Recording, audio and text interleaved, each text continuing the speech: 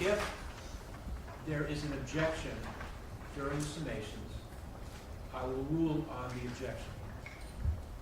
If I agree with you, I will sustain the objection. If I do not agree with you, I will overrule the objection. But whatever my ruling is, there will be no approaching the bench, there will be no discussion, there will be no debating, and there will be no arguing. The ruling will be the ruling, and then we move on. You know, we're just requesting that because a lot of times objections are not come with legal grounds. It's objecting during co-counsel argument, and it's just objections sustained. We don't have any idea what the grounds are. So I assume the court rules state grounds, Yes. or else it's overruled. Yes, if there's an objection, the legal grounds will have to be stated. If it's not stated, then it will be overruled. But I'm assuming that both sides will state the legal grounds. All right, both sides ready for the jury? Mr. Kuzama, are you ready to begin? All right, ready for the jury?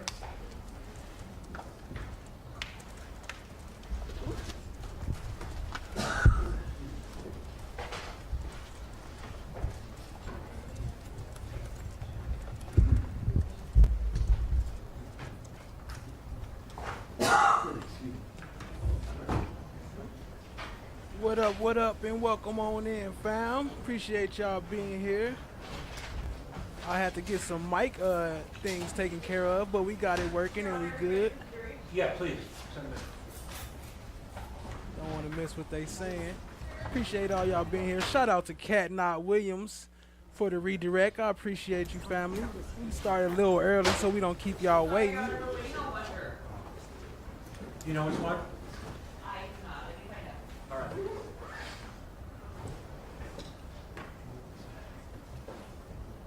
Hi guys, how is everybody?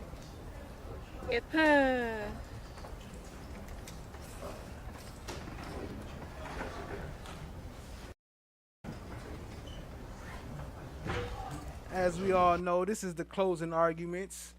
The last days.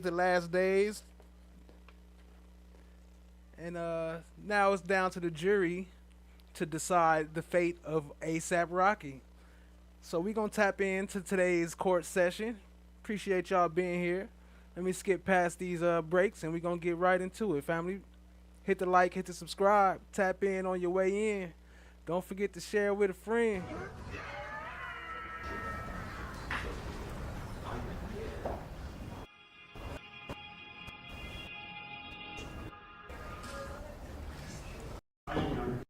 Hours will be 9 to noon and 1:30 to 4:30. Really stood up here. Thank you. Good morning, ladies and gentlemen. When I stood up here in opening statements, I started by telling you that this case was really an easy case, not a complicated case, a very simple case. And as I stand up here before you now, I want to reiterate, this is not a difficult case. The question for you to answer in this case boils down to really just one question. There's only one important question in this case, one critical question that you have to answer.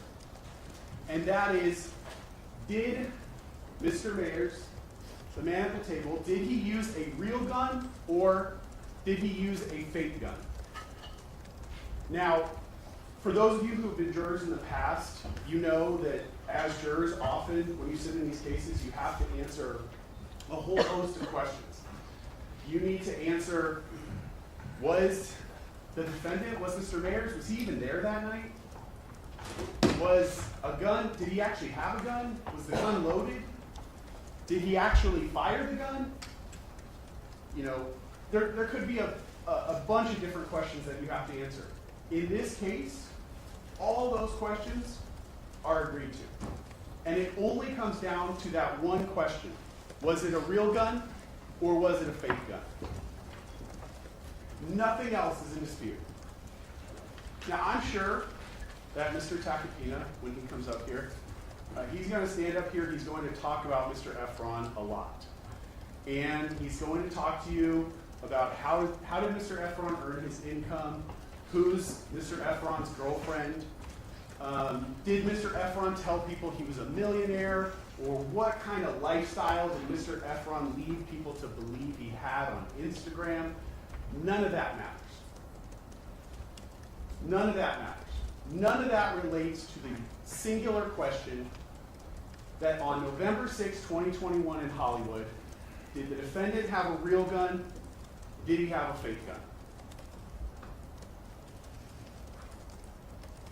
Now, you're not going to hear me, and you haven't heard Mr. Lewin or I throughout this case tell you that after this crime happened, that Mr. Efron did not think to himself, I want to be compensated for what happened to me.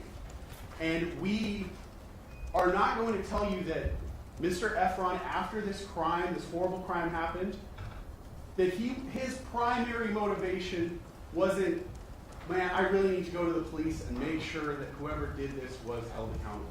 That's not what Mr. Efron was thinking.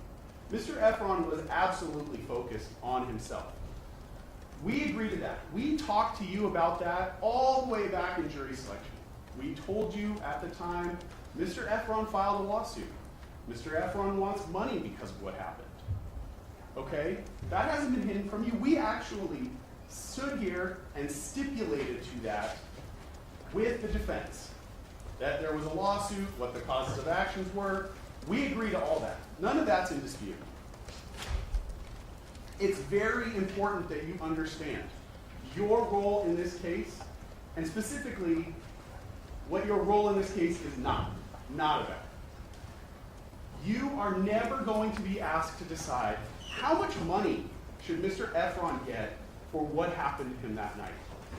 Does Mr. Mayers, does he owe Mr. Efron $1, no dollars, a gazillion dollars? You'll never be asked to answer that question. Your role is not to consider that, not to consider that question.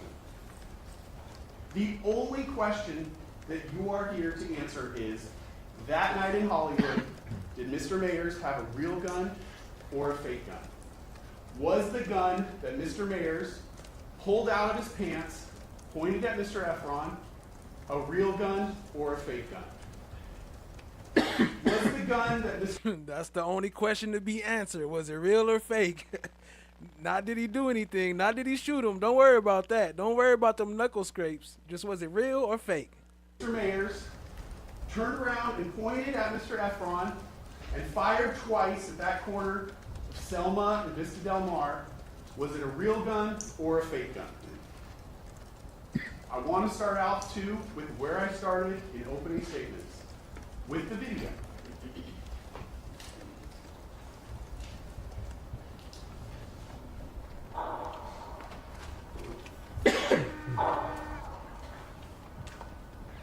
My apologies, the audio here is not in this video. But that's what we're talking about, that moment in time, when you see the gun on that video.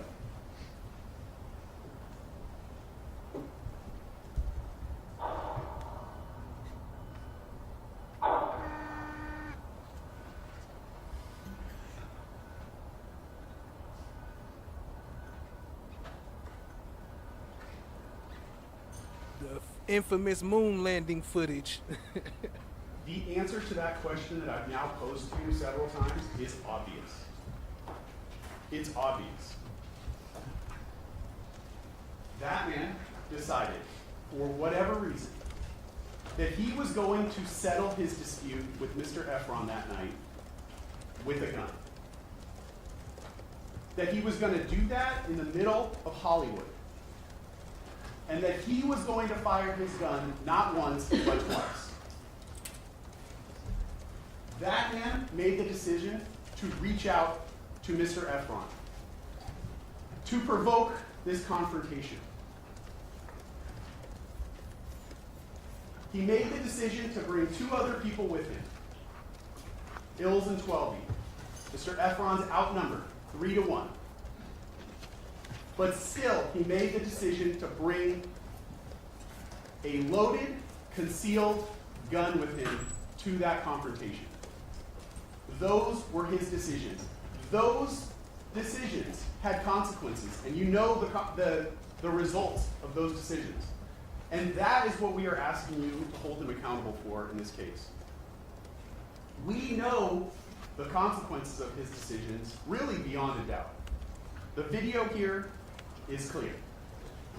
The defense put up 12 Mr. Phillips to narrate the video for you. And I guess the question you have to ask after listening to 12s. Real quick, shout out to Chloe Albert's Revenge coming through with the commercials. I ain't gonna try to read it this time because I listened to the last time I read your commercial and I battered and bashed it. So I need to pre-record those, but I do got some clips for you. Y'all shout out to Chloe Alberts and Chad Diggy. There you go. Are you going to listen? We got the really knuckle glasses, shot glasses. To 12, the man who relies on the defendant for his livelihood, for his income, really for his entire career. Are you going to rely on him, or are you going to rely on your own lying eyes? Because what he described on the video did not happen. What did the video show? Well, it showed the defendant confronting Mr. Efron. It showed the defendant executing his plan to immediately get in Mr. Efron's face. Immediately engage in a physical confrontation. It shows Mr. Efron did not have a weapon. And honestly, it shows that Mr. Efron was really unprepared for what he was walking into. Mr. Efron went there to talk. He went there to argue. He went there that night to resolve his differences, not to engage in a physical fight. But he's immediately confronted with a physical confrontation. So how does he respond? Again, let's pause. Consider Mr. Phillips, 12. When he's asked simple questions, this is just a hypothetical, but if he's asked, what's the weather like that night? You know, his answer is going to start out with something like, I couldn't tell. Mr. Efron is such a huge man. He's so muscular. When he approached me, he blotted out the sky. I couldn't tell you what it was because he's such a large individual. Okay? He repeatedly puts that fact in front of you. He wants you to focus on Mr. Efron's size, how big he is, how muscular he is. How honestly, it sounded like this was the first time that 12 had seen Mr. Efron outside of the gym. He constantly repeated how much Mr. Efron was in the gym, how big he was.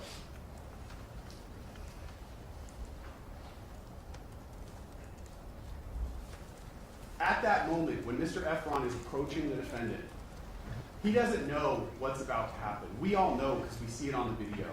But at that moment, he did not know. He did not know the defendant had a gun.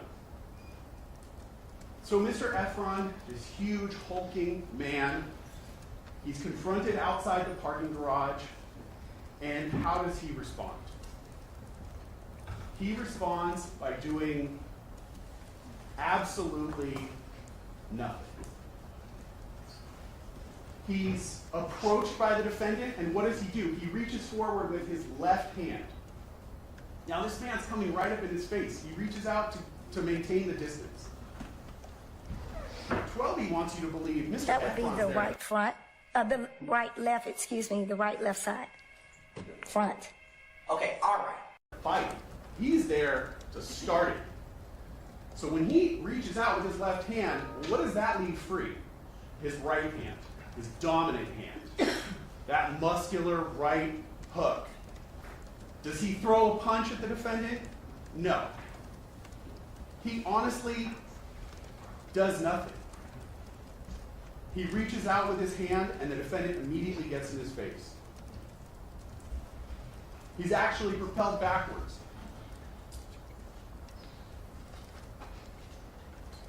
Why doesn't he punch the defendant? Why doesn't he fight him? He's there to fight him, right? That's what 12 wants you to believe. He's there to fight the defendant. Why doesn't he? Well, he told you. He knows. if I fight this man, it's all over. Not just his relationship with the defendant. He knows they're not going to recover from that. If I punch him in the face, we're done. Our friendship is over. But not just that. My livelihood, my life is over.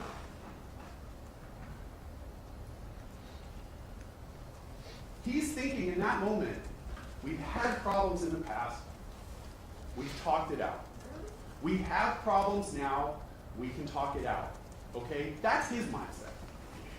He doesn't know the defendant's mindset, though. And he has no idea how bad it's gotten for the defendant. Because a relationship takes two people. And Mr. Efron, he can only give you his perspective. Apparently, though, it's gotten very bad for the defendant. Beyond repair. That is, Mr. Efron doesn't know that. He doesn't know how bad it's gotten until the next split second when that gun comes out. And you have to understand, in the instant that gun comes out, it has to be immediately clear to Mr. Efron, oh my God. It is so much worse than I thought it was. This man, my friend, a person I've known 15 years, is pulling a gun on me. This guy hates me. And this is not going to end well for me. It's all over. That's what he's confronted with in the split second that gun comes out and is pointed at him. My career's over, my livelihood, it's all done. Now, I'm going to go through multiple people's perspectives. I am not going to hold back, okay? When I talk about the defense witnesses, I want to be very clear. What they got on the stand and told you were lies. They repeatedly lied when asked about a whole variety of topics we'll get into. Had there was one thing that not even they could lie or deny. And that is, it had to have been obvious to you before you even walked into this court on this case. The defendant, and certainly his significant other, are powerful individuals within the entertainment industry. Even their own witnesses, even Twelvey, even ASAP Lou had to acknowledge that too. And they certainly have enough power to cancel small players like Mr. Efron or Twelvey or Lou if that's what they want to do. And that right there, in that millisecond the gun is pulled out, that's what Mr. Efron is faced with. So how does he respond to that? That's a lot to take in a very short amount of time. You cannot put yourself in his shoes and say, what would I do? You cannot possibly capture all the emotion, all the history, everything that's going on in his head. And he probably doesn't respond the way that you would. You probably would not walk after the person who just pulled a gun on you and unload on them. You probably, hypothetically speaking, y'all show some love to Jack. Chloe's Hours Revenge brought up the hair boy. You could bring them up with the points actions. Got him over here dancing for subs. Y'all sub up. Appreciate you, family. Y'all show him some love. And verbally with your grievances. But he's angry. He's upset.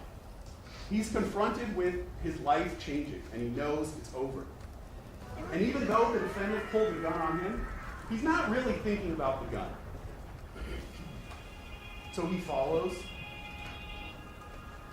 and he tells the defendant how he has failed the other members of their collective. And he uses Ills and he uses Twelvey as examples along the way. So we get to the next location, the parking lot, Vista Del Mar in Selma.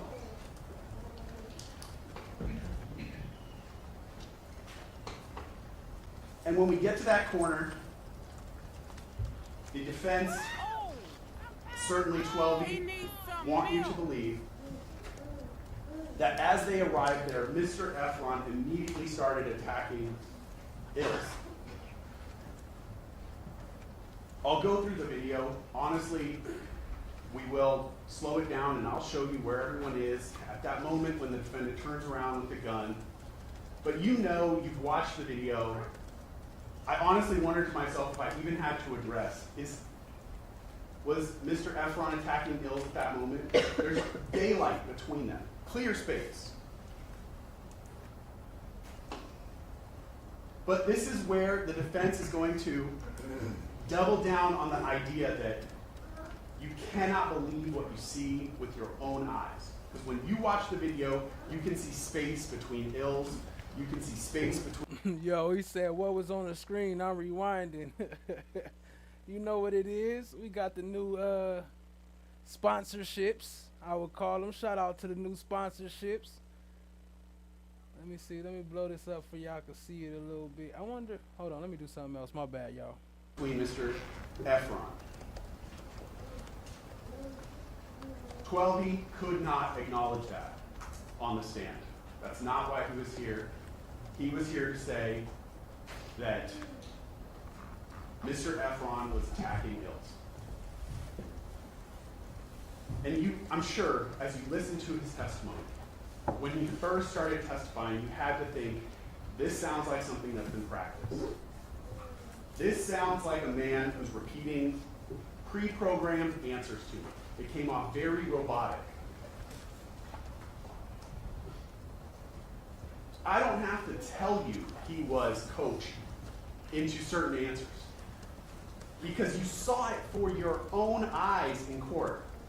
If you didn't see it, you heard it. When 12E's asked a question, what is awe? That's kind of a mundane, really seemingly insignificant question. What does the defendant do? He screams out, don't answer that. Don't say. He's literally coaching him in court in front of him. And what's 12E's response? My brother's company? Man, I don't know. I can't say.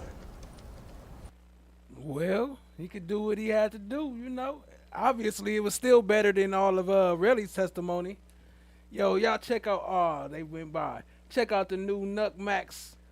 I got them on today. Shout out to Cha, sponsored by Cha. We got the new Relly glasses.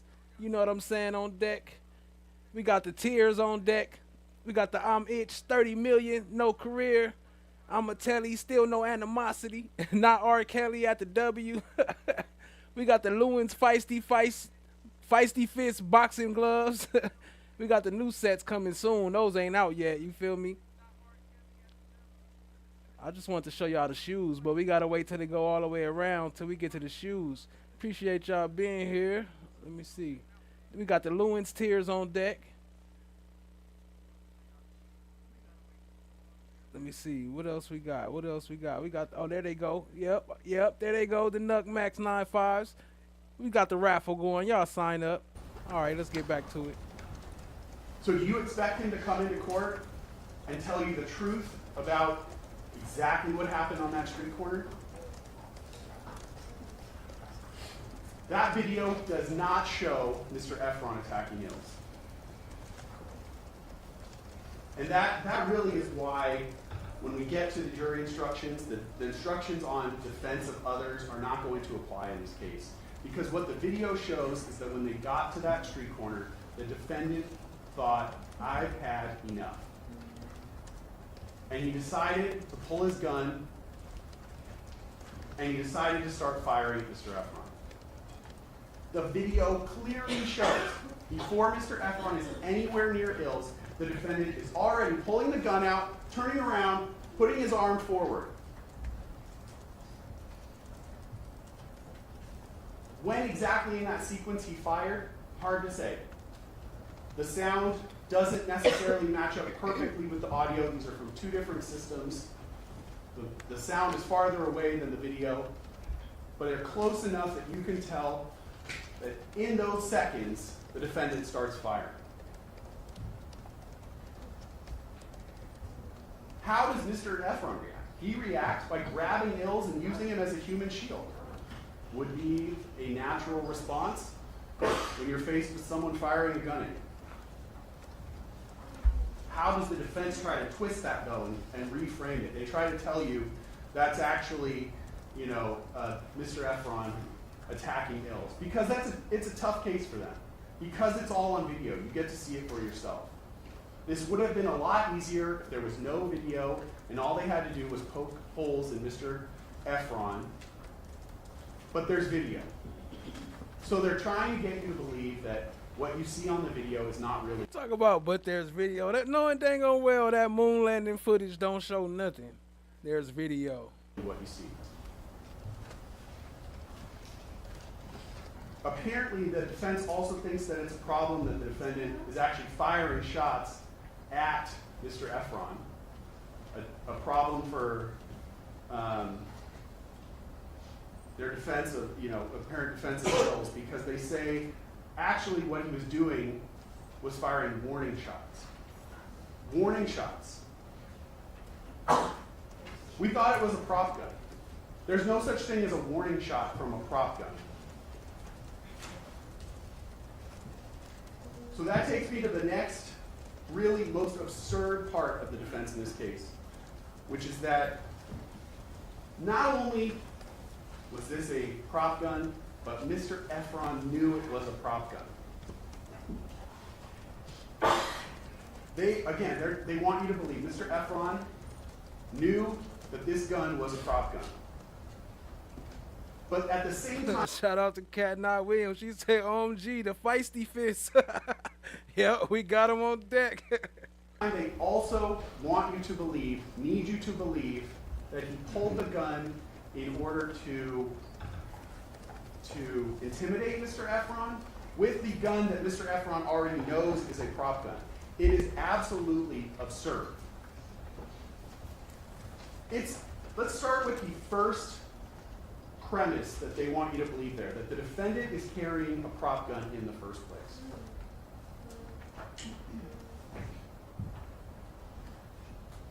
The testimony through Lou, what the defense... The evidence is going to show that law enforcement and this administration wanted to make me look like Diggy said the evidence is going to show y'all didn't hit the like button. What's going on with that?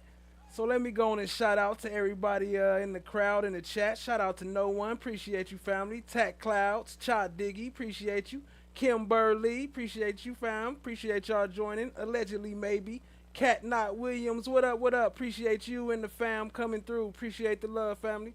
Prentice Jones. What up, family? Jazzy T. What up, though? I think that's about it. Allie, hey, what up, Allie? Chloe Albert's Revenge, what's up?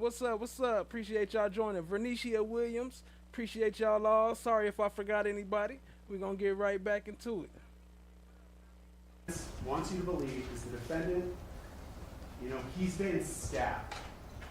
Not only was he stabbed in this nightclub, 12 was stabbed at the same time. That's a violent thing to have happen to you. Not only that, but he has crazy people breaking into his house. Crazy people stalking him. Also breaking into his house. And when he's faced with that real violence, being stabbed with a real knife, having real people in his house that he doesn't know, what is his rational response to that? Let's carry a fake gun. Let's talk about Lou for a second. This ASAP Lou. ASAP Lou is a very valuable friend to have. ASAP Lou tells you that the defendant singled him out in a crowd because the defendant liked his energy. And little did the defendant know that he was basically recruiting the Swiss Army knife of best friends. Okay? ASAP Lou, not just your personal assistant, but he turns into your tour manager. You need someone to be at your house while the police are searching it on a moment's notice, you got Lou. He's there. But, by the way, let's be clear, Lou, he's totally impartial. He's not financially reliant on the defendant because Lou also has his own DJing business and his own clothing brand, which apparently have nothing to do with his good friend, the famous musician who is also an ambassador to multiple clothing designers. Lou must have done that all on his own. On top of that, Lou, I said he's the Swiss Army knife. One of his functions, he's also the defendant's security consultant. And Lou told you that he sat down with some unnamed, unidentified security expert that did not testify, whose name he couldn't tell you, could give you no information about. And after the real security issues that the defendant was having, being cut with a real knife, he decided the best way that he could protect himself, that Rocky could protect himself, is with a fake gun. So that the next time someone approaches him with a real knife, he can pull out his fake gun. That's going to go one of two ways. That assailant might say, "I didn't know you had a gun," and leave. Or they might attack you with their real knife or their real gun, and your fake gun is completely useless.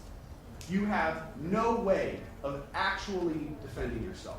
And if you're faced with real threats, clearly you want to have something that you can really defend yourself with, not some prop. That security advice, that is not just illogical, it's absurd, okay? And the reason why it's absurd and makes no sense is because it's not real advice. That advice was not given to the defendant, okay? Lou made that up for this case, for his testimony in this trial. It did not happen.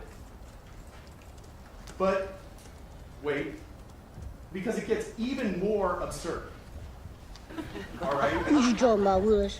It's even more absurd because they're saying that Mr. Efron knew. He knew that that gun was fake when the defendant pulled it on him. So any even remote possible deterrent effect that that fake gun would have on anyone goes completely out the window when we're talking about Mr. Efron. Because Mr. Efron knows it's fake. I mean, with the defense logic, the defendant could have popped a balloon and it would have had the exact same deterrent effect on Mr. Efron as the fake gun. Did they prove to you? Did they prove to you at all that Mr. Efron knew that gun was fake? Mr. Efron denies it. He says, when I asked him about a prop gun, it took him back. What are you talking? Where does this prop gun come from? Okay?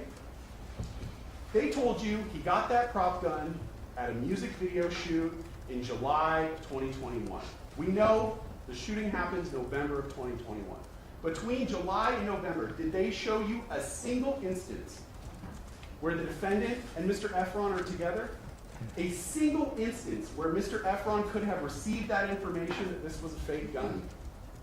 Does it even make sense that if the defendant's going to carry a fake gun for his security, that he's going to tell everyone around him, hey, it's a fake gun, it's a fake gun? How does that make any sense? It makes absolutely no sense because it's not true. How he got them knuckle scrapes from a bullet make absolutely no sense too. What up, Tack Clouds? I see you. No one in the building. Butterfly Lover, welcome, welcome. Appreciate y'all joining. Chan My Black is Golden. What's good? Much love. He needs some milk. The truth is the defendant did not have a fake gun. He had a real gun. How do we know? Well, the first scene where the defendant pulls the real gun on Mr. Efron, what does he do? How does Mr. Efron respond? How does Ills respond? You don't see the very moment that the gun is first pulled on Mr. Efron. It's not captured on the video, they're just off camera. But what do you see when they come back into the frame? Mr. Efron. And then I got a tragedy. Well, no, we ain't fine. But I always say the absence of evidence is not the evidence of absence. What? Simply because you don't have evidence that something does exist does not mean that you have evidence that something doesn't exist. What? What country you from? Efron's backing up. What ain't no country I ever heard Ills of? is between England them. and what? Ills' entire focus is on the defendant, the man with the gun.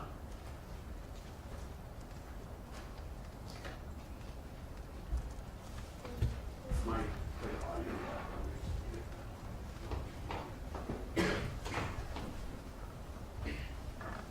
Where's Ills looking?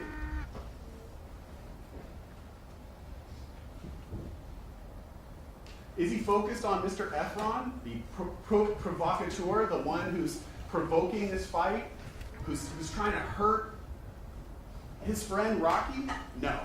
He's got his back to Mr. Efron. He's focused completely on the defendant. What's Mr. Efron doing?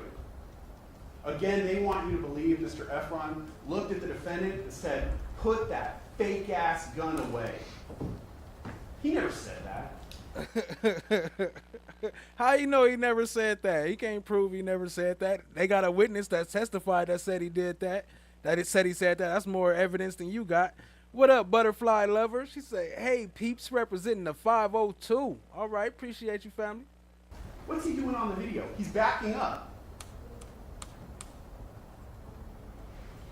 There's no video of the second that gun is pulled on him from this scene. But there is that video from the second location. So I want to play that for you, and I'm going to slow it down for you. I will play it at 2 different speeds. You've seen this video over and over and over. You could probably, if you have any artistic skill, you could probably draw it out from memory. But I want to play it slowly. You know who the people are involved in this. What's the defendant doing? He's pulling the gun out, and you see Mr. Efron dive behind Ills. That's how Mr. Efron responds when the gun is pulled on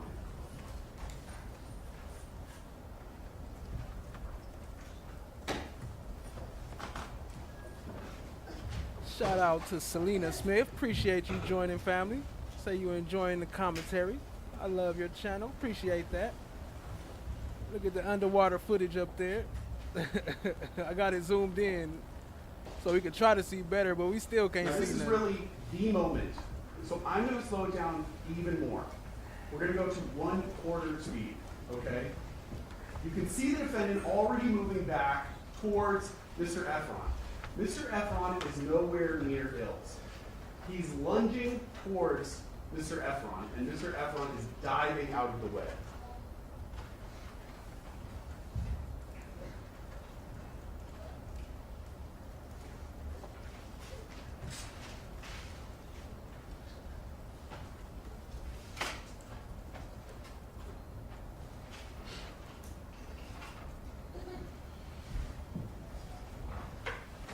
Judge Mark Arnold says, "Stop.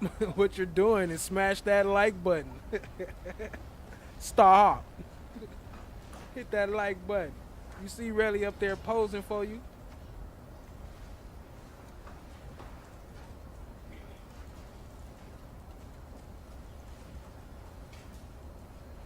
He got them on too. He got them new them Relly Nuts 95s. What they call? I forgot what they called already. What? Now this video, it creates a host of problems for the defense in this case. This is the moment where the defendant is turning around towards Mr. Efron, where he's pulling that gun out, where he's pointing at Mr. Efron. And the gun comes out before Mr. Efron is anywhere near Ills. That completely negates their defense. Negates the reason why he says he had to pull the gun in the first place, to protect Ills. Negates 12E's testimony that Mr. Efron was punching Ills. Creates a lot of problems for them. You can see the space for yourself between Mr. Efron and Ills. You don't need anyone to tell you that Mr. Efron is not attacking Ills. I guess the best that they could argue is that Mr. Efron was going to attack Ills. I don't, for that to be true, there'd have to be a time machine involved. But the instructions, the jury instructions on that are clear. No, you cannot have a belief that there's going to be future harm. Doesn't matter how imminent it was. Doesn't matter if Mr. Efron was actually saying, I'm going to beat Ills up. Oh, we need the Rock in there. It doesn't matter. I should have had the Rock ready. Coming after you, Ills, doesn't work. Belief in future harm is not sufficient.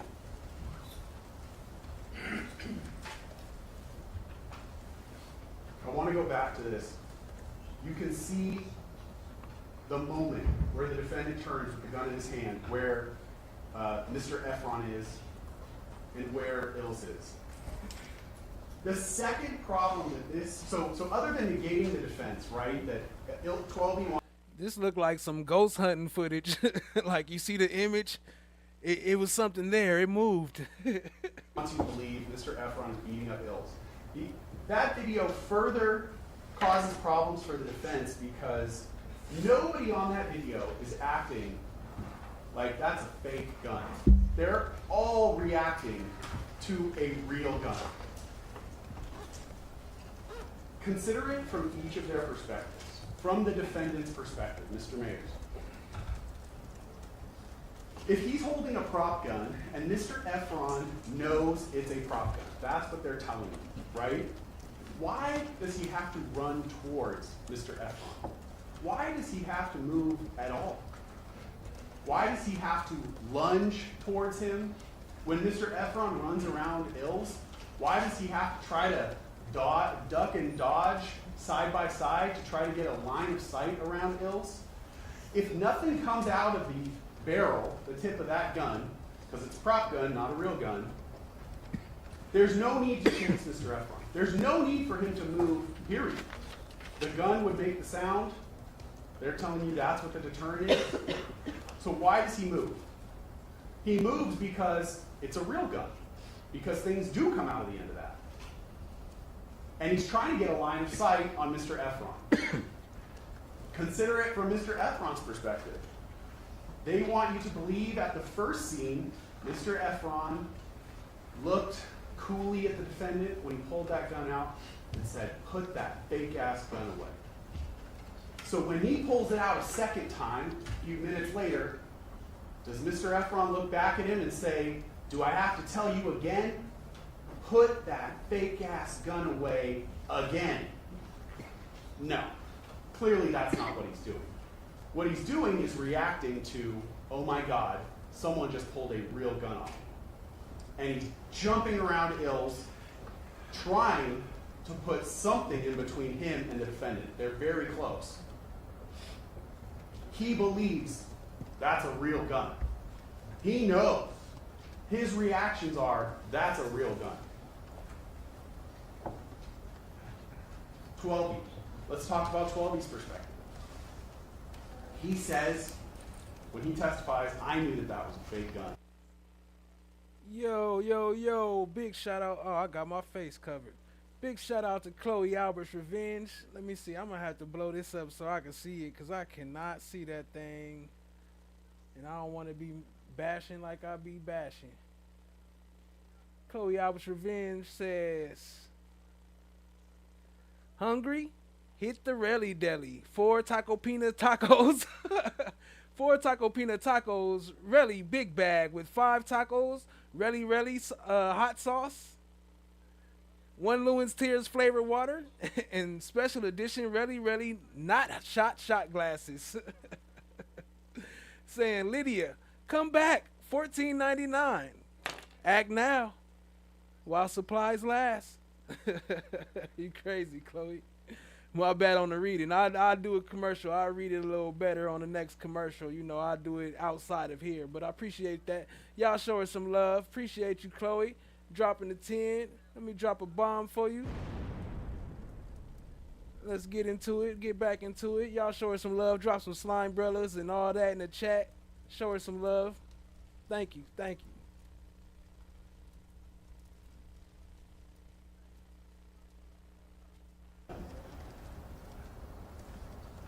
That's, Going back, I already knew that before the defendant pulled it out. But what does he do on the video? What does the video show? He's behind a wall. So he's the guy to come in here and tell you, we all knew it was a fake gun. When you see him, when you see his reaction, where is he? He's on the other side of the street, he's hiding. Why does he have to hide if nothing comes out of that gun? He's hiding because he knows, what we all know, it's a real gun.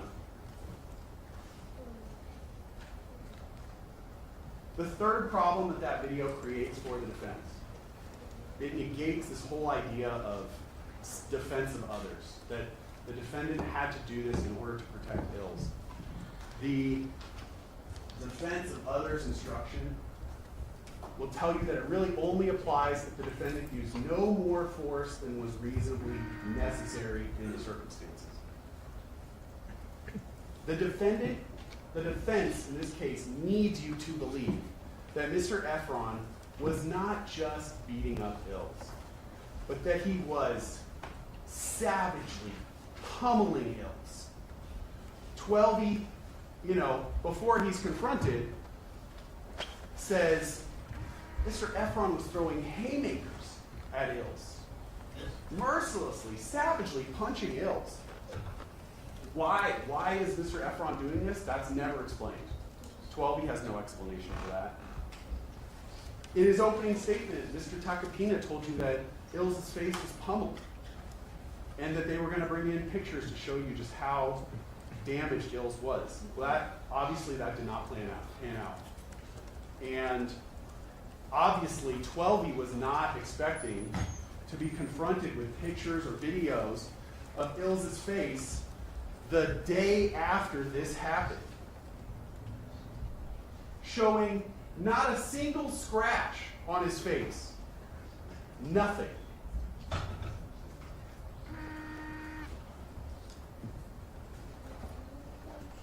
If what 12E was describing to you had actually happened, these savage blows landed on Ills' face, if that had actually happened, they would have brought in photos of Ills' bloody, bruised face, black eyes, busted lip, whatever it was, cut on his cheek.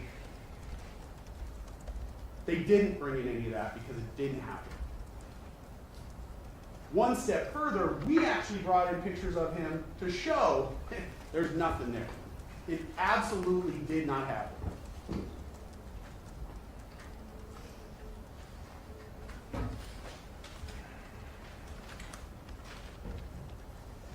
Okay.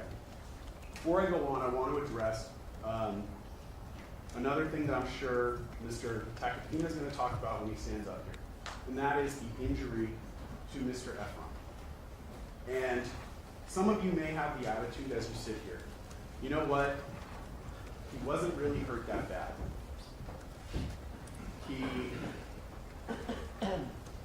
Mr. Takapina will, I can almost guarantee he's going to call it a finger scrape. And then you have on top of that, you have Lou blurting out that the defendant's going to go to prison for this long period of time. There's a reason why the judge sustained that, told you not to consider that. But it's interesting that Lou blurts that out when he's not asked a question about that. That's evidence, clear evidence of Lou just trying to get out information to you that he thinks is prejudicial to the people, to our case. I hope you understand that even though this one incident did not result in a serious injury, this is still a serious crime. That the potential for real serious harm was absolutely there that night. This was 10 o'clock p.m. on a Saturday night, a busy Saturday in a busy area of Hollywood. And your common sense tells you how bullets travel when they're fired. Well, that sound like a train went by. I know they in New York, but ain't they at the court building? They don't always hit their intended target. And the potential for someone... I'll go check out No One tonight, dropping a new track. Appreciate you, Tack Clouds. ...else to have been seriously hurt in this case is absolutely present. You had busy nightclubs, people getting out of nightclubs, cars, the whole parking lot full of cars. The potential that someone else could have been hit was there, it was real, and it's serious. And you know that when guns are discharged in busy areas, people die. We are lucky that's not this case. But it's still an unimportant case. And I'm going to continue to point out how absurd some of the defense arguments are. And I will fully acknowledge to you that my tone can be sarcastic. Please don't take my sarcasm as any indication that this is unserious.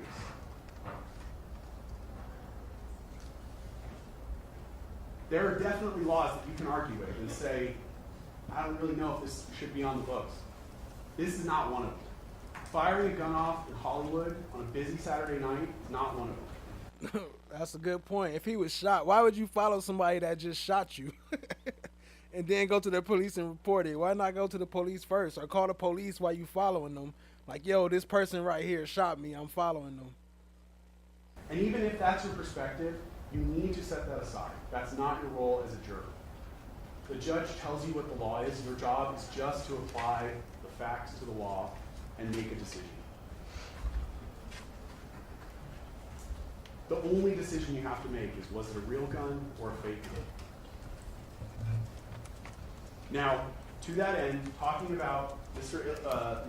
Efron's injuries, you'll be able to read the jury instructions for yourself, but there's a whole host of things that we do not have to prove in this case. The law tells you we do not have to prove. That the defendant even touched Mr. Efron. Mr. Efron doesn't have to be injured in any way. The defendant does not even have to fire his gun for this crime to be completed. He doesn't even have to point it directly at Mr. Efron. The moment the defendant pulled that gun out, armed himself, and was capable of inflicting injury on Mr. Efron, that crime was completed at that moment. Again, you'll see in the instruction, I put the number of the instruction at the bottom for you so you can go back and read it yourself. The gun does not have to be pointed directly at Mr. Efron. There can be steps that the defendant still has to take before he inflicts injury.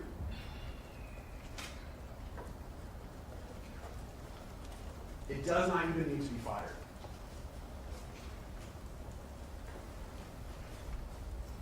The evidence in this case compels you to one conclusion to that question I've posed to you multiple times now. Was it a real gun or a fake gun? And that is really that the defendant was in possession of a real gun. Mr. Efron recovered real ammunition from the scene, from a real gun that fired. Everyone in the surveillance videos that I've played for you now, that I've slowed down for you, is responding like it's a real gun. When the defendant's house is searched by LAPD, they only find real guns and real ammunition.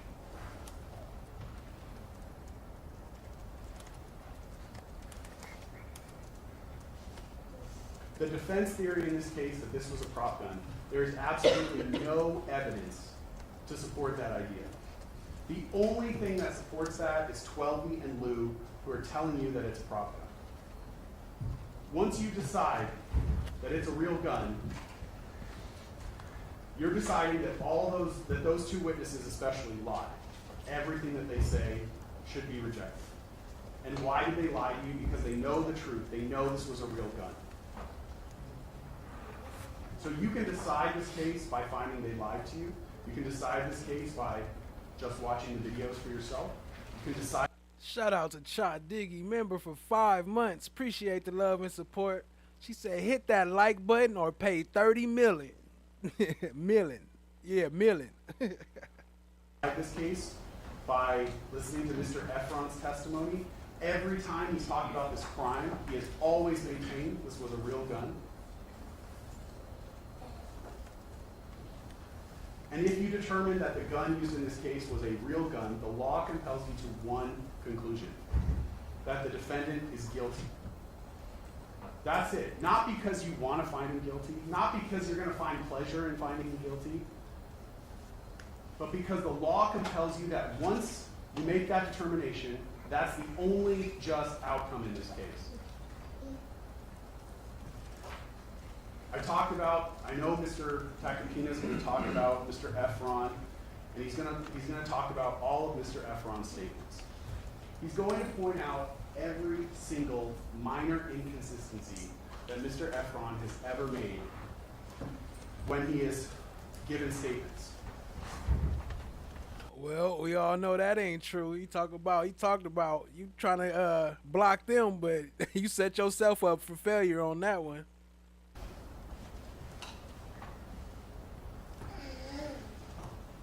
He's going to bring up points in time that Mr. Efron is talking about things that have absolutely nothing to do with this case.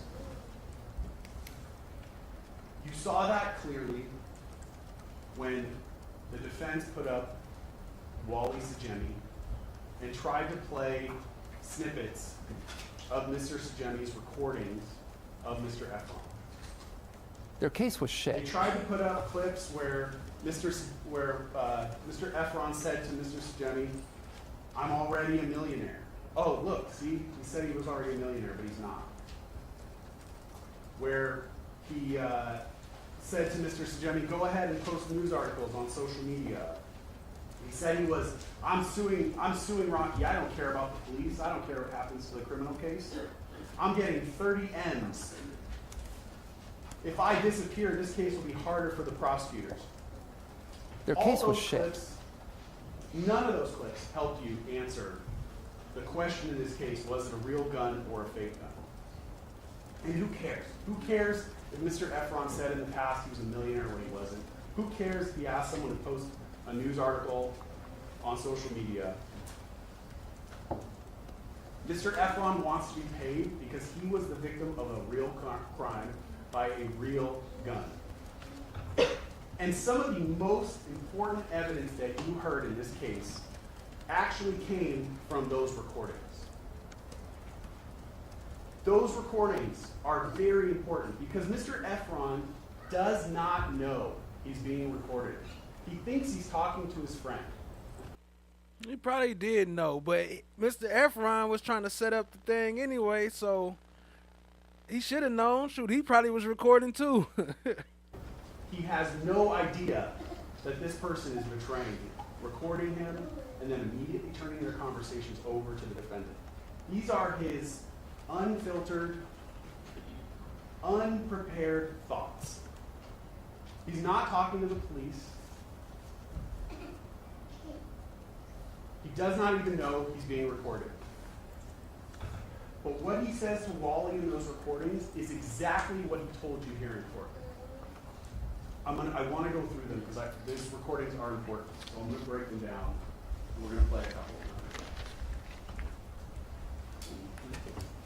them. Hey, son, I'm mad at both y'all niggas gonna let that shit happen, you feel me? Oh, it ain't no picking sides. That nigga 100% crazy and wrong. Yeah. 100% wrong. And he got 12-year ills mixed bro. I'm not. You gotta understand, Raggy been on his high horse for a very long time. You feel me? Bruh. He didn't have to do what he did. I don't have, he forced my hand. You feel me? I got over 20 missed calls between him deals. Why is Rocky going out of his way to do anything like that? You get what I'm saying? I'm pretty sure you didn't get a story or whatever it is, but you gotta look at it like this. Why is he going out his way to call me 20 times? I it was a 12-year with him.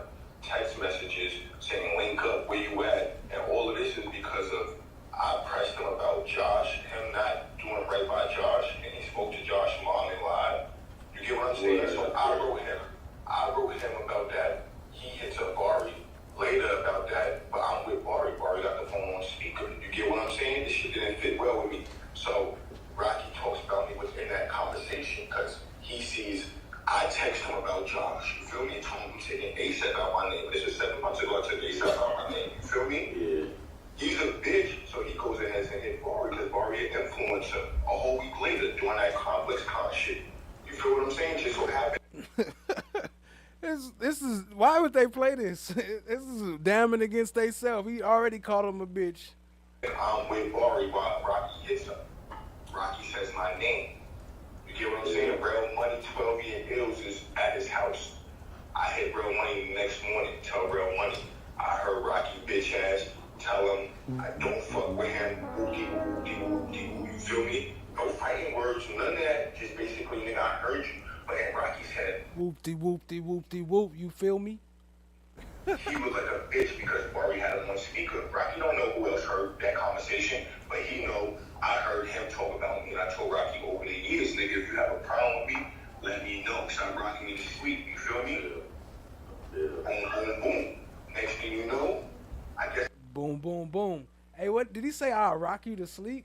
Let me rewind that. What up, Destin to Be? Checking in and listening while headed out to see Captain America. Not guilty.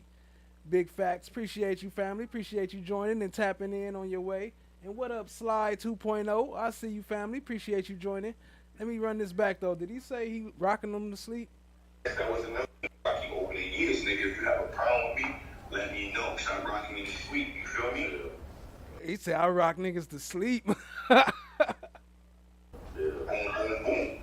Next thing you know, I guess that was enough for him. He felt like a bitch because he knew I heard that conversation. I wasn't supposed to hear that conversation because Rocky never, ever, I never heard him say curse words or even have that type of energy towards me. You know what I'm saying? So now I know the real him. I tell Real Money, tell that nigga fuck him. You feel me? Boom, boom, boom. Shit is related to him. Next thing you know, I get over 20, 30 missed calls between him, Ills, and Rocky. Text messages. I'm staying at the Lowe's. I tell him, he calls me. I finally answer because I'm sleeping. Yeah. I answer him. He's like, where you at? With a slim voice. I'm like, huh? Where you at? Nigga, I'm at the W. I'm not really at the Lowe's. You feel me? You know, Hollywood Boulevard. They all look the same. He's like, no, you're not. Nigga, that's a bum-ass hotel. I'm like, huh? He said, show me outside. Okay. All of it look the same. I showed him outside. What he does, be there in 5 minutes. I'm like, alright, my girl like, what the fuck is going on? I'm like, I don't know. He calls me, Ills calls me. I got all these text messages, bro. These niggas isn't dumb. You and a couple only people heard this story. Rocky out here thinking it's all sweet, but his life is really, and bro, that's what I wanted to ask you, bro. Like, why the boys though? You feel me? Why take it to you know the guys? You feel me? Who, me? Yeah, think though how the boys mean. Why wouldn't I, bro? He's a multi-millionaire. He blamed at me. I'm no longer on his level. Everybody turned on me. Everybody, bro. Rocky had everybody turn on me that day. Plus, what the fuck am I doing? Spin on his block and go shoot him up?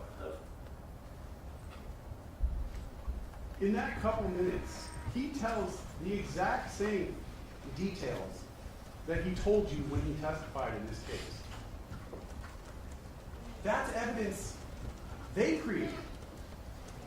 That's their person trying to trick Mr. Efron, trying to get Mr. Efron to say something damaging, say something that's going to undermine his case, because while he knows he's recording these conversations for one purpose, so that he can turn them right over to the defendant. But what is Terrell saying? Everything consistent with what he told you. How this interaction started.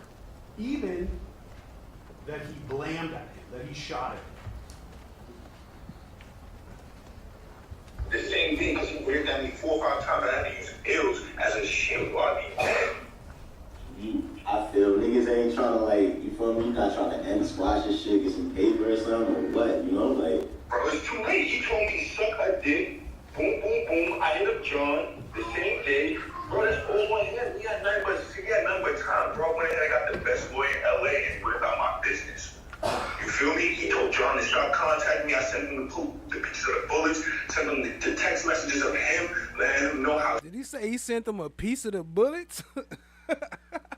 serious this is. You know what he said? Nigga, fuck you. Letting him know how serious this is. You know what he said? Nigga, you feel me? He told John to stop contacting me. I sent him the pictures of the bullets, sent him the text messages of him, letting him know how serious this is. You know what he said? Nigga, Oh, he said the pictures of the bullets. So what I'm supposed to do? I accept the nigga shooting at me 4 or 5 times where I almost died, or sue this man. Now coming with suing, of course, the severity of the case, he's trying to kill me. So that's what he gotta read. You feel me? There ain't no way niggas could squat, like, you feel me? No paper, no nothing, bro. Like, you feel me? Like, bro, he's he's 33 years old. He got other men talking for him. He know what he did. You get what I'm saying? He had more than enough time. This shit happened 7 months later. He wasn't trying to reach out to me. He still didn't reach out to me. with the legal shit involving out of boys, you know, so. That's what I had. I didn't want to go with that. I would have had a lawyer. When you get a lawyer, that has nothing to do with boys. And Jabari, his friend, he might as well thank him for him not being late in the field, because those allegations, you feel me? He got enough, and you're part of the PR team. He would have had enough people to block that if Jabari didn't say nothing, bro. Those was allegations. Jabari made it official. Again, he's entirely Slap. The defendant shot me 4 or 5 times. The same thing he walks into the police station and tells the police. He's entirely consistent about what happens after the shooting. That he reached out to the defendant. That he sent him text messages, pictures of the fired cartridge cases. That he reached out to the defendant's manager. All that consistent with what you saw in the text messages and everything else that came in. Even how he was outed as the victim in this case, that Jabari made it official. That Jabari was the one who said that he had snitched and attached his name to it. That's their evidence that they created. And it's entirely consistent with what he told you when he testified. I just want y'all niggas to kind of end this shit and, you know, bygones. And he ended it when he shot at him. Who ends anything when a nigga shoot at you 4 or 5 times? You gotta grab another member to protect yourself. He called me out my living space. Called me, told me stop ducking him. He claimed that that's called premeditated, bro. You feel what I'm saying? He didn't give me a chance. He told me I'm gonna come to a gun battle. I came to link him to see what the fuck the status was about. He pulls out. He tries to chest bump me. He tries to chest bump me and then pull out a gun for self-defense. He's a pussy boy.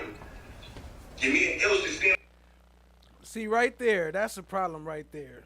He tried to pull out a gun for self-defense. He chest bumped me. He tries to chest bump me and pull out a gun for self-defense. He's a pussy boy. Why would... Case done. Why are we even here? He already said self-defense. And then called him a pussy.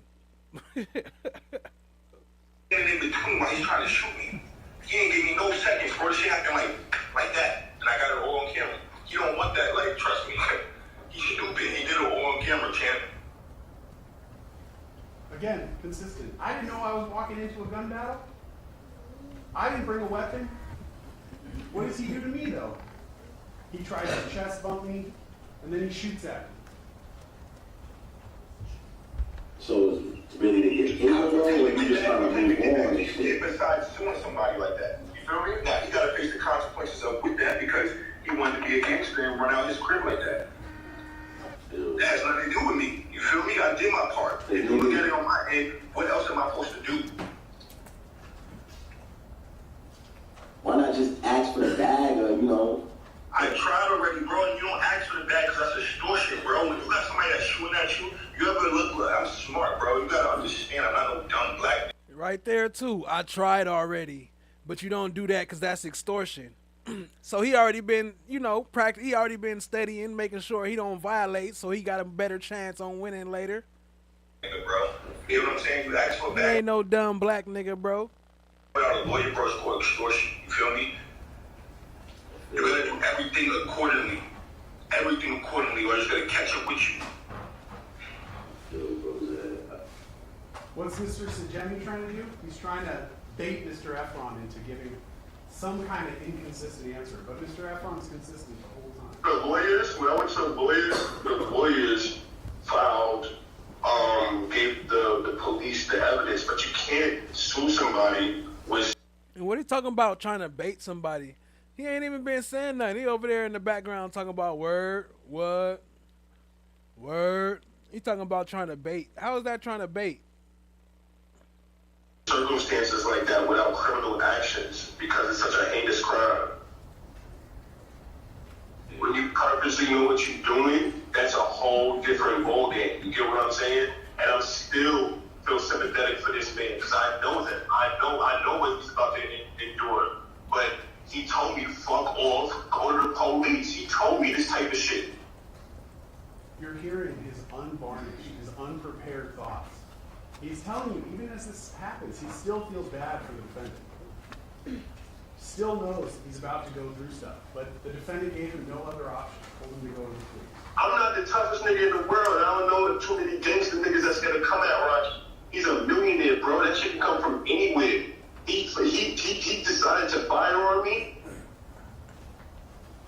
And that's why, right? You know, earlier when I was hearing that, I thought he said fire on me, but he said fire on me. Okay. Because it was the defendant's decision. Like, who gets cool after somebody firing on you 5 times, bro? Nobody. That was 5 times? Bro, I could probably talk to him and shit and figure out, you know, like, some... I don't even want no message relayed like that because he had more than, bro, I had over a year to reach out to me, bro. I'm not the hardest person to reach. You get what I'm saying? Yeah. He chose to do that. Like, and you seen what I just sent you the other day, how he reacted off of me hitting up John to try to figure out what we're going to do here before I even hit up a lawyer or anything. You get what I'm saying? Yeah. Like, he don't want to hear nothing from nobody, bro, until like, some people is like that. You get what I'm saying? Yeah, and then I don't want to jeopardize what you have going on and thinking that you spoke to me. Like, don't even put yourself involved in this shit, bro. Trust. Rocky will start looking at you funny, and I don't need... Trust, bro. Don't even get yourself involved, bro. I don't need you to, like, you know what I'm saying? Yeah. It just trickled down to everyone, you feel me? Like, even if you don't, you feel me? Like, that's gonna fuck up everybody's career who worked for him. You feel me? So, everybody who worked for him, but he did that because he's stingy, bro. I can't not do what I'm doing and think about everybody else. You know what I'm saying? Because I gotta worry about myself and worry about what the fuck happened to me. He wasn't thinking about nobody. Everybody's thinking like that, but then when it comes out, niggas are gonna really start hating him because, bro, why would you do that? Why would you put yourself out there to do something like that where it's unforgivable, bro? You get what I'm saying? yeah. Like, this ain't something like, it was a fight, you punch me, I can sue you, you don't go to jail, bro, you fired on me.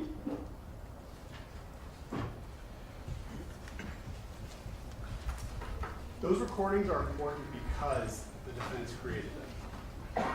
Because Mr. Sajemi knew he was going to send those immediately to the defendant. And he recorded 2 separate phone calls on 2 separate dates. Said he sent them to the defendant. But Mr. Sajemi, although he tried to catch Mr. Efron saying something inconsistent, catch him in a lie, didn't work. When it comes to asking Wally, well, hey, what did you say? What did the defendant say to you about this? All of a sudden, he can't remember. Didn't record those calls. He's the mediator, right? But he doesn't remember a single thing the defendant said to him about this. Definitely doesn't remember the defendant saying to him, what are you talking about? This was a fake gun. He hears over and over and over from Mr. Efron that the defendant fired a real gun at him 4 or 5 times. So he's trying to catch Mr. Efron in a lie, but what does he catch him saying? I'm with Jabari and Rocky talks bad about me. I tell Rocky I don't want to have anything to do with him. He calls me while I'm sleeping in my hotel room. He provoked a meeting with me. He and Ills called me 20 times. He told me he's going to come meet me at the W, and he fired at me 4 or 5 times. I had to use Ills as a human shield, or I'll be dead. He's unequivocal. This was a real gun. He tried to kill me And after that, everybody turned on me. It's too late for Rocky to pay me and make this go away. I tried to resolve this quickly. I tried to reach out to Rocky. I tried to reach out to John, his manager. He left me no options. He told me go to the police. So I got a lawyer, and that's what I did. Maybe we still could have kept this quiet, but then Jabari posts that post about me and outs me to the world as a snitch. Those recordings, I want to say they're about 25 minutes. You listen to the whole thing. Those are just snippets. Tried to give you a reasonable sample from them. But you listen to the whole thing. What will you not hear Mr. Efron say? I'm faking the whole thing. Rocky really fired a fake gun at me. You know, right? We all know. Rocky carries that fake gun. That's pretty new. I was never in any real danger. None of that comes out of Mr. Efron. He's unequivocal. He tried to kill me. That's the entire case. Mr. Efron told the police what happened. He was consistent about the details of the shooting. Since the very beginning of this case, he's been consistent. Why would he sit there and lie like that? Why would he sit there and say something dumb like that? Ain't you supposed to be the prosecutor, man? What the hell? Why you up here lying? He was consistent when he knew he was being recorded. He certainly knew the police were going to write reports. He probably had some idea that the police were video or audio recording him. More importantly, he was consistent even when he didn't know he was being recorded. When he thought he was in a safe space, when he thought he was talking to his friend, he's still consistent. He has told the details of what happened that night no less than 9 times. Okay? And he was on the witness stand for 5 days. When he has had to repeat this over and over and over. Can you imagine telling the details of something that happened to you 9 times and not having minor... And then he gonna sit here and try to make an excuse for his lie. But you know, and if it was on the other side, they would have been pointing like, look at how many times you lied. You told the lie, so many lies. Dang, they be so vice versa. If it worked for them, they use it. If it's against them, then they use it. That's crazy. Shout out to Danny IRL. What up? Appreciate you joining, family. If I was the jury, he would have lost me as soon as he said he grabbed his friend to use him as a shield. Sir, you're bogus. Big facts. Appreciate you joining, family. What you said. I mean, it's completely natural. But he, Mr. Efron, was locked into his statement on November 8th, 2021. You could even argue that he was locked in on November 6th, the day of the shooting, because he started sending text messages to the defendant to 12B, to ill. Yeah, you caught that, Chloe? He skipped right over that self-defense part. He act like it wasn't even on the screen. To John, was locked in with all of them telling them this was a real gun, sending them pictures of the cartridge cases.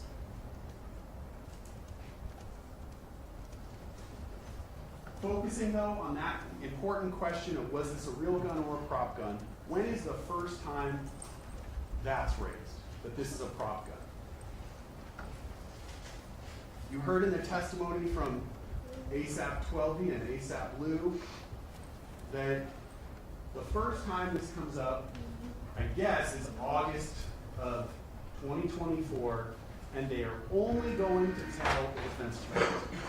So they held that all-important information for over 2 years, almost 3 years, before then they're going to tell the details to the defense attorneys only.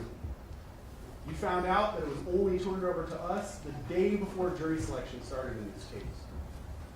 And then you found out that Lou's statement was actually changed about, where the gun is now. That was changed the day that he came in to testify.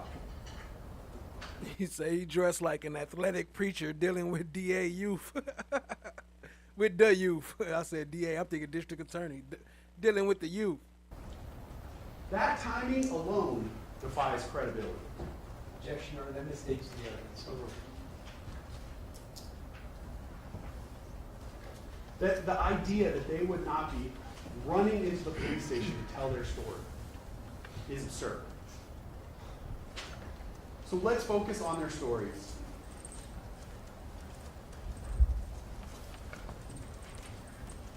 ASAP Lou, I've already talked to you about how he's conflicted in this case, how he relies on the defendant for his financial, livelihood. You should view his testimony as being very convenient. His story changes, and he has a perfect explanation for everything. He came in, he told you a story to explain away the evidence that would obviously point to the defendant's guilt. The primary piece of evidence that he needs to explain away, that Lou needs to explain to you so that you no longer see the defendant is guilty, was why was the defendant carrying a fake gun? Lou's going to answer that for you.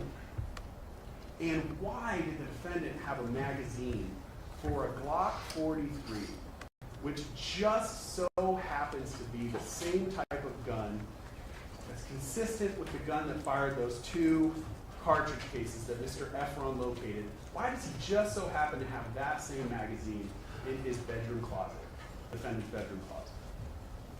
So how does he answer the question of why the defendant was carrying a fake gun?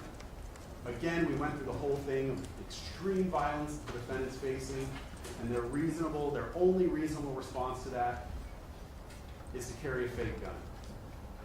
We've already talked about how that defies any logic. Keep in mind, though, that apparently, even though that was Lou's advice, the defendant doesn't follow that advice completely, because he literally sleeps next to a 44 Magnum Desert Eagle, a real gun, which is in reach of his bed. Not much further away, he has a rifle and a shotgun. What he did not have anywhere in his house was a prop gun or any prop ammunition. Obviously, if you were the victim of a violent crime, the response to arm yourself with a real gun is preferable to this whole prop gun thing. Clearly, that's something the defendant also agrees with. Lou was very clear that the fake gun that he alleges that the defendant had, which he said he personally modified, was modeled after a semi-automatic pistol. That's Lou's testimony. And here's where it becomes painfully obvious that Lou did not fully think this through. He didn't fully flush out the story before he came in to tell you. He had to tell you that he modified the gun by adding that belt clip and by putting that magazine extender on, so that he could explain why that gun had those small things that Twelby could just so conveniently come in here and tell you that in the heat of the moment, when it's quickly pulled, he saw those two same features, that tiny piece of metal on the side that would hold it to your belt, and the magazine extender, so that their stories match, their stories line up.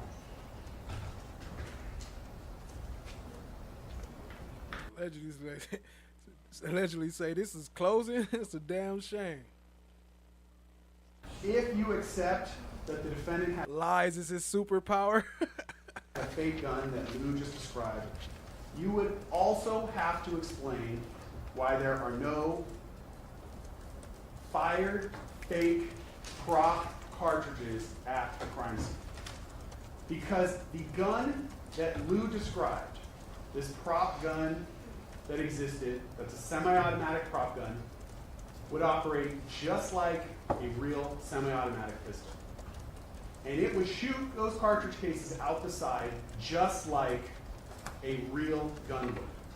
So why are there no prop cartridge cases found at the scene?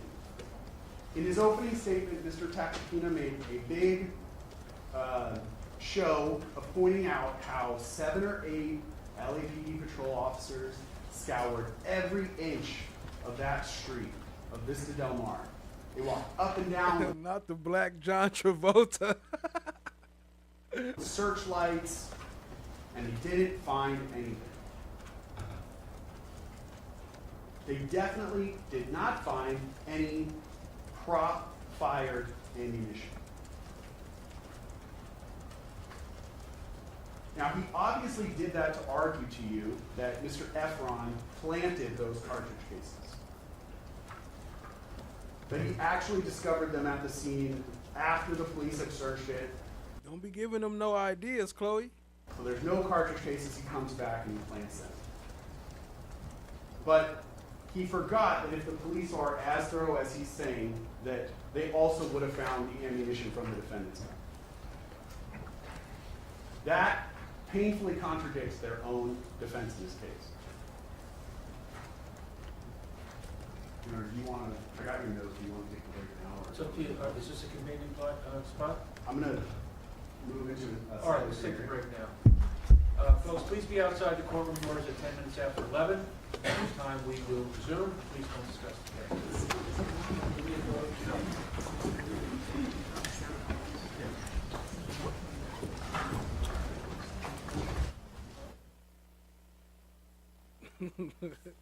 Y'all check out the new merch items. The Lewin's Feisty Fist. They going hot. They selling right off the shelves like hot cakes. So get them while they hot. Shout out to Chloe Albert's Revenge, one of the main sponsors of all these items you see here. And Cha Diggy right there with the shoes. Appreciate y'all being here. Let me skip on past this thangy thing. Skip on past this little commercial break they got. You know, they like to take a lot of breaks. But I appreciate y'all being here. Make sure you hit the like, hit the subscribe, tap in, share with a friend. Shout out to Chloe Albert's Revenge, today's stream sponsor so far. Y'all show her some love, family. Let me see. Matter of fact, didn't she drop another one? Let me see. Yep. Let's see. I had those injuries once. My 2 pit bulls pulled me into some mud during a thunderstorm and dragged me like 2 feet. They apologized, so I didn't sue. Heck no. Shout out to Chloe Albert's Revenge. Y'all show her some love. Let me drop you a bomb. Always come in with the comedy references. Always keeping it funny up in here. Appreciate you, family. Y'all show her some love.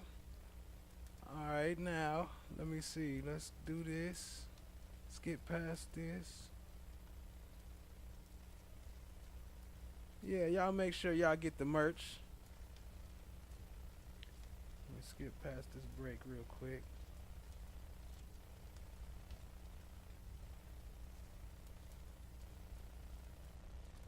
All right, we're back on the record. Our jurors are present, all parties and counsel are present, and Mr. Prezovic, Thank you. All right, I'm gonna just pick up briefly where I left off. We were talking about the police search at the scene when they initially respond to these calls. And I point out these calls because you heard from Sergeant Zizzo, who did his best to describe for you their response to what was, not necessarily a clear situation. They received multiple calls, and they talked to multiple people on the scene that pointed them in 3 different directions. Did this happen at Selma and Argyle? Did this happen at Selma and El Centro? Did this happen at Vista Del Mar and Selma? Was it in the street? Was it in the parking lot? What exactly happened? They show up, they do their best. That was the testimony from him, that with this conflicting information, they did the best that they could, but they went to these multiple locations, sometimes receiving conflicting information.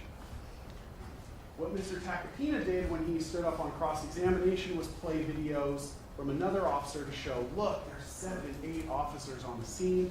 They're doing this thorough search of the street. He tells you in opening statement, it's a thorough search, spotlights involved. But what he's not told you is why the police then don't find the fired cartridge cases from the defendant's gun prop gun that's going to fire prop ammunition, why they don't find those cartridge cases either, because they're saying that's also a semi-automatic firearm. So 2 cartridge cases also would have come out of that. Mr. Tacopina also made a similar error to you when he stood up in opening statement, and he described how you were going to see Mr. Efron returning to the scene. He put up part of that grainy surveillance video. Say, only if you got them ready, Knuckles, you exempt from hitting the like button. So y'all tap in and hit that like. Appreciate you, Jazzy. Of a person with a white top coming back to the scene at 11:10 and made a big point of telling you that's going to prove that Mr. Efron's a liar because Mr. Efron said he came back with his girlfriend, and these were his words, unless she's a ghost, she's not on that video. But you know now, because you've sat through the evidence and the testimony, that all the evidence points to that not being Mr. Efron. Mr. Efron, when he came back, took photographs of the cartridge cases. When LAPD went to collect this video, in the day after they were notified of this, they were told by Mr. Efron an approximation of when he turned. He didn't have an exact time. He gave them an approximation. They went, they collected the video, they saw someone returning, and they thought, okay, that must be. Okay, so if he didn't have, if he had pictures, if he took pictures of the bullets, wouldn't they have the exact time that he took the pictures? Because wouldn't it timestamp when he took the picture on his phone? So they should have the timestamp, right, of what time he was there. Just saying. And they collected it. That error that they made back in November of 2021 has certainly been flushed out in the years since this has happened. And what you know from the timestamp on Mr. Efron's photographs of those cartridge cases is that he actually came back closer to 11:45. The video stops at 11:20, so obviously we don't have video of him actually coming back. It certainly does not contradict Mr. Efron's detailed statement to you that when he came back, he had his girlfriend with him. She wouldn't obviously be on video. It's not collected and not played. It's also clear the person who comes back is wearing different clothing than what Mr. Efron was wearing at the time. And you also heard Mr. Efron testify at the preliminary hearing. When he was first shown that video, he looked at it and said, that's not me. So all that together, you know that the person that you see on that video was not Mr. Efron.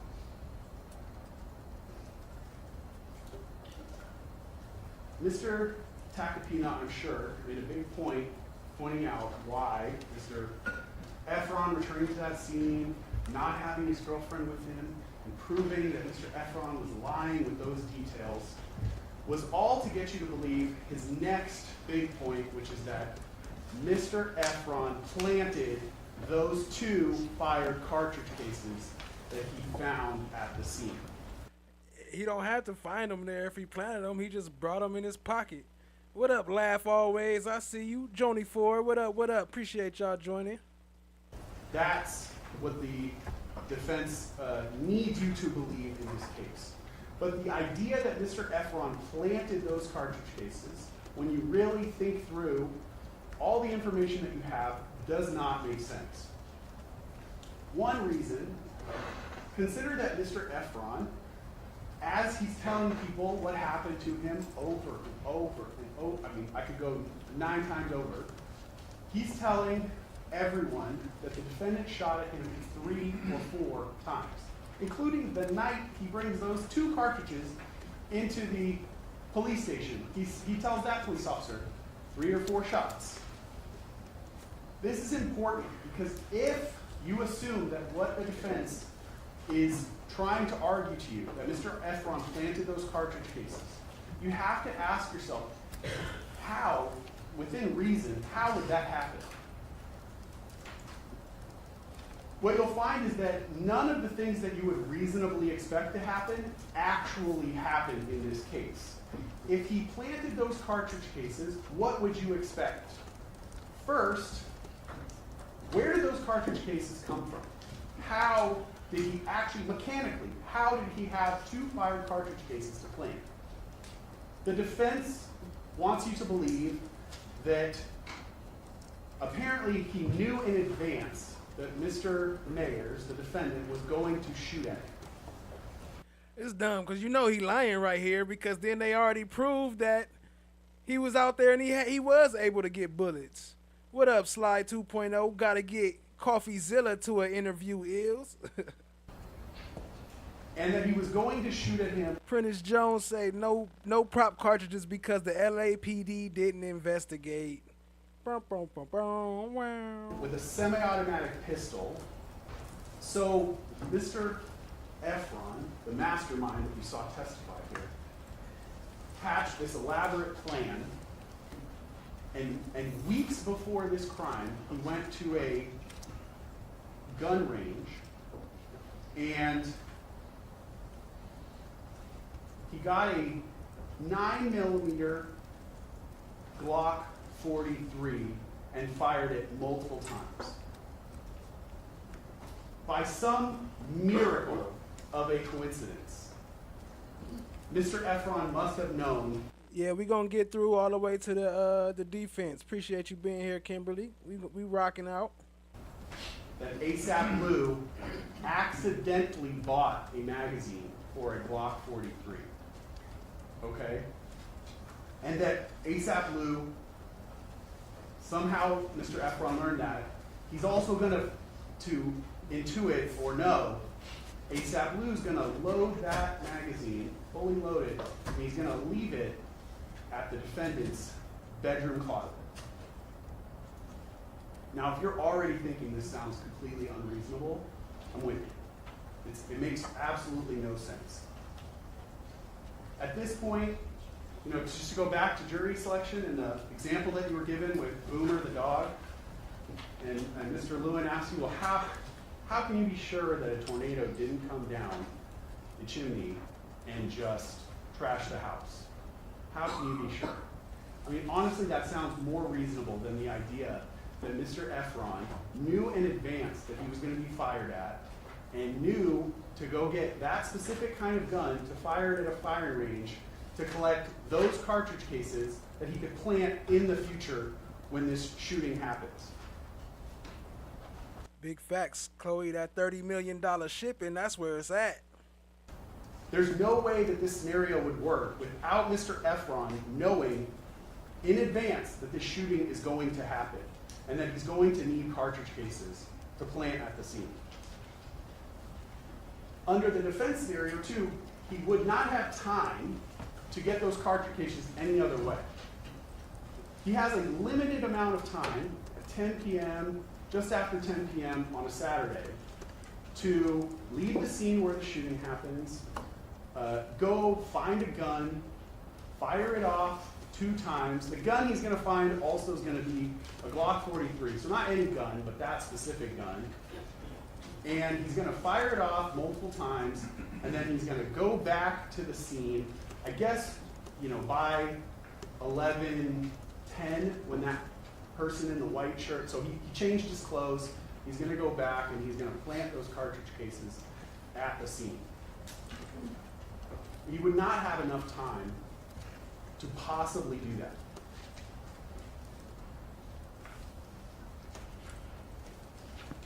So second point to consider, how it doesn't make any sense that Mr. Efron planted these, is that, as I pointed out, Mr. Efron told literally everyone who would listen, including Wally on those tapes, that the defendant fired more than 2 shots. Now you all, I'm sure, can appreciate how stressful this situation would have been for Mr. Efron, and that as the defendant's firing at him, he's not sitting there counting exactly how many shots. So as he's telling the police how many shots were fired at him, he's doing his best to recall a stressful situation, and he genuinely believes 3 or 4 shots are fired at him. That's his sincere belief. That's what he tells the police.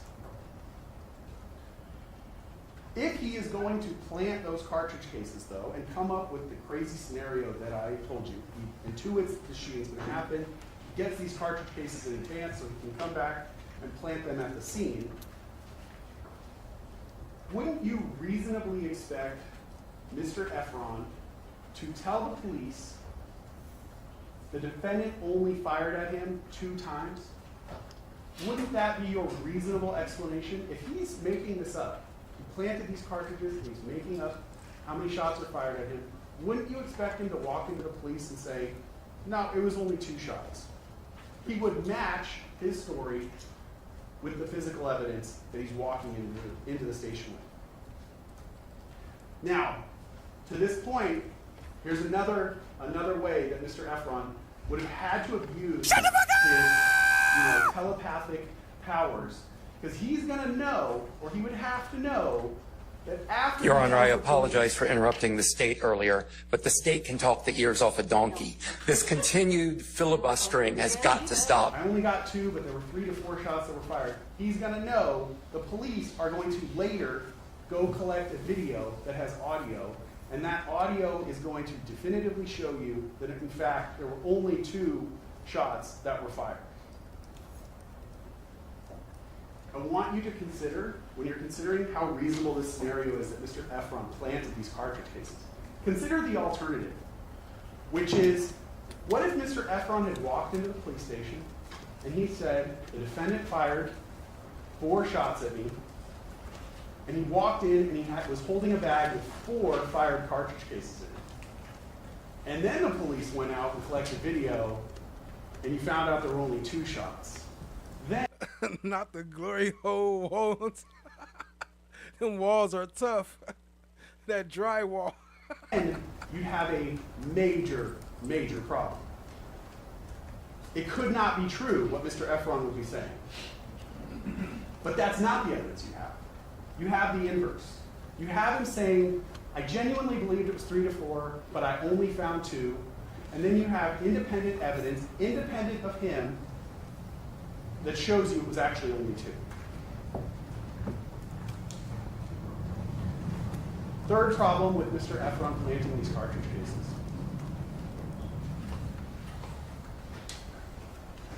If what the defense was telling you was true, that Mr. Mayers fired a fake semi-automatic gun, and Mr. Efron planted these 2 real fired cartridge cases at the scene, wouldn't you expect other evidence to contradict his story? I mean, Mr. Efron specifically sends text messages that night to the defendant's manager, Ills, and Twelve, all of which, in sum and substance, accuse the defendant of firing a real gun at him. Wouldn't you expect even one of those people to respond back to him and say, what are you talking about? We all know Rocky carries a fake gun. It doesn't happen. And then I got a tragedy. Well, no, we ain't fine. But I always say the absence of evidence is not the evidence of absence. Doesn't happen. That's their moment to contradict him, to confront him, and they don't. While we're on the subject of his text messages, and him really kind of locking himself into this being a real gun that's fired at him, those text messages are important because they also betray 2 other major flaws in the defense theory of this case. Those messages by Mr. Efron put the defendant, certainly the defendant himself, but all the other people in his inner circle on notice that Mr. Efron is going to accuse the defendant of shooting a real gun at him. So I've already told you, wouldn't you expect them to respond back with, hey, you know that that's not true, this was a fake gun. That's not what happens with, the text messages you saw from the defendant were to deny anything happened.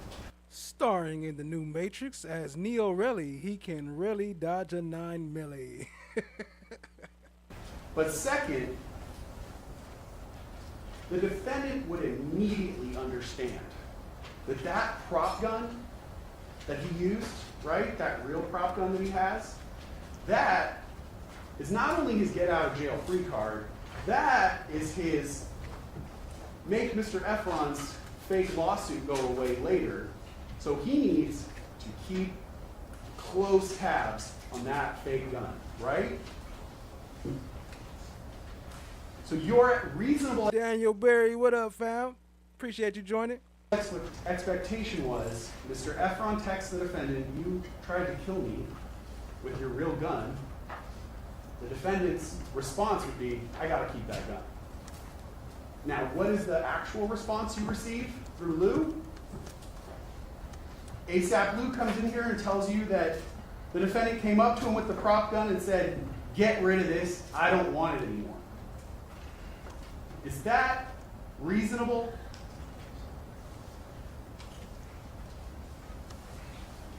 This is kind of where my job gets hard, because I have to explain to you how their version of how this prop gun disappeared doesn't make sense. But we know that none of this actually ever happened, because this is all a made-up story.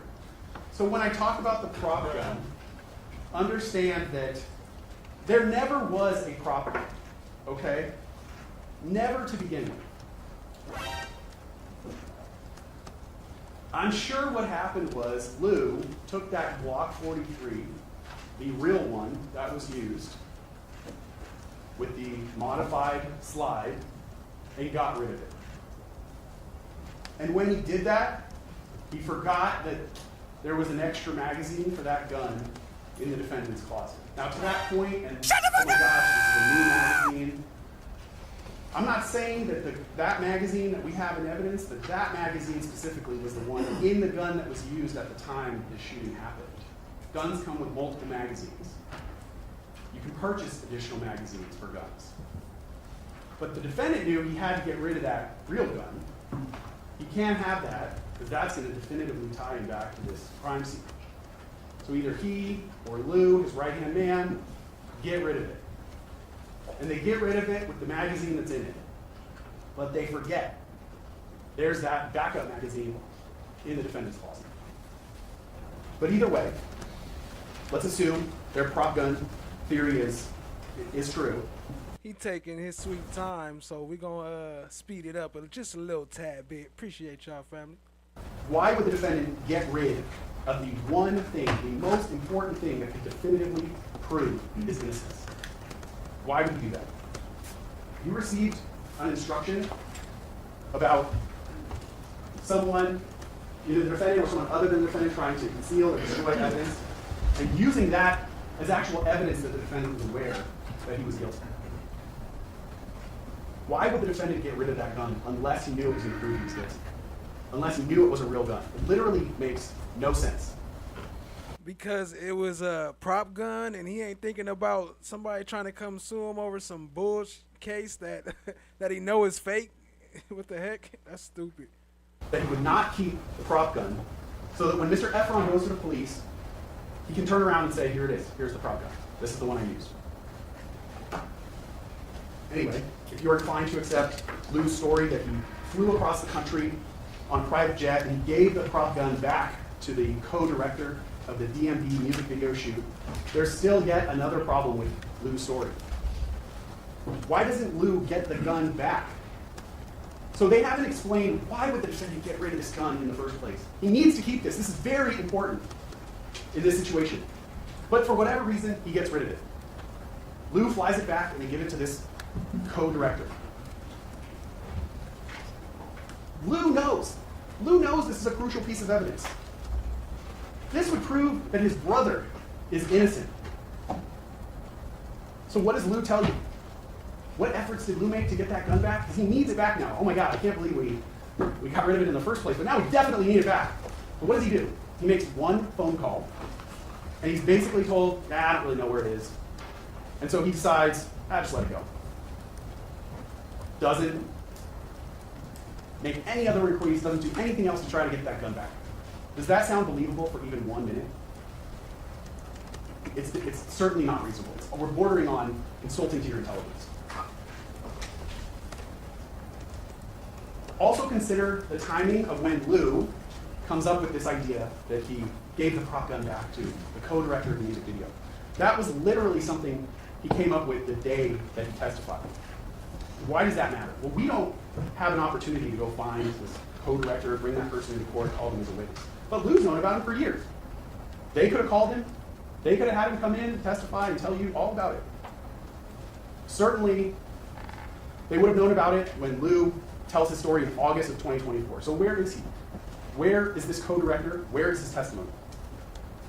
You didn't hear from him because his whole story is made up. Right. He said it was 3, 4. Then he on the phone, he said it was 5. Then in court, he said it was 2. On top of that, has the defense proved to you that this prop gun ever existed? Ever existed? I mean, you would want to hear from the co-director that has it now, right? But wouldn't you also want even a single piece of paper that proves to you that that gun ever existed? A receipt for it? This was on a music video. Where are the call sheets about it? Is there a safety coordinator that could say, yeah, I was there, we had prop guns, and I had to warn people about them? Was there a video of the gun, even at the music video shoot? Is there literally a picture of anything? We found a picture of Ilse's face from the day after this incident. This they're saying is a prop gun that not only was it in the music video, but it was so widely known that the defendant carried it. Where are pictures of him with it other times? There's literally been no documentation provided to you that that gun ever exists. No purchases, no receipts, no paperwork, anywhere. Lou says he took that prop gun, right? And what did he do? He modified it. Put a belt clip on it. He modified the magazine. Did he bring in any proof of that? Receipt for a belt clip? Receipt for a magazine extender? Nothing. On top of that, this is an item that the defendant carried around all the time, right? He had to. This was his security. When the police search his house, did they find literally anything that supports the idea that a prop gun was there? Did they find any other prop guns? No. Did they find prop ammunition? No. Nothing. Literally nothing. You literally have zero proof, except for the testimony of Lou and the testimony of 12. And I've talked to you about why you should view their testimony with a healthy dose of skepticism. That's literally... As soon as you hear something like that, my first thought would be like, well, you don't have no proof that of the opposite. Like, nobody has any proof. I don't even know why we here. Like, it's a proofless case, except for it's just he say, she say, basically. He say, he say. The only thing, there's no independent proof that that prop gun has ever existed. And equally insulting is this idea that there is like a cone of silence within the ASAP collective relating to members who knew that the defendant always carried this prop gun, which they only speak about, only ASAP 12 and only ASAP Lou, they only speak about this on the eve of trial. And that they're going to hold this information inside them, knowing that the defendant, their brother, is facing criminal charges. They're going to hold this inside, and they're only going to really present it to the 12 jurors. Does that make any sense to you? As soon as the defendant's arrested, what would you expect them to do? You'd expect them to be beating down the doors of the police station to tell the police officers and detectives, you guys got it all wrong. This is a fake gun. That's not what they do. They hold it inside. They let him have criminal charges hang over his head. They let the preliminary hearing come and go. They literally wait till the day before jury selection to finally reveal that there was the gun that was used was a prop gun. It's, again, defies all reason. They claim, 12 and Lou, they both claim that the police never tried to talk to them. It's not true. You heard that they both refused to talk to the police when asked. That the judge specifically asked both of them, when you said talk to the police, they both refused. But even more, that's not really the expectation you would have, right? They had this information that would exonerate their friend, their brother, their meal ticket, the guy they rely on. You'd want them to seek out the police. At least that's what you'd expect. You want them to be the police officers and do the investigation, basically. You want them to do your job. That's what you're saying. Not wait for the police to come knocking on their door, knowing that they have this secret information. Ladies and gentlemen, when you decide that the gun in this case was a real gun, for any one of the many reasons that I've given you, this case is over. Let me address really quickly, though, the new defense. It goes something like this. If you don't believe this was a prop gun, try to believe that when the defendant fired his real gun, he was only doing it either in defense of Hills or in defense of 12. Now, right off the bat, you have to acknowledge that that defense is completely... She said, what the fuck is wrong with his shaving skills? It do look like he was trying to do like a Ludacris design or something. Remember how Ludacris used to shave his beard? He used to do them designs in his beard. I'll try to zoom in. I don't know if y'all can see it. I'll zoom in some more. completely contradictory, completely incompatible with the other defense, which is, no, actually, this was a prop gun. It cannot be both a prop gun and a real gun. The problem with that defense is very similar to everything else I've talked to, which is this whole case is on video.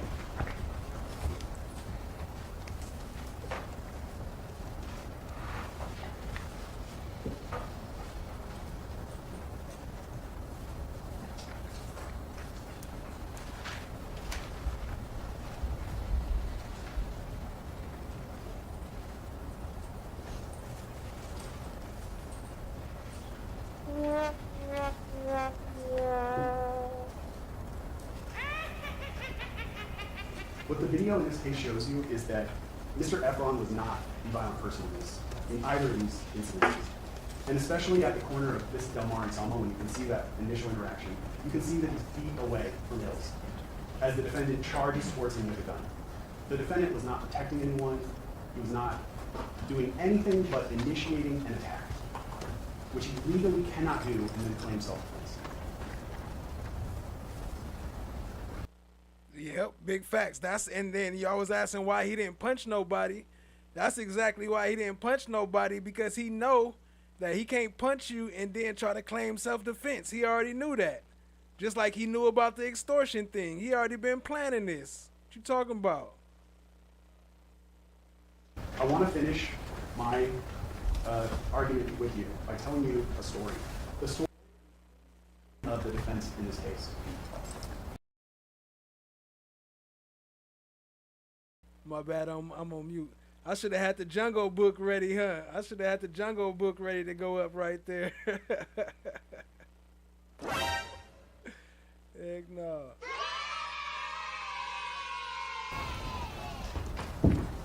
If what they're telling you or want you to believe is true, this is essentially what would have to happen.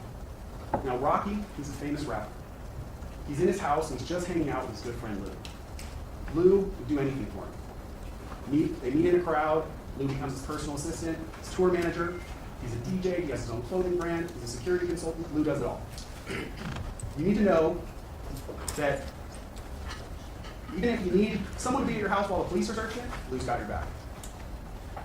You need someone to come to court, lie on your behalf, provide a false alibi, Lou will do that for you too. Lou is Rocky's right-hand man. Now, Rocky's having security problems. He's constantly being victimized by scary people. He's in a nightclub, he's stabbed with a real knife. It was violent, he's scary. Not only was he stabbed, but his good friend Twelby was also stabbed at the same time. That's the kind of violence that he's facing. Not only that, scary people break into his house. He's had his home burglarized. He's had stalkers follow him. On top of all that, which has happened to him directly, that violence that Rocky's experiencing doesn't happen in a vacuum. Other rappers around him are also the victims of violent crimes, some even being shot and murdered with real guns. So faced with this violent world, these violent people, Rocky does the only reasonable thing he can think of. Does he hire extra security? No. He turns to Lou. And Lou, his security consultant, and a professional security person who will remain unidentified, jointly came to another reasonable conclusion, which is that when someone needs to defend themselves against real guns, real knives, like Rocky does, what they should do is they should carry a fake gun. Lucky for Rocky, he just so happens to film a music video, and on that music video set, they just so happen to have such a prop gun. Does he have to go out and buy a prop gun? No. That would have created a paper trail that could have proved that he had this prop gun. Instead, what Rocky does, he uses his ability to see in the future, where he sees that he's going to need this prop gun. And so he takes one of the prop guns from the music video shoot just in case. This is going to be very handy when his good friend Lou suggests to him that he should carry the prop gun to defend himself against, again, scary people with real weapons, real knives, real guns. Lou, you gotta understand too, in this story, Lou also loves guns. he owns a bunch of guns. What up, Mercy and Grace? Mercy and Grace said, "Yep, planned." He loves to shoot That's them, facts. and he's very knowledgeable about guns. Specifically, though, Lou owns a Glock 42, which uses .380 ammunition. Very important. You got to understand this for the story. Neither Lou nor Rocky own a Glock 43. That has to be true in order for their story to make sense. Because a Glock 43 uses 9mm ammunition. But back to Lou, the other thing that you need to know about Lou is he's also apparently very clumsy. He's not detail-oriented. And when Lou goes to the gun store one day, he just so happens to purchase an extra magazine, and wouldn't you know it, golly. Even though he owns the Glock 42, he just so happens to grab the wrong magazine. And he accidentally buys a Glock 43 magazine. Now remember, totally wrong magazine, will not fit in any of his guns, totally different caliber, totally useless to it. And around the same time, Lou and Rocky decide they're going to go to a shooting range together. And Lou comes over to Rocky's house, he brings his guns and his new single useless magazine he's just bought for the completely wrong gun. And only then does Lou realize his mistake. While he's in Rocky's house, of course. Even worse, Lou calls around trying to find a gun range that they can go to, but he can't find one. So they don't go shooting. Now he has his guns, that's why he has his guns at Rocky's house, but that's why they don't go shooting. So what do they do instead? They're gonna hang out, they're gonna drink alcohol, and they're gonna talk. Lou's not only clumsy though, Lou is also fidgety. That's his fidgety. And instead of fidgeting with literally anything else in the house, maybe the label on beer, literally anything else, what Lou's gonna fidget with is that magazine that he bought for the wrong gun. And Lou's fidgeting is basically going to consist of him loading that magazine, that completely useless magazine, with his real ammunition. With these hypothetical stories, you can't tell that he wasn't. I mean, what he said he did, he testified that he did. What proof do you have that he didn't?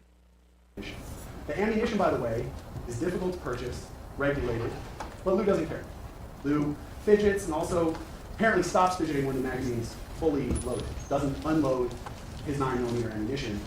For some reason, keeps it in this useless magazine. And Lou, as he's responsible, is going to leave it at Rocky's house.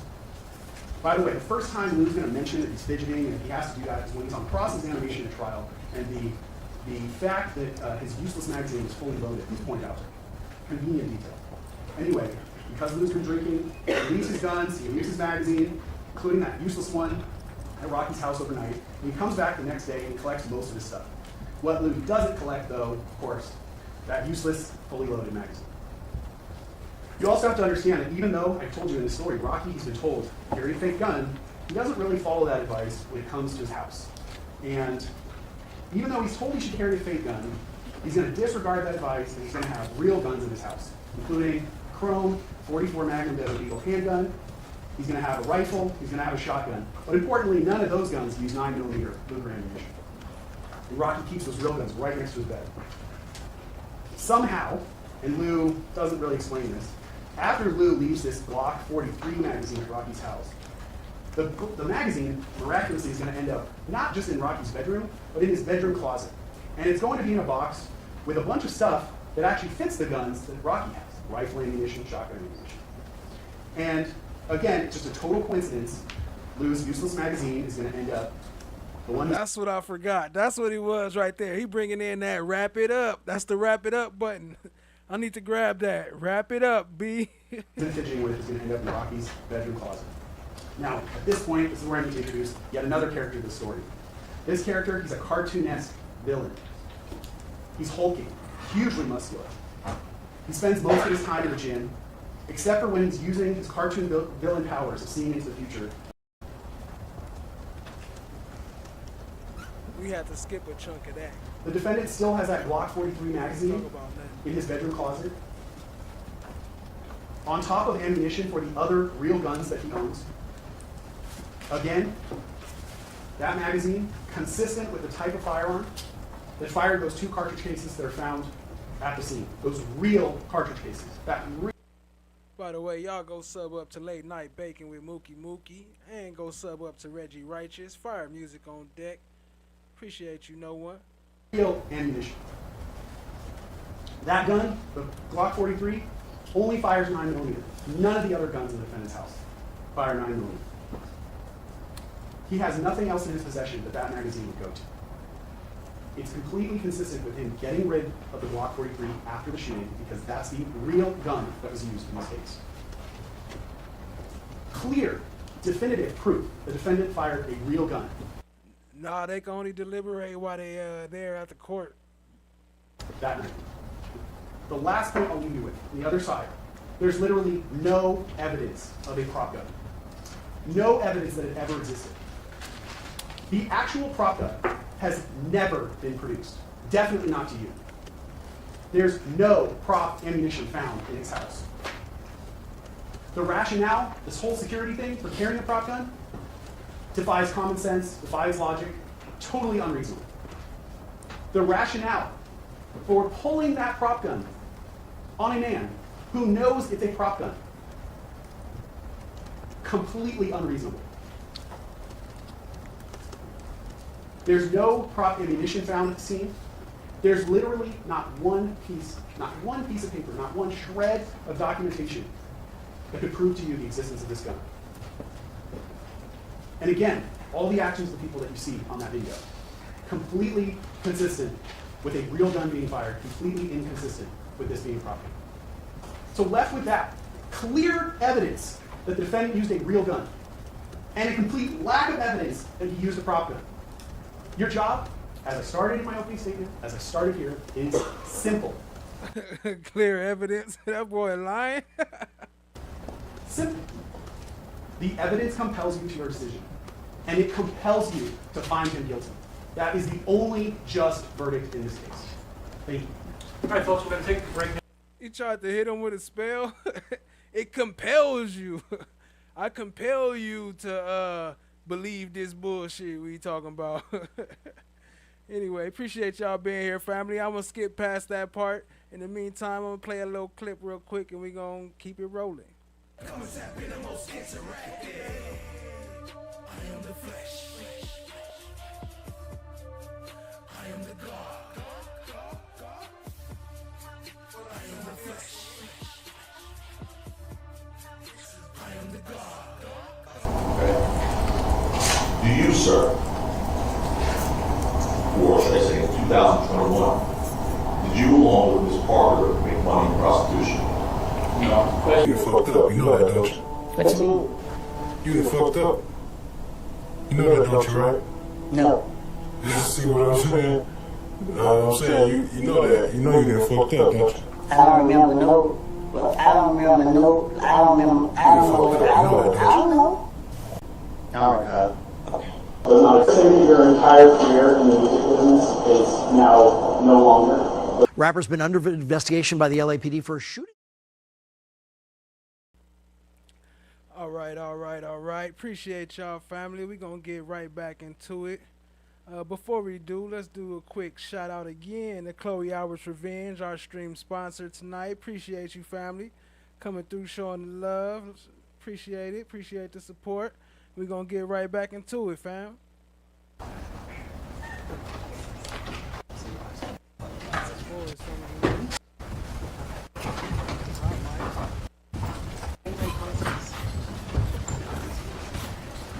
My present, Mr. Tappan, are you ready to? Yes, sir. Yes, sir. Very good. Good afternoon, ladies and gentlemen. The defendant, Rakim Mayers, now has, and he's afforded an opportunity to argue the case, if you will. I'm not going to argue to you, ladies and gentlemen. What I'm going to do is try and discuss reasonable inferences that we believe can be drawn from the evidence. What I'm going to do is something a little different. I'm going to cede the floor to the transcripts in this case, the testimony. So it's not in dispute, I'm going to say. Ultimately, what will determine the facts and what's going to be important is you. And we can all live with that. You're empowered to do justice here. This is the great system of ours that works. And I'd like to, first and foremost, I'd like to commend and compliment Mr. Chris Lomick when I go with fine arguments with him. I don't agree with much of anything he has to say, but I did listen intently, and I hope you'll do the same with me. There's a few things on what he said, though, I do have to just address immediately. And during his argument, because I didn't object doesn't mean I agreed. I didn't object once. I thought there were some misstatements of facts. I'll deal with that.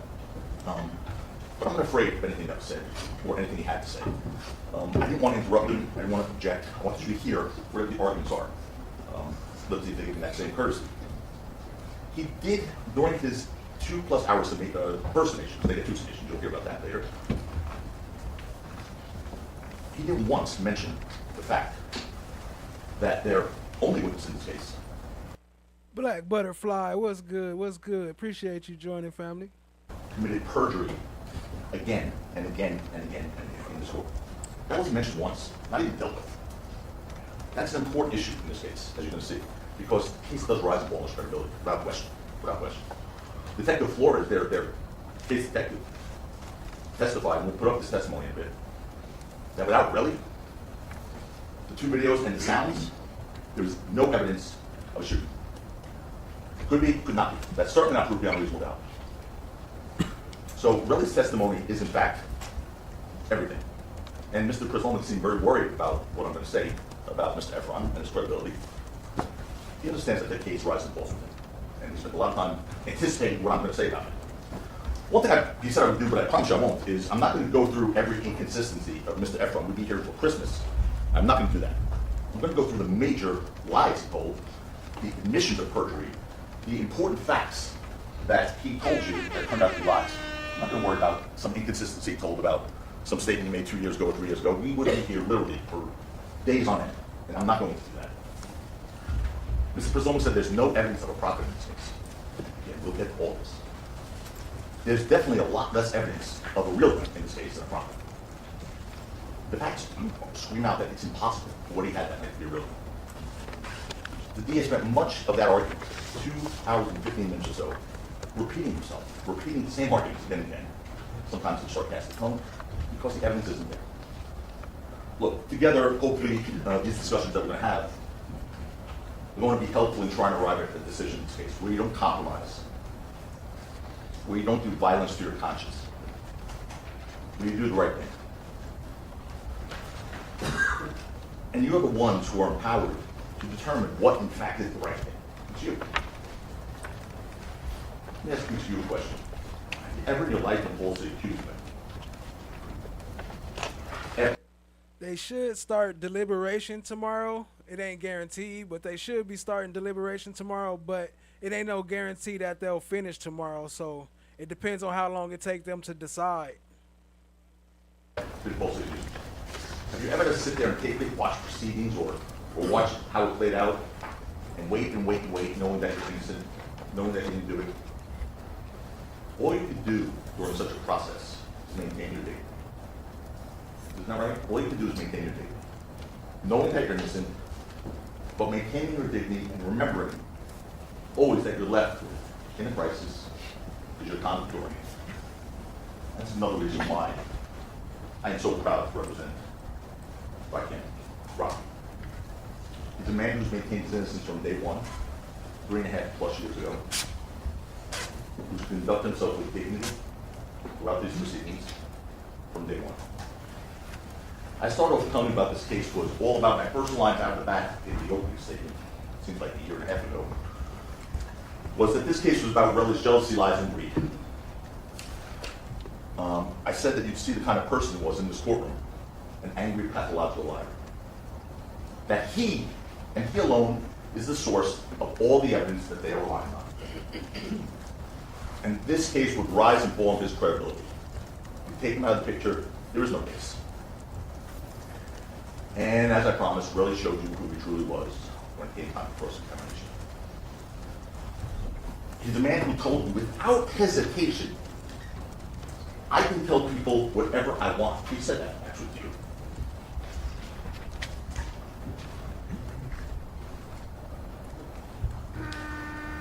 I was right out of the box, the first one that line, please.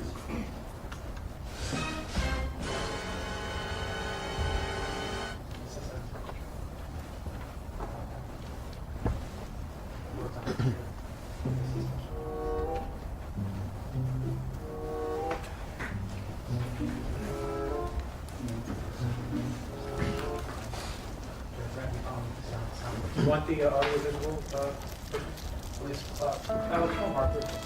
I'm gonna, where I want. fine. Yeah. We have an audiovisual person in the court, we'll have him come up to the front. Go ahead. Right. Sure. Okay. What you would have heard, what you may see one day, hopefully after Mark comes up to save us once again, is him literally saying to you, I can tell people whatever I want. He's their witness. You're being asked to believe beyond a reasonable doubt. I can tell people whatever I want. He's a man. It's not a buzzer. It's the TV. When the camera changed lenses, it's switching over to the other lens so it can see the TV. Like night And and day. who literally gave 4 different answers to one question. 4 answers, one question. He said, yes, no, I don't recall, I don't know, in one question. That was the first for me. I've been doing this for a bit. That was the first for me. 4 answers, one question. Yes, no, I don't recall, I don't know. It was a man who committed perjury before your eyes over and over again. A man who snapped, cursed, threw a water bottle while he was testifying, cursed in his courtroom. Threw a water bottle out of anger while testifying in the light of court with the judge, with the jury, with these terrific sheriff's deputies and bailiffs. That's what he had here. Imagine what he's capable of in the dark of night. He doesn't think in Flushing. The evidence in this case has shown you that this case indeed rises on his credibility or falls on his credibility, and it has fallen hard. Before we start, I do want to thank you all. I think it's right to thank you all for your commitment and sacrifice in this case. It's not been an easy case. It's been a long, long case. It's been odd that not one of you ever been late. Another first for me. Been doing this for a while, both as a prosecutor and defense attorney. Not once we've been waiting for a juror. So your commitment and your sacrifice is extraordinary, especially in a 4-week trial. So we both sides thank you for that. I know that. But this is what this is about. This is why we love what we do. That's why I love what I do. It's an opportunity to come before people who are from the community, who are the conscience of the community, because you are the conscience of this community. And when I say community, I mean you represent the community of Los Angeles. Every part of the community, parts that are represented here, and parts that aren't represented here, Compton, Englewood. You represent all parts of this community. The evidence is going to show that You set the standards, you tell us what's right and what's wrong with your verdict. Use your common sense to do that. And ladies and gentlemen, your verdict goes far beyond these courtroom doors. The evidence isn't there in this case. It's not even close. Again, appreciate Mr. Breslow's argument, but we're going to dissect the evidence now. Apart from Relly's testimony, the prosecution, just his testimony, I'm not talking about his physical evidence, apart from his testimony, the prosecution's evidence consists of videos, shell casings, and knuckle scrapes. And I don't know what else to call them but knuckle scrapes. I know they said, oh, he's going to call them knuckle scrapes. What am I going to call them? Bullet wounds? I mean, they're knuckle scrapes. Not the knuckle scrapes. He Video. said, what else can I call them? Don't prove that case, they prove the opposite. Relly was the aggressor. In both videos, and we'll show you those and we'll show you them slowly. The shell casing is not, sir. Mark says it's set up right, but he needs to. Yeah, I'll stop. You want to try it? Let's try it. Thanks. Go ahead. You need back here or over there? Yeah, right.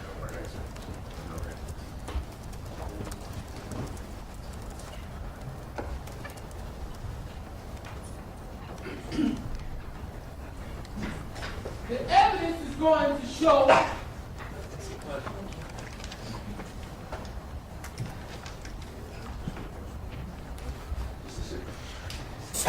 Knuckle scrapes. OG knuckle scrapes in the building. Tell people You want to hang around for a little bit, or? I know, right? Stick around. Okay. Don't go far. Thank you very much. Well, anyway, he was one of the videos. Michael played that. Go ahead.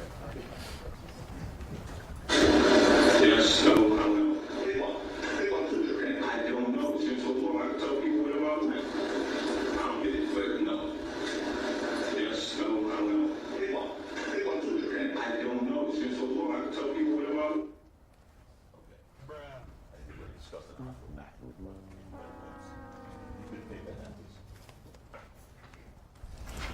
Anyway, the shell casings and the knuckle scrapes mean absolutely nothing without believing Willie's story about them. They mean nothing without believing his story in whole about them. We'll talk about that. We'll talk about how the evidence or lack of evidence shaped up in this case. Before we do, I want to make clear what Rocky is charged with. He's charged with 2 counts of assault with a semi-automatic weapon. One for the altercation by the parking garage on Argyle Avenue. The other for the altercation is Del Mar, that fuzzy video that you see. The DA said you only have to decide if it's proper or not. That's it. That's all you have to decide. Very simple. Nothing else is in dispute. That is not true. That's not true. And the judge just told you this just the other day. He That said, would be the "Matter right of fact, front, the right left, excuse me, the right left side. Front. Okay, all right. I don't remember what I said, but I was high every day for a whole year, and I was saying anything. I was saying done anything to get out of here. I was saying done anything. That's not what you just have to decide. It completely ignores the self-defense and defense of others law that the judge instructed you on. But they see what they want to see. They say what they want to say. They hide from you what they don't want you to see, which is why they cut off the end of the video on Beach Del Mar. And we're going to show you what they cut off. They cut off after Rocky's gone. After 12 is already running away, they cut off the part where Weldy goes back and gets Hills one more time. The guy who's only using for human shield. They cut that part of the video off. We did. We'll show you. The judge will instruct you. They didn't show that part yet, huh? I can't wait till they show that. I think they ain't gonna show that till tomorrow, I think. I don't know. Or maybe I missed it earlier. Each of those charges requires the prosecution to prove beyond a reasonable doubt, another term I didn't hear much in the 2 hours plus summation of this result. Beyond a reasonable doubt that Rocky possessed a real operable semi-automatic firearm and that Rocky did not act in self-defense or defense of another. Beyond a reasonable doubt. And the evidence just isn't there. It's not even close in this case, guys. It's not even close. I'm here to gain respect for the undeniable fact that even now as we sit here, Rakim Mayers is presumed innocent. He's presumed innocent as we sit here now. I'm here to point out the numerous reasonable doubts that lurk in the evidence in this case. Because folks, please remember, the judge will tell you, he did already have some charges. All you need is one. All you need is one. I submit to you, there are hundreds of reasonable doubts in this. Hundreds. You just need one. And the case is over. We have this idea of a reasonable doubt. It's not what we do in our daily lives on the street when we talk to our friends or analyzing whether our kids have been truthful or friends have been truthful. But it's something that's really important in this setting, the courtroom. Because it seems, as a country, that it has served us very, very well. People who founded this country, who are no strangers to controversy, and certainly no strangers to social danger, have created some of it themselves even. They knew that the surest and best way to guarantee the liberty of citizens was to make sure that if the government brought charges against one of its citizens, they had to prove. And if there was a doubt based on reason, if there was a reasonable doubt, there had to be an acquittal. Had to be. What a reasonable doubt isn't, the judge said this to you in the beginning, like, again, 4 weeks ago, whenever that was. What a reasonable doubt isn't, it isn't he may have committed the crime. It isn't he probably committed the crime. It isn't I'm almost certain he committed the crime. That doesn't carry it. It's I have no reason to doubt he committed the crime. What was proven beyond reasonable doubt in this case? Terrell Efron is a compulsive liar and perjurer. That was proven beyond reasonable doubt. He lies without remorse. Folks, he even bragged to you about committing perjury. He literally did. And you're going to see it. As long as Mark is close by, the video works, you're going to see him literally bragging about committing perjury to you. You know, this reasonable doubt, proof beyond reasonable doubt, you're going to hear me talk about it again. But the prosecution told you just now, Mr. Someone said, that the defense's story is impossible. They have to prove that beyond a reasonable doubt. They can't just say it. They have to prove that beyond a reasonable doubt. They have not met their burden here, not even close, because they can't. It's a very heavy burden, and they've not come close. That's why they resort to making excuses, playing games, relying on possibilities, which is really funny, because you were all here for jury selection, because you wouldn't be here if you weren't here for jury. Heck no, Kimberly. 8-hour rebuttal? I hope not. I don't think the judge gonna allow him to get that much time. See how smart I am? This judge kind of strict, and they already be bumping heads, so. You were all here when Mr. Lewin in jury selection said, "We'll never ask you to look at what's possible in this case." Remember that was like the closing remark in jury selection? "We'll never ask you to look at what's possible." He said that. Yet, as we walk through the evidence together, you'll see all the possibilities they presented. Starting with that first witness out of the gate. Right at the jury selection, boom! First witness, Zizzo, right out of the gate. "Is it possible you missed the shell casings?" He never say anything about the word possible. You won't be asked what's possible in this case. First witness out of the box, Officer Zizzo, was asked, "Is it possible you missed the shell casings?" Possible is not proof beyond reasonable doubt, nor are excuses. Why were there no fingerprints on those shell casings that really claimed to have found that night? Remember what Detective Flores said about that? Excuses. Well, if it rained, if there was water, if there were cars, if there was wind. We'll go past that. We'll review the evidence together, and you'll see that their excuses for not having proof really start stacking up. And in face of only possibilities and excuses, they resorted to playing games in an effort to win at all costs. And it's not about justice. It's about winning. Plain and simple. And they play games in this case that should offend you. And I'm not just saying it, I'm going to take you through them. Not showing you evidence, embracing perjury of this relic, trying to deceive you. Remember something I said to you in the opening? I said we're here to make promises both sides, but not like politicians' promises. The thing where we promise you the moon, you vote based on our promises, then you see if we fulfill them. Here, we make promises in that opening statement. You get to see if we fulfill them, then you vote. Let's see what they promised compared to what we promised. They told you Rocky was the aggressor. His text messages show he was the aggressor. Deleted text messages, we'll get to that. They told you that Rocky shot Relly with a real gun. We told you that Relly was manufacturing the story, deleting and destroying evidence. He was trying to extort Rocky, which came through. That Relly was the real aggressor, Rocky used the prop gun to defend himself. There are two hurdles that they have to overcome to get a conviction in this case. Two hurdles. They cannot overcome them. One is that an object in Rocky's hand on November 6, 2021 was not a prop gun, beyond the reasonable doubt. Second is that Rocky did not act in self-defense. The judge instructed you, if the prosecution failed to prove the object in Rocky's hand was not a prop gun, beyond a reasonable doubt, the case is over. It's over. Beyond a reasonable doubt. You can stop there. It's over. The judge also told you that regardless of what Rocky had in his hand, if you find that he acted in self-defense or in defense of 12-year-old ills, he's also not guilty. That's the law. It's not our argument. They bear the heavy, heavy burden of disproving self-defense or defense of another beyond a reasonable doubt.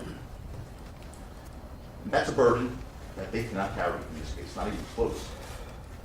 Relly threatened Rocky, Relly threatened Schwelby, Relly repeatedly punched Gills and ragdoll Gills. I'm going to show you that again on the video. Slowly. You had it narrated, dude, but you can see it on video. Before we do that and talk about it, let's discuss why they can't overcome that first hurdle. First, beyond a reasonable doubt, that the object in Rocky's hand was real, was not a firearm, because they cannot, absolutely cannot overcome that. There is incontrovertible evidence and testimony in this case, and other evidence that shows you the object that Rocky was possessing was a prop gun. Unimpeached. Not a real firearm. And they asked why. first of all, remember, there's no evidence in the record that Rocky was licensed to carry in 2021. He wasn't. But 12E and Lou told you it wasn't a real gun. Two people came in here, took an oath, and told you it was not a real gun. Lou Levin told you where it came from, that D&B music video. He identified it with Rocky and Rihanna from July of 2021, right before. He told you he put a clip drawer on it, essentially a belt clip, to clip the piece onto a belt to make it easy to carry. And he extended the magazine with a clear magazine to make it look more intimidating because the Glock he had prop gun Glock with 26 sort of fits in a pocket, it's really small. So this was meant as a deterrent. Mr. Sloman told you that Lou Levin couldn't name the security guy who advised Rocky to carry a prop gun. He was never asked. And he didn't say security guy, he said Rocky's security team. Testimony you could, by the way, you could always have the testimony read back to you at any point. If there's any dispute, I know you guys do crazy things, but if there's any dispute, you can always say, can we have that part read back of the testimony where Mr. Levin talked about the security people who advised him, or whatever, hypothetically. So he never was asked, what he didn't say, a security guy. He said a security team, and he just said he concurred. He wasn't pretending to be a security advisor that they mocked him. They didn't ask him that, yet they just tried to argue that to you.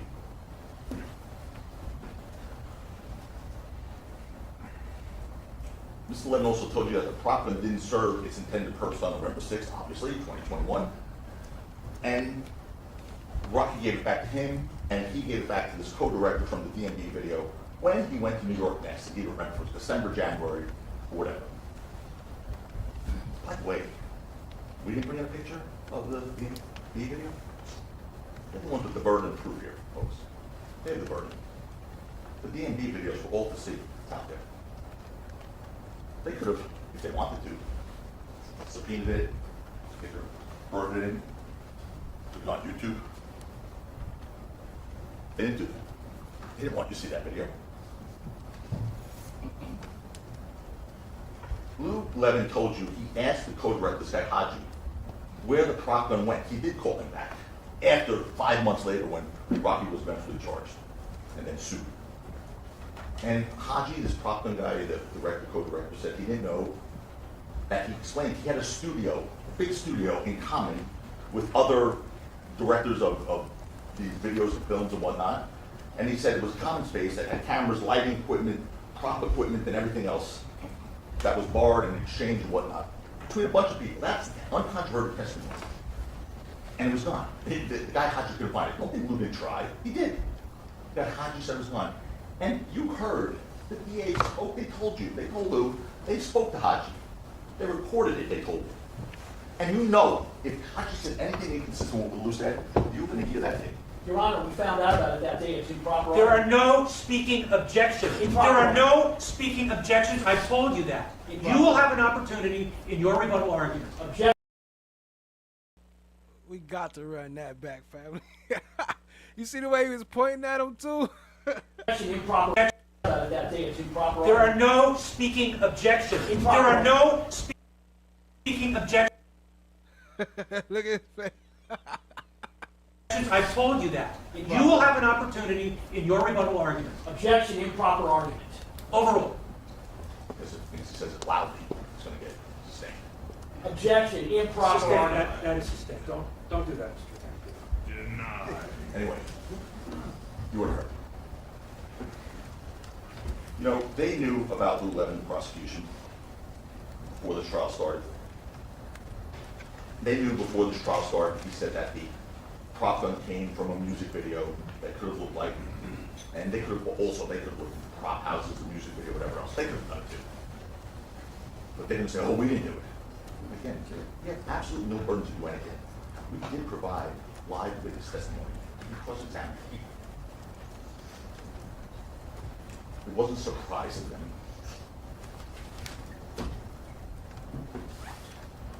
They didn't want to be pushed. They knew what they were going to find. That's why you didn't hear anything. That's improper argument.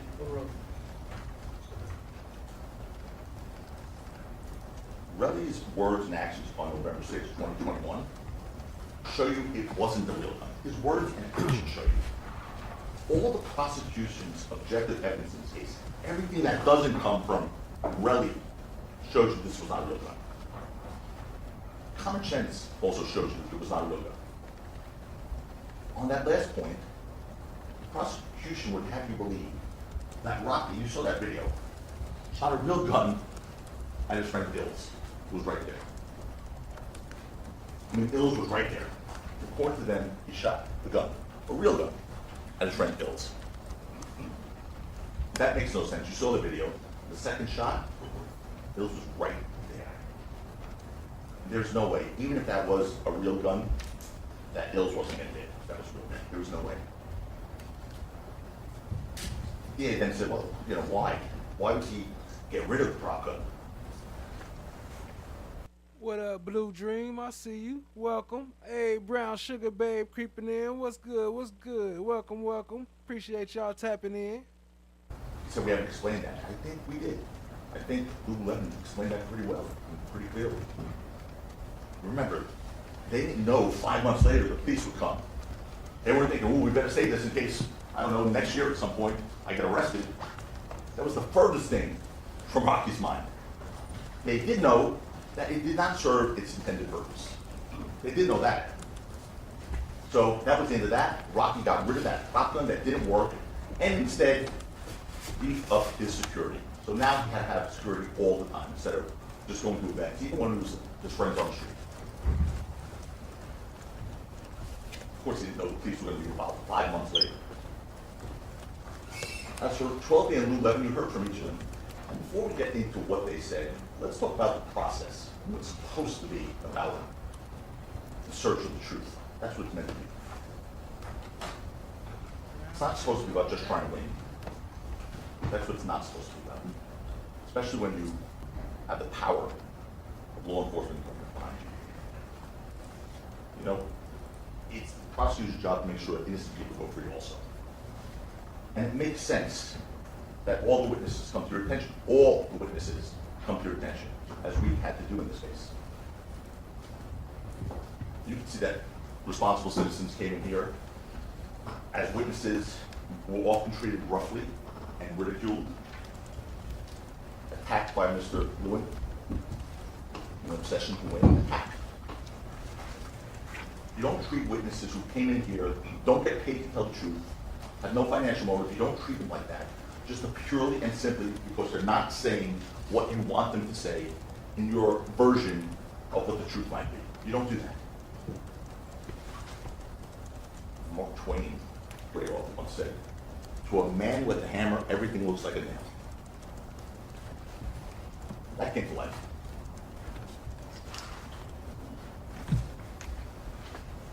Prosecution embraced Relly in this case, though. Embraced it. Didn't even once mention to you all, okay, he perjured himself before you guys many times. The whole thing's fake, everyone's fake. He lied to your faces. That wasn't even mentioned this morning. They defend him despite his despicable acts and his despicable conduct. And with our witnesses, Mr. Lewin carried them like they were serial killers. And I mean Twelby and Lou Levin. They were the polar opposites of Relly in every way. How they conducted themselves, how they answered questions. They weren't argumentative. They weren't disrespectful. They were compliant and they were responsive to both sides. To both sides. Compare those human beings to what you saw the week before that. They weren't belligerent. They didn't throw water bottles. They didn't curse. I mean, Relly, who couldn't answer any question straight, admitted to lying, and when he didn't admit to lying, got impeached with prior inconsistent statements. I'm not going to go through them all. You know, when you know the truth and when you tell the truth, you don't have to rehearse the truth. You don't have to get your memory refreshed. You don't have to be reminded of the truth when you know the truth and tell the truth. You don't have to be coached on the truth by the prosecutors. Hey, I was thinking that too when he was like, you can tell that the witness has been coached and they've been talking and practicing. Like, you don't really have to do that. If you telling the truth, then you remember what happened, then it's not a problem. But If you lying, then you might be over there like, I don't recall, I don't remember what happened. Like that's it. There's a difference, sir. So shout out to him for bringing that up. You don't have to have someone telling you how to answer questions, like Relly was told in this case. You always get the truth right when you tell the truth. All witnesses answered every question without incident, without problem. They were consistent. They didn't get tripped up once. There was not one inconsistency. So the response to that is, oh, they were coached very well. They'd be damned if you do, you're damned if you don't, I guess. Because if they had been caught up and tripped up and been inconsistent, and their truth was inconsistent, well then they're liars. Or they weren't consistent. But because they were so consistent and they didn't get impeached, they couldn't lay a glove on them. Oh, they must have been coached. They were not coached, they were consistent because they were telling the truth. And you saw that demeanor. They both told you, Luke and Twelby, both told you you previously carried a problem for that 6-month period. Being a victim of acts of violence. And Rocky had with him on November 6, 2021. And now Rocky's friends knew he had friends. They didn't announce it to the world. Of course, that would be stupid to say, put a social media post out, carry a prop gun in case you want to attack me. It's really only a prop gun. No, Lou said, and Twelby said, listen, we need a group of friends. The prosecution peppered Twelby with questions about a summary of what he told us, the lawyers. As if that summary contained his prior sworn testimony or prior recorded statements, but it didn't. That's why the judge said it was irrelevant what Twelby saw in that document. That's an improper argument. Repeat that. That's why the judge said it's irrelevant what Twelby saw in that summary document. Irrelevant. That is the improper argument.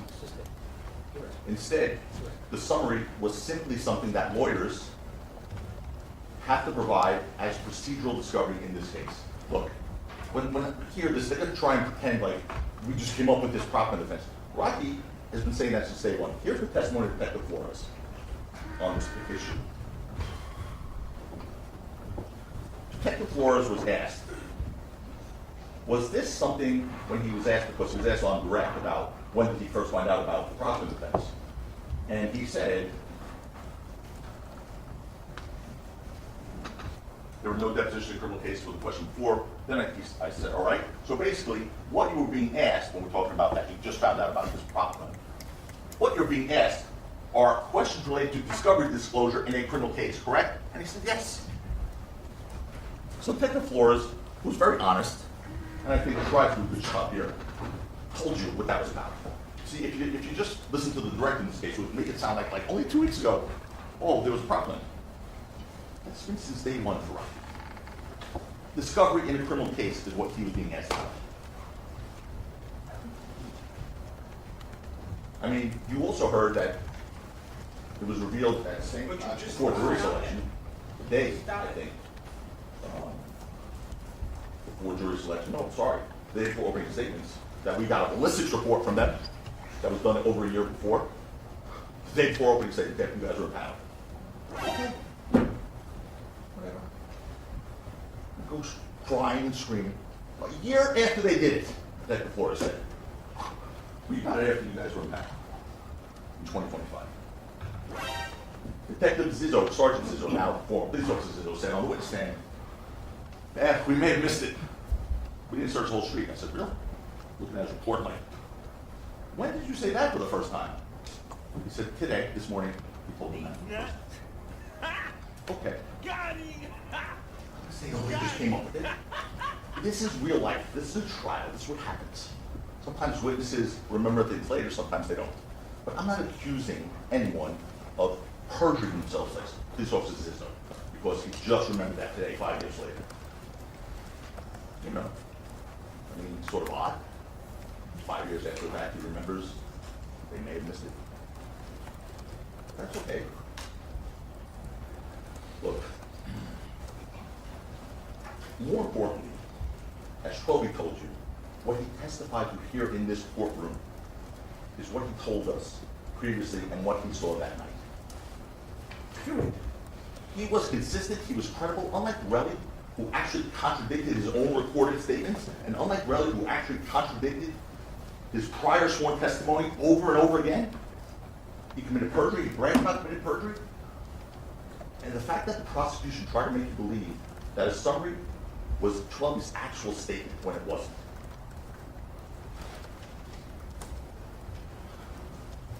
It's a game. It's another example of a game. Here's another one. The prosecution asked Twelby how he knew it was a prop gun if he never spoke to Rocky about it. That was completely misstating what Twelby said on direct testimony. Completely. Twelby didn't say he never spoke to Rocky about it. He said the opposite. He said they did speak about it prior to November 6, 2021, in September of 2021 in Harlem at that governor's ball thing, and after he first saw it at the DMV video, he said they spoke about it. But he was ripped apart. You never spoke to Rocky about that, you said. He didn't say that. What other games they play with Twelby? You heard this one. You heard Detective Flores tell you that before 2 weeks ago, neither he nor any member of law enforcement ever tried to reach out to Twelby. 2025. This event happened in 2021. Before 2 weeks ago, before January of 2025, neither he, the lead detective in this case, or any member of law enforcement tried to reach out to Twelby. They knew who he was, obviously. But that still didn't prevent Mr. Lewin from asking Twelby if before those last 2 weeks, didn't you get a message from us? Didn't you get a message from us? No, Mr. Lewin, you didn't get a message from me. Detective Flores already cleared that up pretty clearly. He didn't get a message from you. They knew he didn't contact Twelby. They knew they didn't try to contact Twelby before 2 weeks ago. But he asked him that question. Want to give a false impression that somehow Twelby ignored a message? That somehow Twelby ignored a message? Oh, I'm sorry. Disparaging counsel. Yeah, there cannot be any disparaging, personal attacks. So it's not personal attack. The question was asked that. Okay. Do not debate with me Sorry. about a ruling. Yep. The objection sustained. Go ahead. Okay, well, you heard the testimony, you saw what happened. You figured out what it was all about, but Twelby was asked, didn't you get a message from us in the past? When Detective Flores said, no, no one left him a message, no one tried to reach him. So I don't want to disparage anyone, but you just got to ask yourself, why was that question asked if it didn't happen?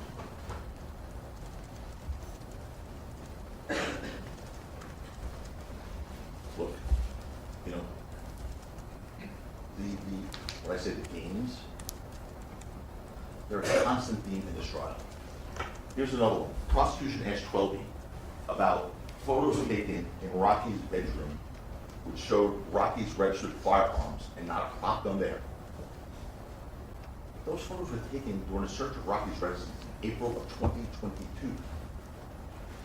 5 months after the incident on Vista Del Mar in November of 2021. 5 months later. So the fact that there was no prop gun there means absolutely nothing. You heard there had to be a prop gun way before that. And here's this also. Think about this. And why was there no prop gun in the house? You heard why Rocky, for that 5-6 month period, carried a prop gun on advice of security. Because he'd been subject to episodes of violence, like stalker, space and slash, and home invasion, okay? But he'd been subject to violence on the street, he didn't have a character. So when he wasn't with security, he had this thing to hopefully deter people. At home, he had licensed firearms. Now, because a prop is meant to deter would-be attackers, unless in his bedroom, there aren't would-be attackers anymore. They're in fact attackers. And a prop gun would be useless there, obviously. Also with the registered guns found in Rocky's house, I guess that the Flores, if they were legally registered to Rocky, and they objected. They objected to that question. And that's an improper statement. Well, those in fact were registered to Rocky. Legal. Others were registered to Lou. Legal. Everything in that house was legal and given back to Lou Evans, who was there at the time of the search. They mocked Lou like he must have made that up. Not just loose magazine, the guns were legal too, and they were, two of them were loose. One of them was loose, and two was Rockies. They were definitely legal and registered.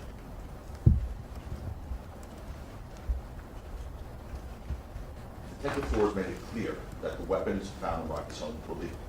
So there should have been no dispute over that at all.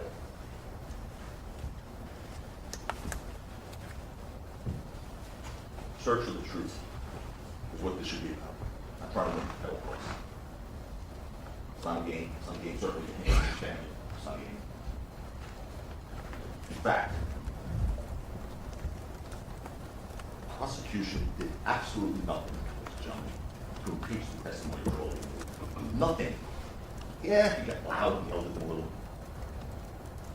But saying liar, liar, pants on fire is not impeachment.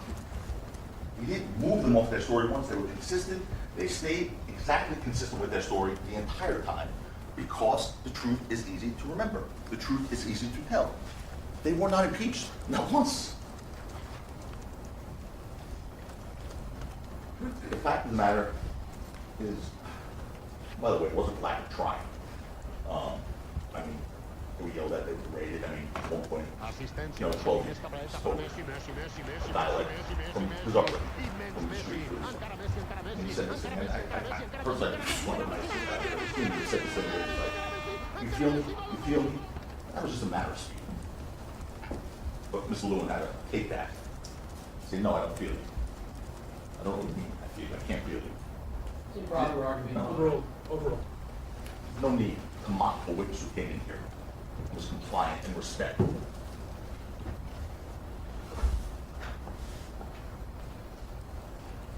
No, they were grilled both 12 weeks, and they were grilled about many, many things, including the financial motives of being here.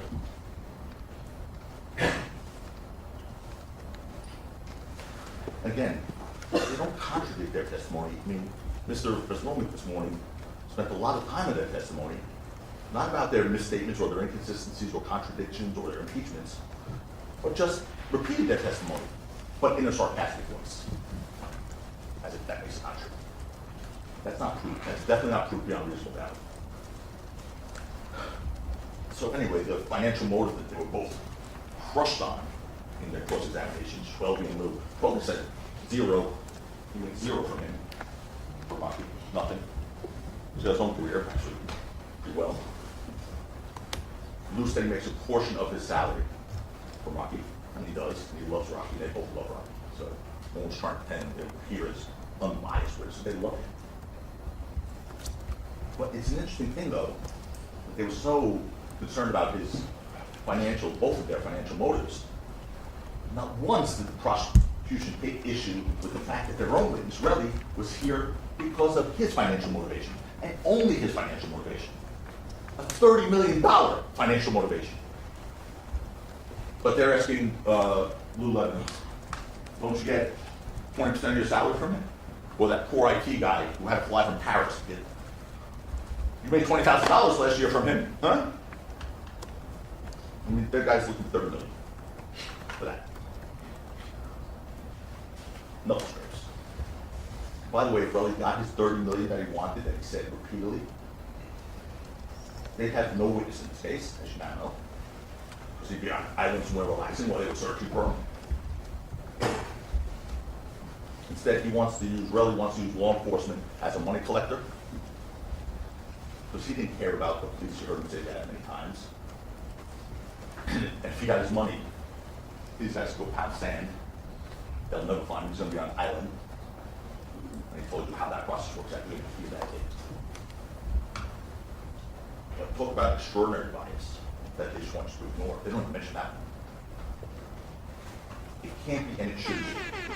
But it's why we're here in this courtroom. It's why we're all here. What else should be ignored?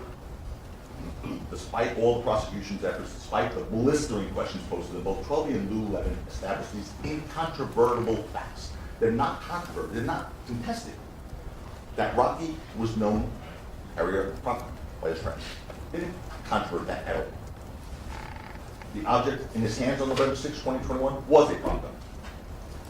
Relly's own actions on November 6, 2021 confirmed that. Twelby testified during the first altercation, Relly said something to the effect of, shoot that fake ass gun, which explains his later conduct, by the way. Now, Relly said he didn't say that. So, now you have to see, who's more credible, more trustworthy, Relly or Relly? That's what you have, the words of the two in that regard, in that one thing. And consistent with his knowledge that it was a fake gun, look what he did after the first altercation, which is impossible to get around for them. The first altercation by the parking garage, where claims he's pulled, a gun is pulled on, a real gun, that he doesn't know is a fake gun. He continues to follow the guy who pulls a real gun and, according to him, tries to kill him. So think about that for a second, when you talk about a reasonable doubt, or a doubt based on reason. But think about that. That was so odd. I mean, he said, yeah, the guy pulled out a gun on me. I thought it was a real gun, and threatened to kill me. So after he walked away, I decided to follow him. I don't follow him, berate him as I'm following him. Almost begging him to shoot me. Well, let's see Detective Flores, but anyway, Detective Flores told the people about that. Their case was He shit. said, that would be an odd thing for Relly to do. It's testimony from his trial. Mr. Efron, on December 2021, you asked him why he continued to follow Mr. Mayers if he knew he had a gun, right? He answered yes, Detective Flores. Question, because according to you, you told him that would seem to be an odd thing to do, right? Well, odd thing to do, I said, right? And Detective Flores said yes. Of course it's an odd thing to do if you know it's a real gun. Not so much an odd thing to do if you think it's a fake gun or a pop gun. And of course, when Relly was questioned about why he would do that, about being an odd thing to do, his answer was, when Detective Flores was questioned about it, Relly said, I don't know. That was his answer to Detective Flores. Their case was shit. When you asked Mr. Efron why did he continue to follow Mr. Mayers after seeing the gun, what he said was, he didn't know why. So, Detective Flores, and he said correct, Detective Flores questioned him about it, and the best Relly could do at that point was say, I don't know, I found it was a real gun. Obviously, I don't know was all Relly could say, because he knew he couldn't tell the truth. That was a problem. He knew that. That alone is reasonable doubt. That is a reasonable doubt. Woo. That's it. You just need one. Just one. That's an improper statement of line.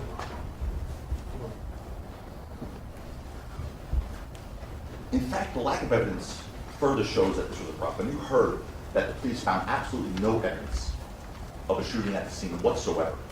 Officer Zizzo told you that there was no sign of a shooting, there was no blood, no bullet holes, no shell casings, no physical evidence at all. That's from the testimony at this trial in front of you from Officer Zizzo. Just recap. There was no blood, no bullet holes, no shell casings, no physical evidence of a shooting was recovered at all. No, sir. So that was the guy who was there within 15 minutes. And you heard from the body cam footage from one of the other responding officers, turned out to be Sergeant John Cook, Officer Zizzo said. Sergeant Cook said, there's going to be no evidence for now. We have no victims, no hits, no evidence. That's the sergeant body cam footage. That's Officer Zizzo's testimony. Also captured on Sergeant Cook's body cam footage is him saying, as of now, or no victims as of now, unless it pops up in the hospital, it's probably just a warning shot. That's testimony in front of you all in this trial. Again, so no victims as of now, unless it pops up in the hospital, it's probably just a warning shot, right? That's what he said. Sergeant Zizzo said to us. Well, Sergeant Cook was close. It was actually 2 warning shots from the problem. Ladies and gentlemen, the prosecution to persuade. Okay, it's time for this. Let's talk about bullshit for a minute. Now, Mr. Frankfurt wrote an amazing book about the difference between bullshit and lying. In lying, the person telling the lie knows what the truth is and is trying to hide what the truth is. Bullshit is completely different. And you guys have seen some bullshit in this trial. In bullshit, the person attempting to persuade, the person spewing the speech, absolutely knows, or maybe doesn't even care if what they're saying is the truth or not the truth. Okay, so they're not trying to hide anything, they're not trying to cover anything up. It's that the truth is irrelevant, and all they're trying to do is persuade. So I have to say, in this trial, there's a lot of bullshit.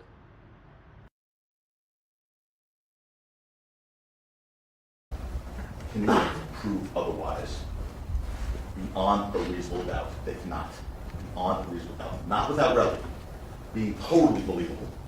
Not without Relly being totally believable. And he is not worth it, believe. And he's been much time arguing that. That's why, in addition to asking him about November 6th, 2021, which we spent some time doing, we spent so much time questioning him about his credibility.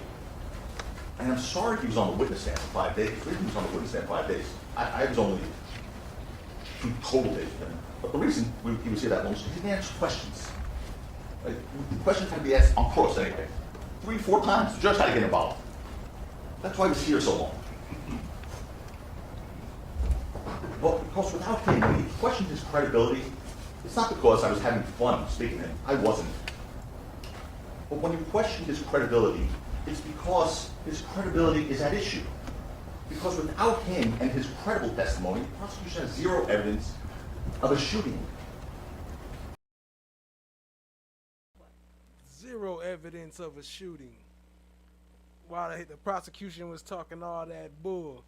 Yo, big shout out to FFS with the 5 gifted. Appreciate the support, family. Y'all show them some love. Let me drop you a bomb. Dropping the 5 gifted. Drop some FFS in the chat, some Slime Brothers and all that good stuff. Show them some love. Appreciate you, family. What was that? Oh yeah, the 5 on it. And you dropped the 5 on it. He said he want to take it back. Hey, sorry. Lady Justice is blind. Everybody can get it. They even had to prove, they had zero evidence to prove that it was an operable gun. He said he want. Appreciate you, family. Y'all show some love real quick. Consider that. What's the prosecution evidence that the object in Rocky's hand on November 6, 2021 was not proper? What's their evidence? Relly's shell casings. Back to those. Relly's knuckle scrapes. And the videos from parking garage at 1616 Vista Del Mar and 6200 Hollywood Boulevard. But remember what Detective Flores said about those videos. First, he said, there's no evidence from 1616 Vista Del Mar of an actual gun being discharged. I asked him that question, and he said, correct. From that view by itself, no. Well, that's the only view we have of 1616 Vista Del Mar, that video. And they're all there, and it's all public. Then, second, I said the only time you could see a gun in any video was the parking garage video. And in that one, you can't tell if it's operable, whether it's an operable gun or real gun or not, right, Detective Flores? He was honest. You first cited the fact the gun was displayed, right? Which you already told this jury that the gun that was displayed, the only time you could see a gun in any video was the parking garage video, correct? You already told this jury, by that video, you can't tell if it's operable, right? Correct. So if he can't tell it's operable, how are you supposed to do it? If the Flores can't tell you it's operable, how are you supposed to tell it's operable? You have to believe Relly's story. All of it. And his credibility.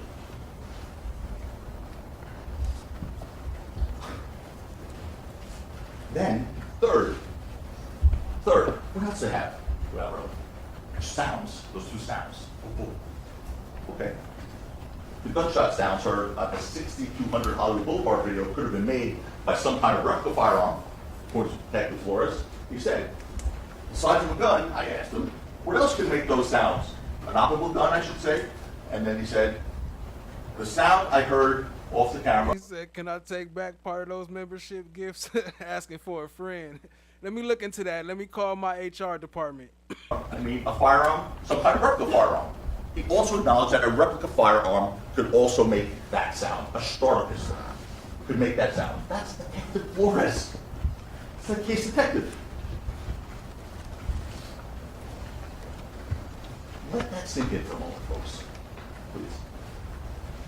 The prosecution's case detective told you the sound that they're relying on to prove that Rocky had an operable firearm that night, beyond a reasonable doubt, could have been made by a non-operable product. That's it. Ladies and gentlemen, that's it. That's all you need right there. In other words, the videos in and of themselves don't prove that what Rocky had was an operable firearm, beyond a reasonable doubt. The case detective produced that. What else does the prosecution have to rely on? Relly's knuckle scrapes. But even they don't believe that's a gunshot. Hold on, you can't just let that slide by like that. And then he gonna try to take a sip of water and let him think about it. What else does the prosecution have to rely on? Relly's knuckle scrapes. But even they don't believe that's a gunshot wound. What they said in their opening statement about Relly's knuckle scrapes. Perhaps they were bullet grazed, perhaps they were not. Well, perhaps. Dang, my bad, I'm all yelling on mute. Show some love one more time for FFS. Appreciate you, family, with another 5 gifted. He said I want to take those back and re-give some more, so he had to reclaim those. Sorry about that if any of your memberships got revoked. No, I'm just playing. But shout out to FFS. Let me drop you a bomb. Appreciate you, family. Y'all show FFS some love. Drop the FFS and the slime bellers in the chat. Appreciate you, family. Much love, much love. Y'all show them some love. Everybody Lady Justice is blind. Everybody can get it. They were not. That's what they want you to accept. That's proof beyond a reasonable doubt. Perhaps they were not. What else did they say when they were opening out those scrapes? Whether the victim or not the victim in this case was actually shot or injured by this will not be something that you will have to decide at the end of this case. They told you in opening statements. Really? Says who? Says who? They told you that because they themselves don't believe. Those knuckles.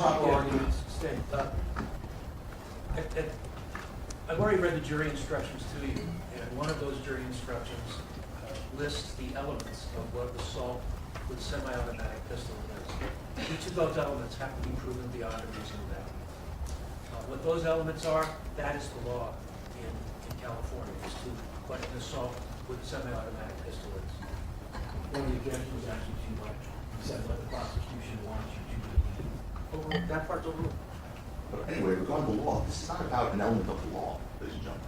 It's about the credibility of the only witness in this case, the prosecution. That's what that argument was about. About the credibility. I mean, you have to. So whether it was a bullet shot or not, or a scrape from the floor, it does matter. It does matter. Of course, they don't want you to consider that. Because first, whether Relly was truthful about his injury goes to his credibility. Credibility, not about the elements of the law. It goes to his credibility, whether he's truthful about the nature of the injuries. And second, whether or not Relly was actually injured by a bullet is something important to consider in deciding whether Rocky had an operable firearm or a prop gun. Those are the two reasons. I just brought that up to you. Those are the two reasons. So I disagree with you. You do have to consider whether he was hit by a bullet or not, because he said he was. At first, anyway. It was obviously a prop gun can't cause that injury. So was that a gunshot wound? Of course not. Of course that wasn't a gunshot wound. Even Relly couldn't tell you those scrapes were definitely from a bullet. At least at trial, he couldn't tell you.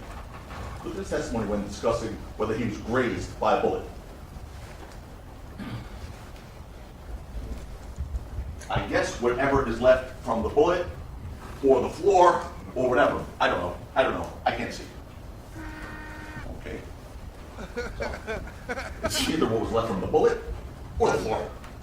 I don't know. Well, I can't see. I guess it could have been the floor. I don't know why I can't see. It's not what he said in his lawsuit. Lawsuit he said he was shot. What up, Taylor Umbridge? I see you. Appreciate you joining. Welcome, family. What up, Lady L? I see you. He wants $30 million because he was shot. Now it's maybe it was the floor.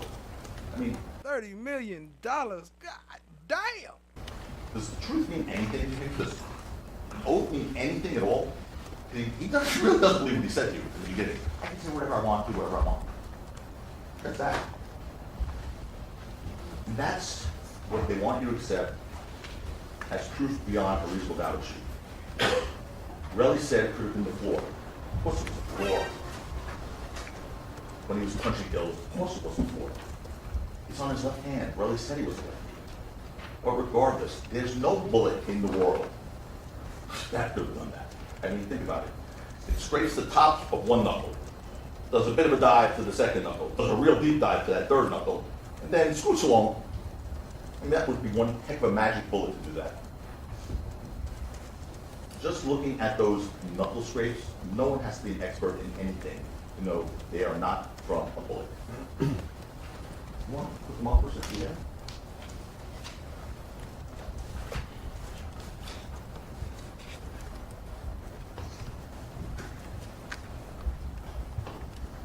Y'all tapping in, family. Shout out to Taylor Umbridge. Great content over there. Y'all go sub up. Also covering the ASAP Rocky trial. OG knuckle scrapes. No one with eyes in the brain. I think that's a bullet wound.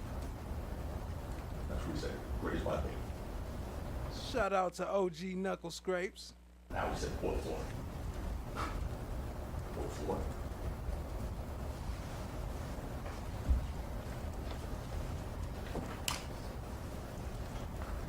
I mean, he still brought a lawsuit against Rocky, claiming he required necessary medical attention from that bullet wound. Bullet wound, like he said.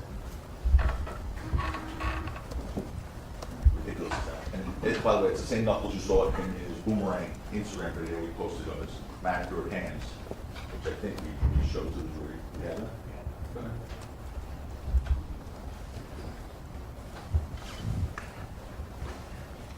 Show some more love for FFS. Still dropping them. Appreciate the love, family. Dropping 2 more gifted memberships on y'all head. Appreciate that, family. Y'all show them some love. Drop the FFS, the Slime Brothers. Say thank you and all the good stuff. Show them some love. Appreciate the support, family. Becoming a stream sponsor. That's a permanent injury that only $30 million would take care of.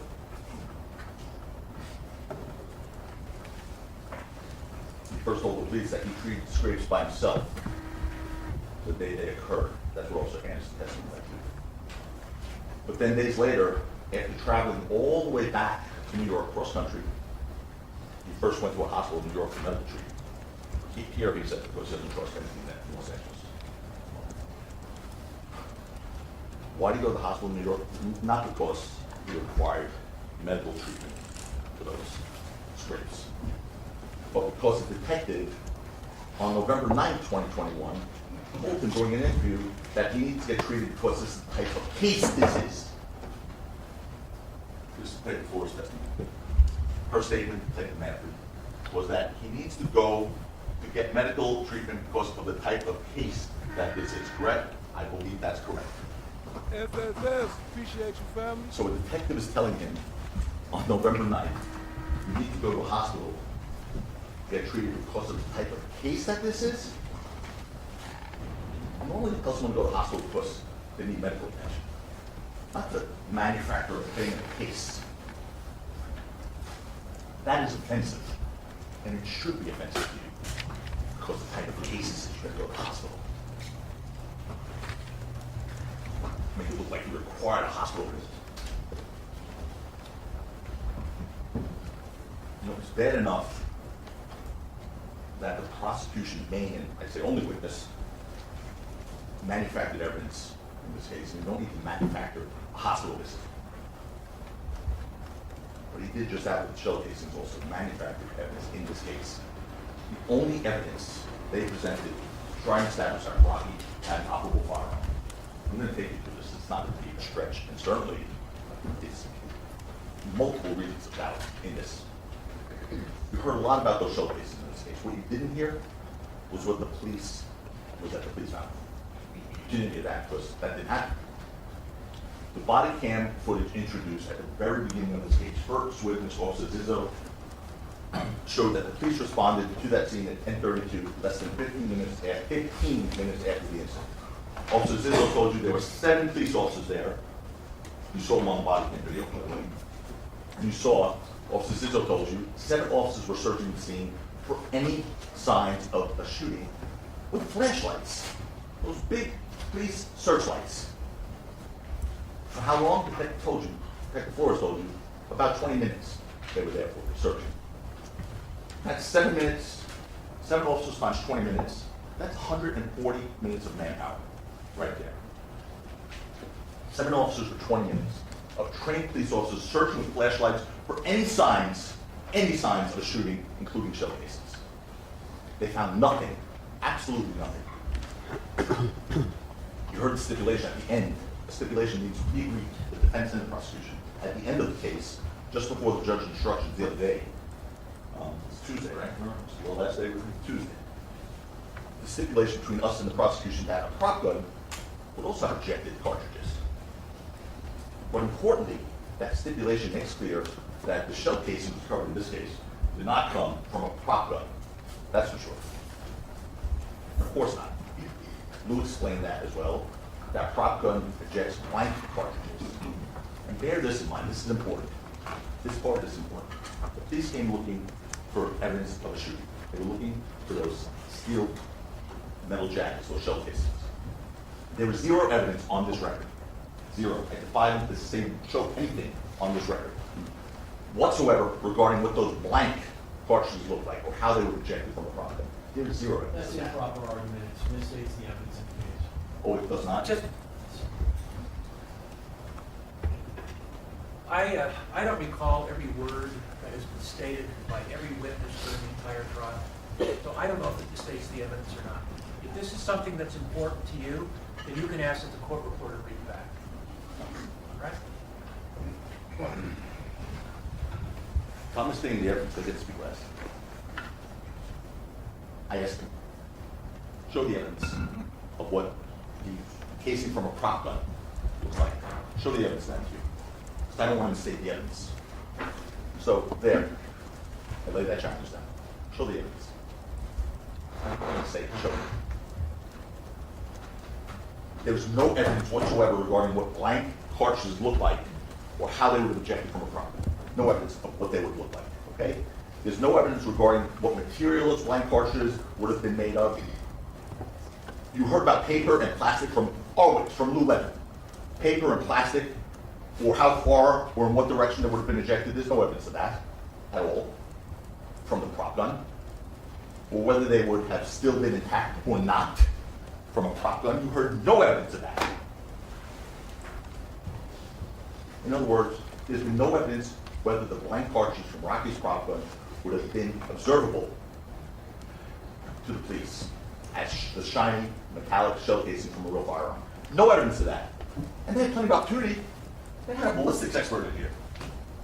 He could have told you, oh, blank cartridge shell casing look exactly like 9mm shell casings. They're steel. They could have done that. They didn't ask him one question about that. They didn't ask Detective Flores one question about that. They asked our witness, Lou Levin, about it. Who's not an expert, but he knows enough. He gave an honest answer. He said, yes, they do eject. Talk about paper, bullets in the front. Describe what the casings look like at all. Or how they would split or not split. Or were they shiny metal things that like those 9mm shell casings?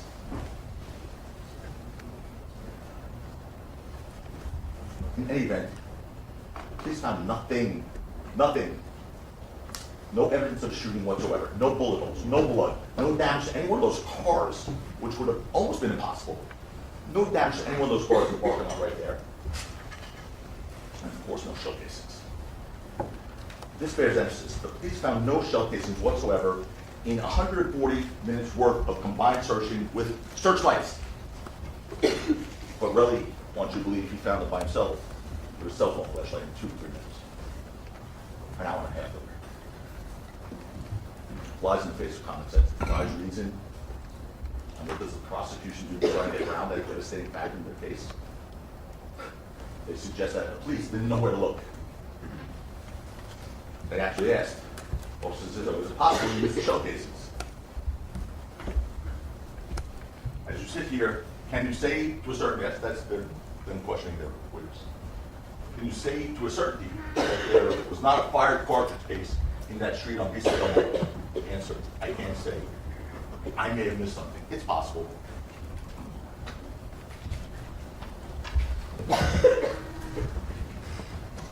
Again, it's possible.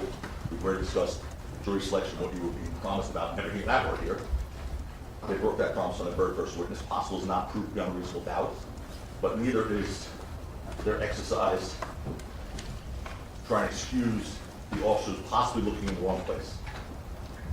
Possibly looking in the wrong place. They actually told you in their opening statement that the officers didn't know exactly where to look. They said, they didn't know exactly where to look. But the one problem with that excuse is there's a video.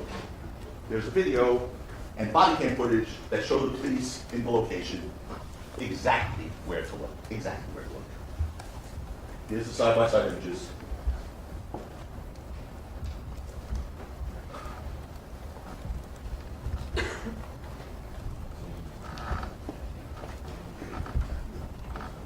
Appreciate you, Jazzy T. There go Taylor Unbridged Link. Y'all go sub up, show her some love. Appreciate you. Let her know FOG sent you. And Cat, because, you know, a lot of y'all came from Cat. So let her know we sent you. Appreciate you. Okay, there's you. Right, come up here on. Did everyone see my blocking? Anyone? Okay, so here's the officer searching right there. There's that orange wall I keep saying. This is where it will happen, right here. And they're searching right there with these flashlights. Now there's this person who really first swore was him. He swore was him at 11:09, and then said it wasn't him. But it was him first. But some news coming back here at 11:09, right across that orange wall where they're searching. Anyway, you also know this is where the tussling happened and the Bronco was shot. Do we have a shot of from the video where that was? Or do you have to do that? Yes. We'll do that later. But anyway, we remember the wall here. We'll show it's near the corner of East Del Mar and Selma. And this is where, at one point, you saw Twelby run into. What happened right here? They're looking in the exact right spot. But we didn't know where to look. They just said that you know. They had these videos. They're their videos.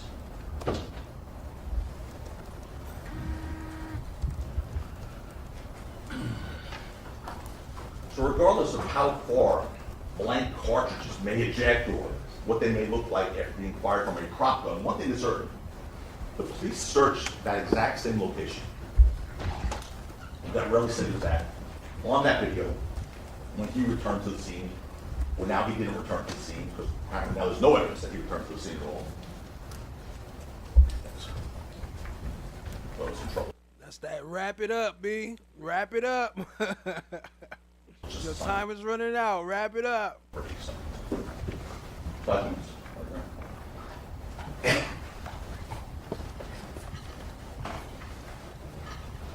Anyway, it's the same exact location. I don't know why they said the community mistake. They didn't know what location looked at. They were there.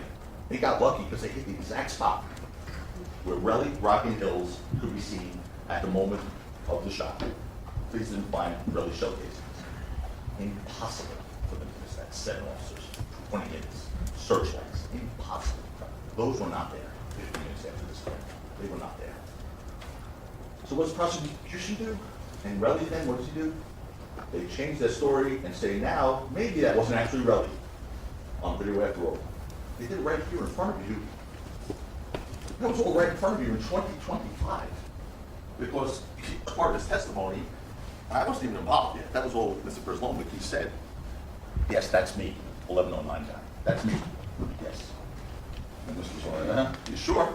I'm sure. Well, you know, weren't you wearing a black hoodie before and that looks like a white hoodie? Yeah, I probably went and changed. So as long as had to impeach his own witness. And you'll see what happens. Once again, they say possibly. There was possibly additional. So the solution to that now being him now, because he swore he came back. So I asked Detective Flores, what's this guys? Oh, this is brother said, okay. Right, that's where he said, yeah, that's me. Okay, I just said all that to you, but there it is in the transcript, just in case I thought I was picking that up and I hope off. I said, yeah, I'm sure.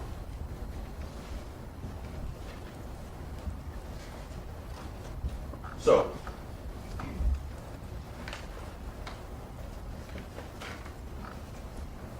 they said, just to you just now, shocked a little bit by this one, I'm shocked by this one, that I made a mistake to you in my opening by saying that was Relly.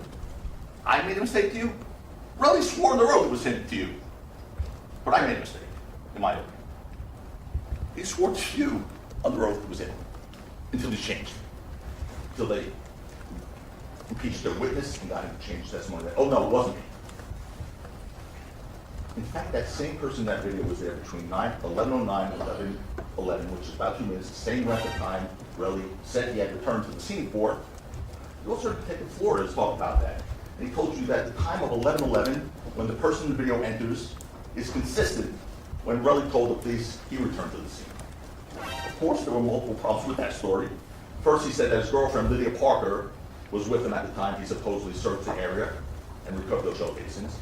You know the video doesn't show you that. Not that video. What other problems does the prosecution have with Relly's story about picking up shell casings?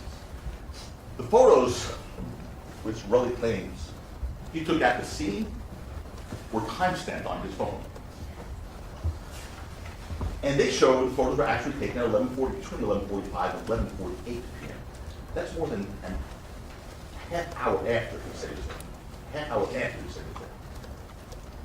So, make no mistake about it, the prosecution realized they had a problem with their evidence here, a big problem.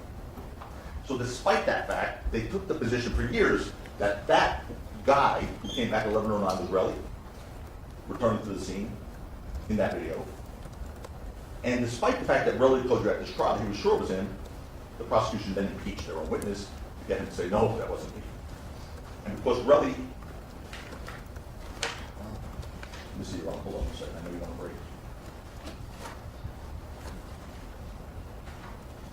Need about 5 more? So we're going to stop now. No. Okay. 2:45 is when we break. Yeah, let's do it now. All right, folks, we'll take a break until 3 o'clock. Please be outside the courtroom with noise at that time. Please don't discuss the case, and we'll see you in about 15 minutes. Shout out to Chloe, right in time with the commercial. Enter here, please peruse the following, or was that pursue? The following, like 99, free 99. I didn't see the free at first. Like, free 99. Subscribe, free 99. Share with a friend, free 99. Rocking out to your motherfucking tired with Flesh of the Gods. Now that's priceless. Hey, appreciate you, family. Shout out to Chloe Albert's Revenge. What? I'm outside. And she just dropped the, hold on. Boom. It's not like that. Tacos really is just, it's not like that tacos. Really is just diehard Shaggy fan. It wasn't me. It wasn't me. Really just a diehard Shaggy fan. Let me put some respect on your name, put you on the other side. Let me see, let me play this little thing real quick while we get ready.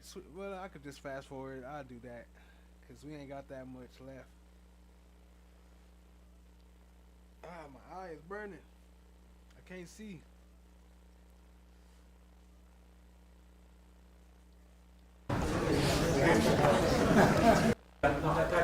That's over.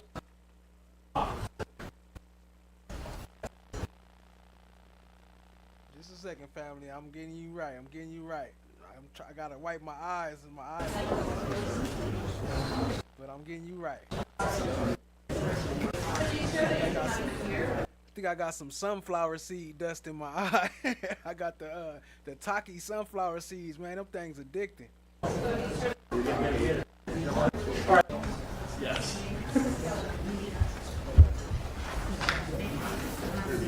I asked Kathy, the court reporter, to check her notes, and she's able to do that. But there is an indirect reference, it's not even clear, to Relly and embracing perjury.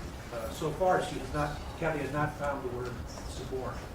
Embracing perjury, I don't even know what that means. But from here on out, if any counsel wants to state that a witness committed perjury, that's fair game. But I do not want, either directly or indirectly, any counsel accusing the other one of suborning perjury, encouraging perjury, touching on perjury. I don't want the word counsel and perjury being used together.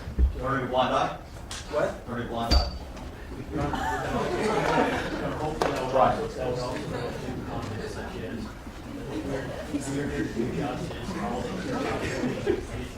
It's improper. It's not only untrue, it's improper. Yeah, and stay away from that. They're only, they're winning at all costs. Well, it's fair comment on the evidence. They can say about the evidence, they cannot say prosecution is all they care about is winning their case. All they care about justice. That there's authority that says that. Yeah, no, that's okay. And judge, stay away from that. And you don't believe it's true. No, I don't. And I know it's not. All right, so stay away from what the prosecutor's motives are. Talk about the witnesses. Don't talk about the prosecution's motive. And when Mr. Lewin speaks, you're not to talk about the motives of Mr. Tacopina or Mr. C.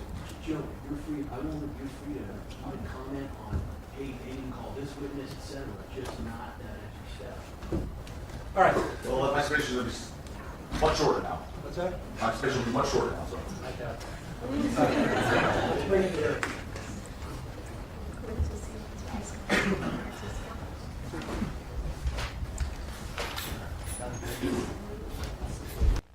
Keep the slime brellas going. Drop some witch emojis. Show some love to Chan My Black is golden with the 5 gifted. Appreciate you, family. Appreciate the love. Y'all show her some love in the chat. Thank you. Appreciate it. Drop a bomb. Get the 5 on it. Appreciate y'all, family. We almost up out of there. We wrapping it up. Y'all show her some love. Lady Justice is blind. Everybody can get it.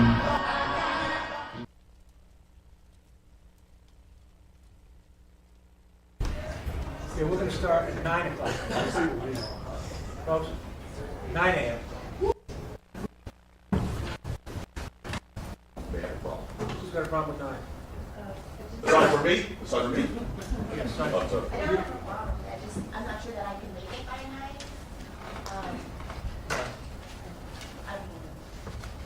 I have to drop off my kids in the morning, so I come right after. Can you do your best? Yeah, of course. All right. I'm gonna order everybody to be here at 9, but try to get here at 9. But if you're late, I understand. Dropping off your kids is important. So be here at 9. Be here at 9-ish. Okay. All right. We're back on the record of parties council observes the present. Okay, folks. So I think we left off when I was discussing with you all the whole notion of the person who used to be Relly, is not Relly anymore apparently, who came back at 11:09 to the scene to retrieve shell casings. Now again, story changed.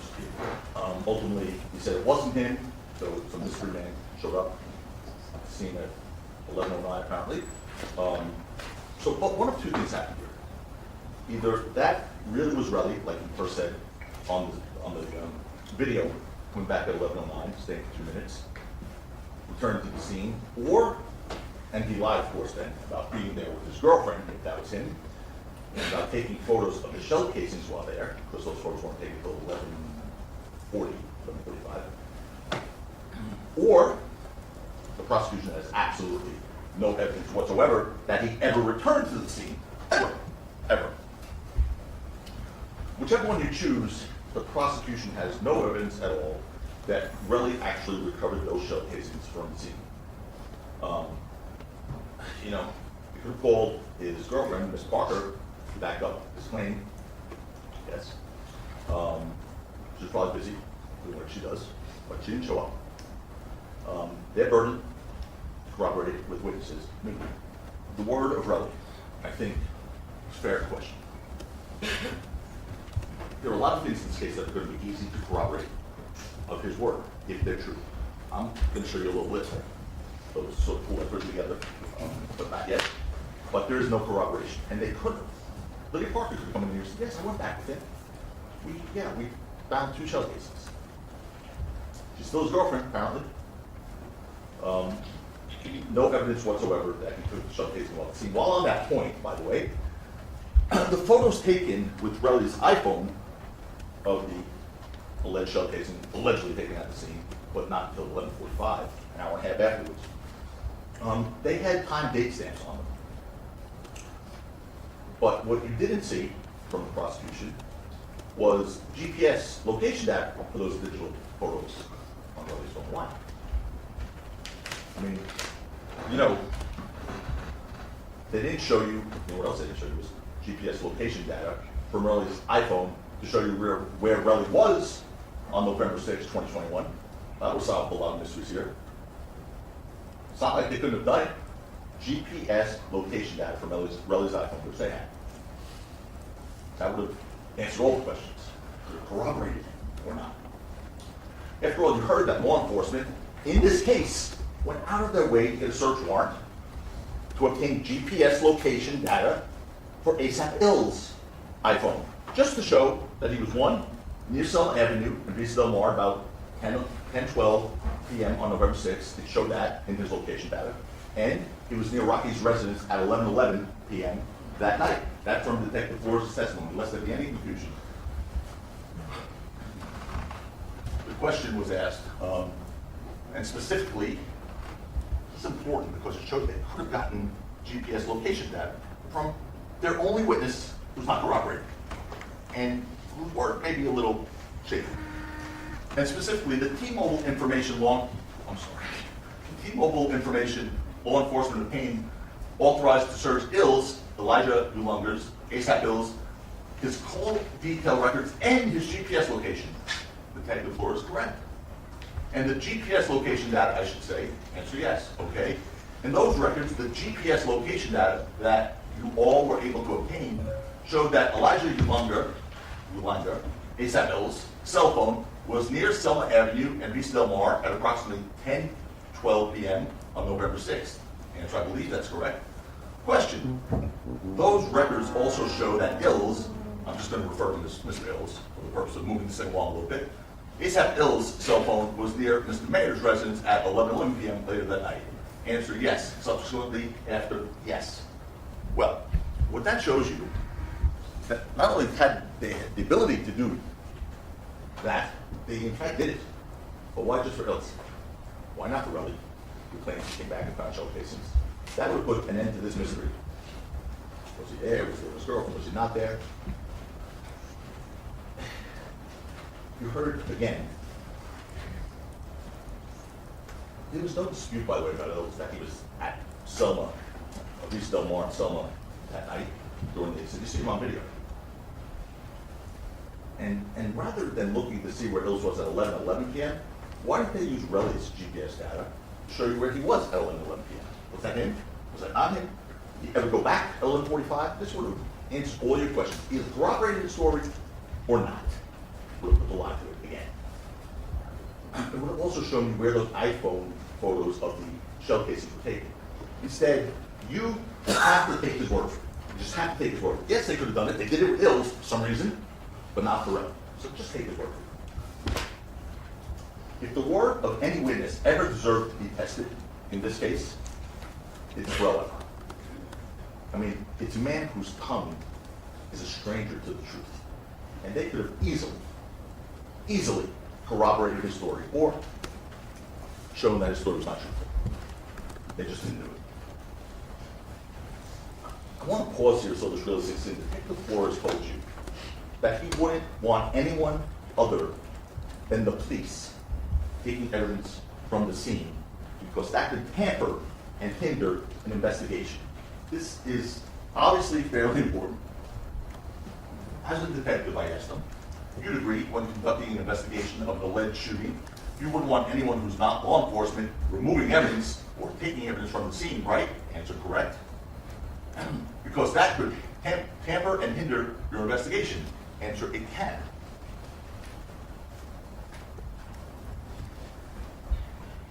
And that makes sense, because once evidence is contaminated, once an alleged crime scene is contaminated, there's no way to...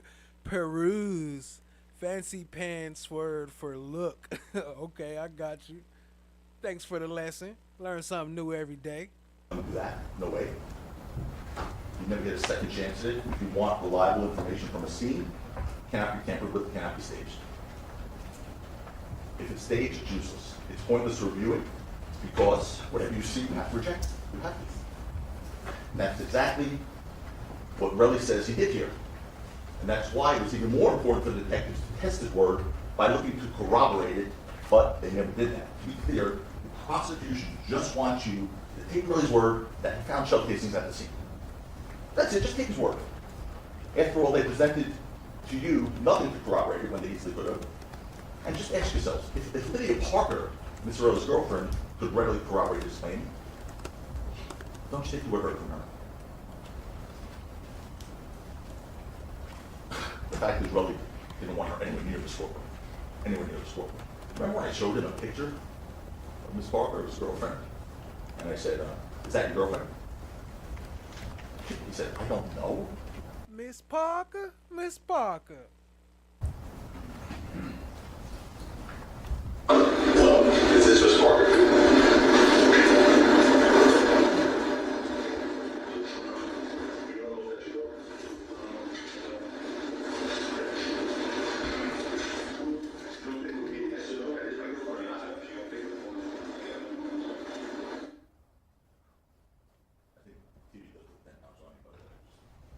Disturbed by that photo, but anyway, back to... Chloe, we're gonna have to get you an emoji. You've been like a top stream sponsor now too. What's your emoji, Chloe? I know you don't just want a dog, do you? More important, what he just said was, I don't know if that's my girlfriend. I'm just, anything he tells the truth about? I don't know if that's my girlfriend. That's not, I don't know. That's either yes or no. He couldn't recognize his girlfriend at one point. He said, oh, because she had makeup on. I mean, we're not talking about clown makeup, right? I mean, she literally said, my girlfriend. Why lie about that? Aside from his name, I don't even know if that's really his name. Did he not lie about anything in this case? I mean, you know that wasn't truthful testimony. He didn't want the only person who could or couldn't corroborate his story to be anywhere near this courtroom. And I submit neither did they. The judge told you, the defense does not have the burden to do anything in this case. They do. They had the burden. We don't have to prove anything. We didn't have to introduce a single piece of evidence. We didn't have to produce a witness. That's because the laws of the United States and the Constitution demand that. Big facts. That's what I was thinking when he was over there talking about, oh, they didn't prove this, they didn't prove that. I'm like, what? Like, burden of proof is shifting. Why are you even saying some stuff like that? Like, they don't have to prove nothing. What are you talking about? It's your job to prove. Anyway. But as a matter of fact, we had more substantive witnesses in this case to testify than the prosecution did. We want to give you the complete picture, all the evidence, because we want you to know the truth. And there's nothing to hide. And go sub up to No One. Fire music on deck. Put some respect on his name. Rocky did not commit a crime, not by a long shot. Why? Again, I need the answer as to why they didn't show you the GPS records of Relly when it could have shown where he actually went after the incident. From the incident, where did he go for that hour and a half?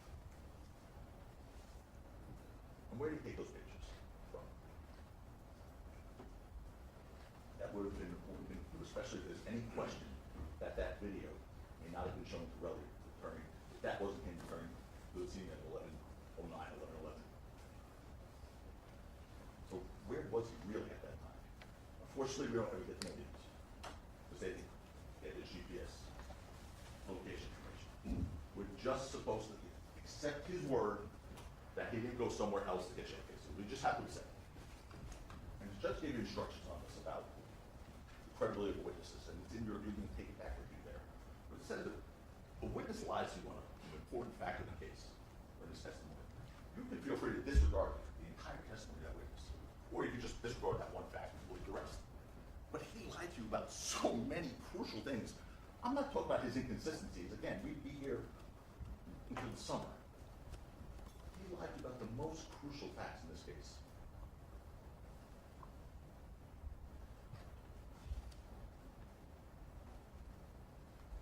You know, by the way, it's not someone who's uncomfortable around guns. You heard he owns a 9, he posted those pictures on the Instagram. His 9mm sticking out of his waist, he said. You heard he owns 9mm semi-automatic. We've never seen proof or he actually obtained it. Second, he blatantly lied about his access to 9mm showcasing in Los Angeles. That's another account of perjury. And that was a big one. And we have to talk about this. We have to spend a little time on this one because what happened there was very crucial. He lied about having access to 9mm showcasings 2 weeks before the incident on November 6th. He lied about having access to showcasing. He lied about shooting. He's going to show it. This next episode is not even one lie or one perjury defendant. It was like a perjury miniseries, this next one. It was unbelievable. One lie piled onto the next one, onto the next one. He got caught with that, then he went to another. It really was a glorious training. And you're going to see it. I mean, I asked him first if he fired a 9mm weapon before November 6, 2021. Sort of an important fact. Because he had access to 9mm shell cases. First he said, no, absolutely not. Then I wanted to make sure, I wanted to almost help him give me the truthful answer. I said, well, how about at a shooting range a few weeks before November 6th? He said, you fire a 9mm at a shooting range. Right, hit him on November 6th, 2021. He said, definitely not. And I repeat that, definitely not? And he got all belligerent with me. He says, you heard me, definitely not. I didn't even own a firearm, he said. I only got my firearm license a year and a half later. Listen. So as soon as closer to the time of the incident on November 6th, 2021, a few weeks before November 6th, 2021,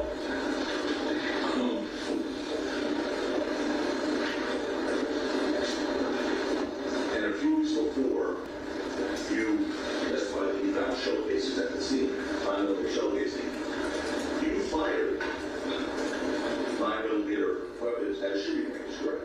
Definitely not. Definitely not. You heard me? Definitely not. I didn't have a firearm. Only got my firearm license a year and a half later. So, you heard me.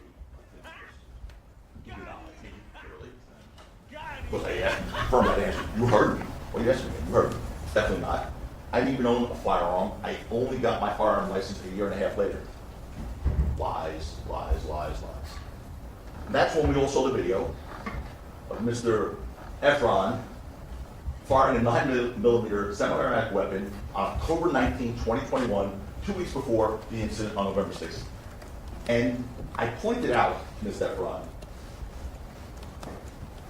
I said, what you just told this jury was that before November 6, 2021, you didn't fire any guns because you didn't have your license. And they said, no, unless I was at a shooting range. And I said to him, sir. Pink dogs in the pink car? You pinked out, huh? Pink on pink on pink. I just asked you, were you at a shooting range? And you said, definitely not. And I asked you again. And you said, you heard me, definitely not. He just made stuff up as he went along. Look at this. Mr. Efron, when you just told this jury, I don't know what I'm doing, 316, there's 3 emergency fighting I'll be needed. 1%. You told me no.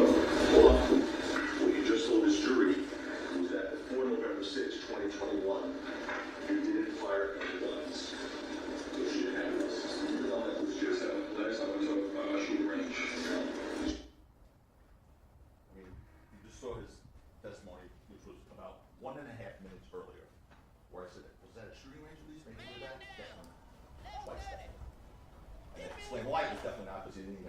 firearms license or whatever.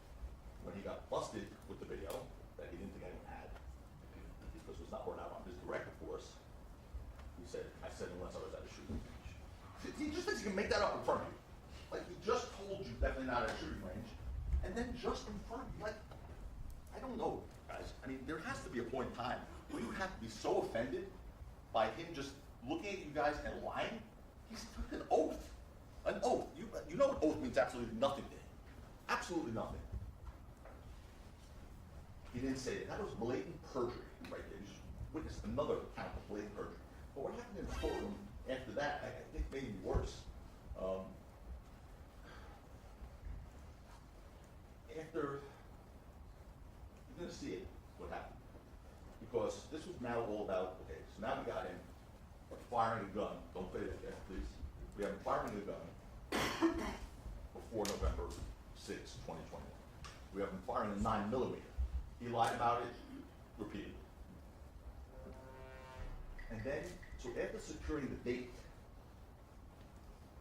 of the 9mm firing of October 19, 2021, I tried to ascertain the location of the shooting range. And the prosecution then asked for a stipulation. You're going to hear it. That the shooting range was taken outside of California. And the witness all of a sudden adopted that. Let's look at this. And where is it? And where is it? It's okay to just hold these records. So we have a stipulation on that date. On that date, this is outside of California. There was the stipulation, but at the time, I believe all parties in good faith believed that the shooting range was outside of California. No one is at fault. It's what the parties believed at that time. Well, I didn't believe anything, so I didn't know. I'm not saying anyone's at fault. I'm just showing how it's played out with the witness. You put on the witness. Right. How he adopted. The prosecution asked for a stipulation based on what has happened so far up until this point. They believed in good faith that it was outside California. The fact that it wasn't came as a surprise, I believe, to everybody. But Well, except the witness, which is better argument. everybody at counsel table. Yeah, not believing everyone counts it. I just want to let's play out how the witness adopted.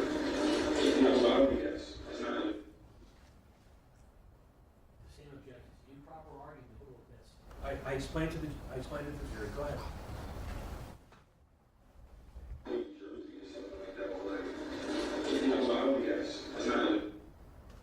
Next line. Trying to balance these volumes for you, family. So anyway, the witness then said, the hearing read we heard in the court with the banter. He then said, well, maybe it was probably New Jersey, something like that, but it's not LA. I was able to tell you, sure. He knew that.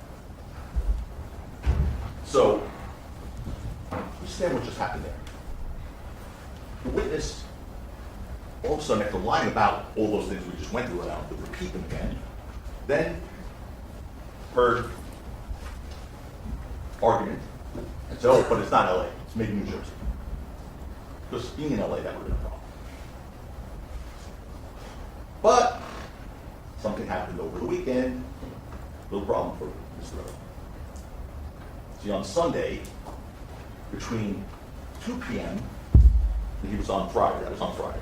On Sunday, between 2 p.m. and 2:11 p.m., someone on Twitter posted a screenshot that you still heard about, of a video showing Relly at the shooting range that was played before you, alongside a picture of the Los Angeles Gun Club. Locations right there. They were the same. Got caught in his lie. Got him, coach. Was tag on that. So what does Relly do? Sometime between 2 o'clock and 2:50 that same day, immediately, he calls the prosecution and says, oh, I checked my Instagram account and I realized I was in Los Angeles on November 19, 2021. And I realized I was at a shooting range. That same But time. you just lied. Stop it. Stop it. And what's the reason the prosecution elicited from Relly as to why he made that discovery? Well, he was going back to check his Instagram account on whether the shooting range was in Los Angeles because he wanted to correct any mistakes he made. That's true. It's like he didn't say it straight, but that's literally what he said to you. He really was concerned about making mistakes, so he wanted to make sure he checked his Instagram account to see if he made any mistakes. First of all, I asked him, see, your Instagram account doesn't have anything about gun range. And he started saying, that's not my Instagram. Well, aren't you really boss? Yeah, but, okay. Okay, folks. I guess he didn't go bother checking all his other so-called mistakes that he made. Just that one that happened to have a post busting him at 2 o'clock. Within minutes, he calls the prosecutor. He was tagged on the post. Within minutes, he called the prosecutor. What a coincidence. You know, what about all the other mistakes? What executives did you meet at Capitol Records and Universal Records that you no longer can meet because of what happened here? You couldn't mention the name of anyone he met with. But he said they were on his phone. He could check his phone. Oh, here you go. He was checking his phone to correct the record here. That didn't happen. How about the Miami property, Mr. Relly, that you invested in? I mean, last year, it was only last year, sir. You invested in Miami property. You posted on your Instagram. I asked him, which property in Miami did you invest in? I don't remember which property. Why? I mean, no one invests in property doesn't remember which property. Unless you're a gazillionaire, and that doesn't matter. And he's not. And then I asked him, well, how much did you invest in property? I don't remember. He didn't go back and check that. So remember that, just remember that one, how that all played out here when considering his credibility. Really told you, it's like that, there's so many things, the Miami property thing, that was just nonsense. But this was horrific. He got caught lying. It's maybe New Jersey, definitely not LA. I went back and checked, it was definitely LA. That's clear perjury. So you know he didn't check his Instagram account on to correct a mistake about whether the shooting range was in LA. That wasn't truthful testimony. You've seen him testify in this courtroom. And the witness who told you, when he said definitely not, he was committing perjury, because that was his then answer. He cleared that up. I'm going to show you this in a second. When he said definitely not to me, I questioned him. I said, you said definitely not. Because then he got busted with the Twitter thing. And he said, well, yeah, I just made that up because I didn't want to answer any of my questions, any of your questions anymore. He literally said to you, he just lied under oath on a very important fact, like whether he had access to 9mm shell casings, because he was tired of answering my questions. I'm just going to lie to you. Bro, this one on this topic, it's correct, just a few minutes ago. Okay. Okay, yes, I did. Okay. You said yes? Yes. Did you look like you were confused by that question at all when you said, definitely not? To be honest, I just want to stop talking to you. So, you look like you were confused by that question because he said he was confused by that all of a sudden now. When you said definitely not, I didn't shoot a 9mm at a shooting range before November 6th, definitely not. So you look like you're confused, then she goes, to be honest, oh, there we go. There's a watershed moment. Definitely lying. To be honest with you. He was definitely lying. I just want to stop up with you, so I just said, Jesus. Just give my $30 million and let's get this over with. He just told him to perjure himself. But you should believe him, without corroboration. We all know it wasn't mere coincidence that minutes after that post that he was tagged on, he called the DA. He called because he knew what was coming the next day on Monday morning. He knew what was coming. And that's the prosecution wanting to correct that mistake.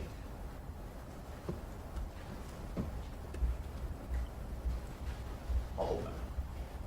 Let me move on. But again, that is not a minor factor in this case. That's not a minor factor. And it's not a game. This is like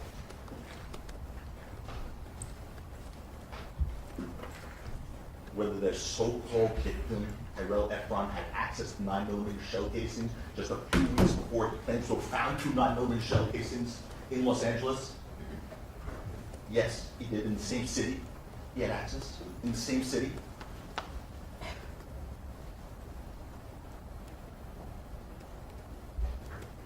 Here's the funny thing about facts. Because facts weren't getting in his way. The funny thing about facts is this, as John Adams once said, it's one of my favorite quotes. John Adams said, facts are stubborn things, and whatever may be our wishes or our inclinations, or the dictates of our passions, they cannot alter the state of facts and evidence. And you cannot alter the state of facts and evidence, no matter what Relly tells you, no matter how you want to interpret his testimony, no matter what they say. So with this evidence, ask yourselves, ladies and gentlemen, did Relly first lie to you about going to a shooting range where he had access to 9mm shell casings, and then lie to you again about having access to those 9mm shell casings here in Los Angeles? I mean, why would he do that? Why would he lie about those two things? There'd be no reason for him to lie about that unless it was to cover up something about those 9mm shell casings he claims he recovered. No reason to lie about that. You know exactly what happened, why he lied about it. As the police found when they got there was no shell casings there because he had a prop gun. He had a prop gun, as unimpeached witnesses told you. And he claims that he got these shell casings from the scene an hour and whatever later, a half later. And then he held them for 2 days, gave them to the police 2 days later when his extortion defense failed. One thing's clear, the prosecution has not proven beyond a reasonable doubt that Relly did not get those shell casings from somewhere other than the scene. They did not prove that beyond a reasonable doubt. That's enough. That's enough. Beyond the fact that Relly had access to shell casings in Los Angeles now that we know which he lied about, the prosecution presented no evidence, zero evidence whatsoever trying to corroborate Relly's claim that he actually found those shell casings at the scene. None. At the same time, Why don't you just lie? Stop it. Stop it. GPS location data, stuff that would have done it pretty quickly, pretty easy. Not a video. Relly first said that it was fake. And I showed him that video. It was fake. He didn't think anyone knew he had those videos of him at firing range. By the way, we're not like master investigators. They were just on his phone. We just looked at every single thing on his phone. They had it too. They gave it to us. We didn't hear about that on his direct testimony. It would have been something to bring out to deal with. That wasn't brought out. If we didn't cross-examine, we never would have known he was in Los Angeles 2 weeks before, with 9mm shell casings popping back into his head as he's firing. And he lied about it, perjured himself. There's only one reason to lie about that. Cover it up.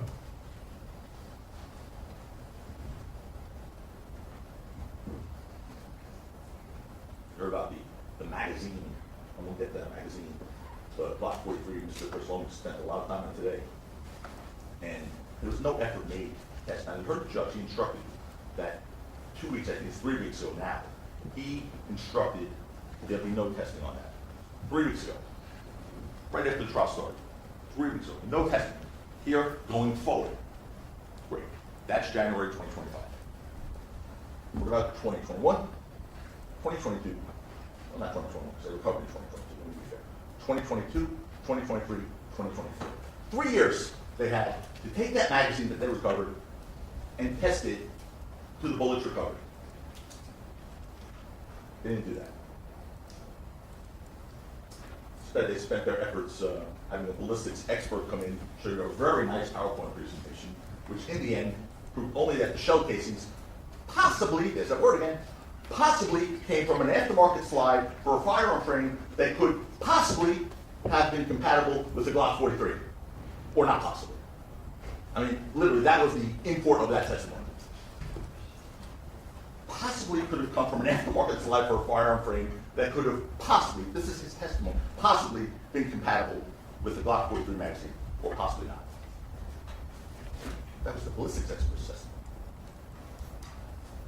Possibly or possibly not is definitely not proof beyond a reasonable doubt.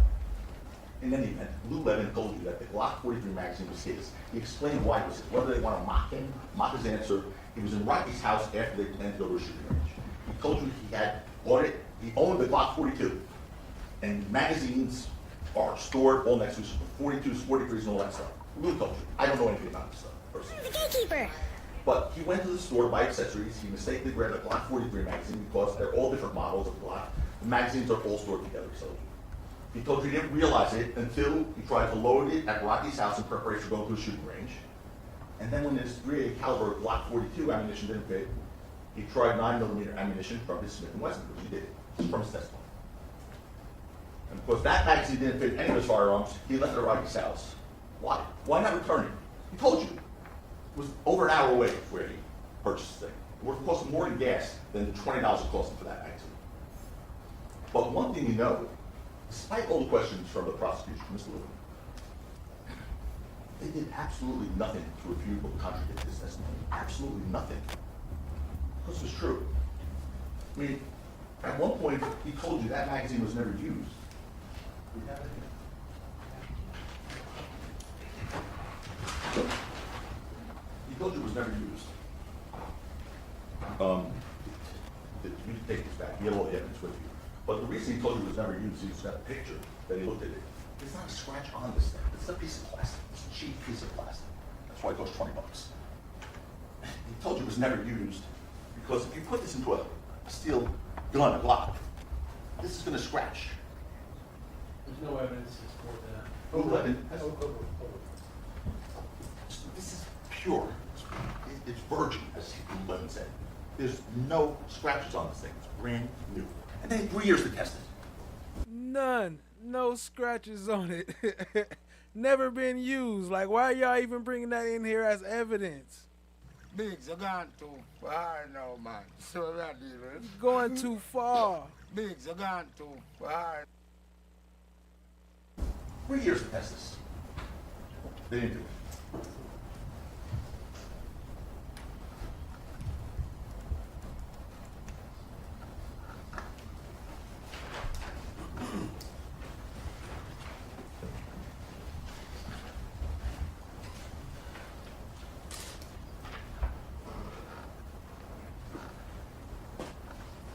Bird and S, what's good, family? I'll see you. Appreciate you joining. Released shell casings to the magazine in Rocky's house. They didn't connect those shell casings to Rocky himself. And that's important. You heard that law enforcement submitted those shell casings for fingerprint analysis and found absolutely none on there. And I asked the guy before, they said you could find fingerprints on a piece of metal, right? Pretty easily. He said yes. So they submitted Rocky's fingerprints for fingerprint analysis against the shell casings, and they found none. So they tried to make excuses for that. That's another fact that's not good. So they tried to make excuses, like, have one of the bullets.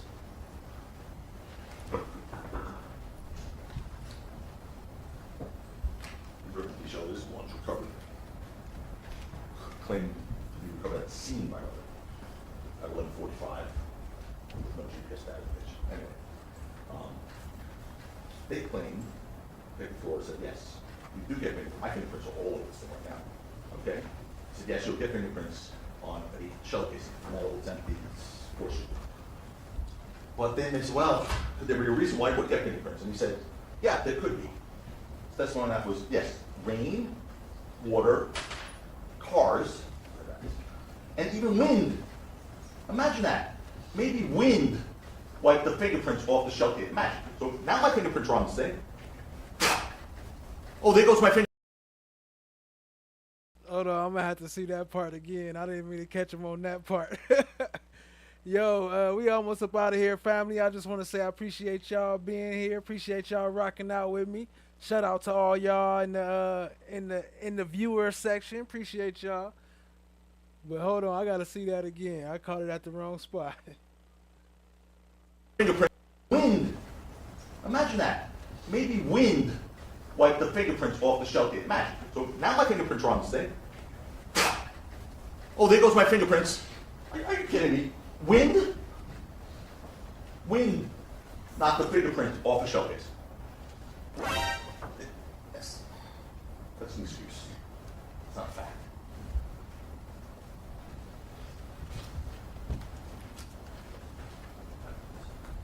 Not the wind. Yo. There was one other explanation by Detective Flores that makes a lot more sense. He said, well, human contamination, like someone wiping fingerprints off shell casings, that could do it. And you know that after those shell casings were, yes. Look, he giving them that. Wrap it up. Wrap it up. Yo, wrap it up, B. Wrap it up, B. Wrap it up. We gotta get that clip from Half Baked, but they be Half Baked be blink. They never mind. All right, hold on. Human contamination. That's right. Human contamination. The detective said that human contamination, like someone wiping fingerprints off a shell casing, that could do it. And you know that after those shell casings were fired, the only person with an incentive to wipe them clean would have been Relly before he gave them to the police. Just like he wiped his phone clean of threatening messages to Rocky. We'll get to that. They didn't bring that out. We have to. So Relly wants to believe his fingerprints weren't on them because he supposedly went to Dunkin' Donuts to get a bag to pick them up with. And you know that's not true. There's no Dunkin' Donuts open at 11 p.m. at night, especially during COVID. Objection suspended. Objection suspended. Well, you decide if that testimony's credible. Chloe Albert's revenge. Peace sizzle by nizzle. Appreciate you. Much love. There's no testimony, Mr. No, Ms. Sanchez? Sustained.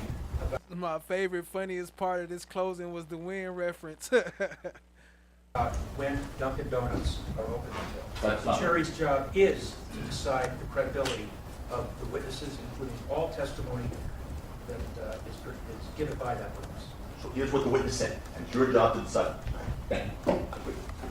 He said, I went to Dunkin' Donuts at 11 o'clock at night, got a paper bag from Dunkin' Donuts at 11 o'clock at night in Hollywood. And that's the bag I used to put the bullets in that had no fingerprints on it. You determine the credibility of that statement.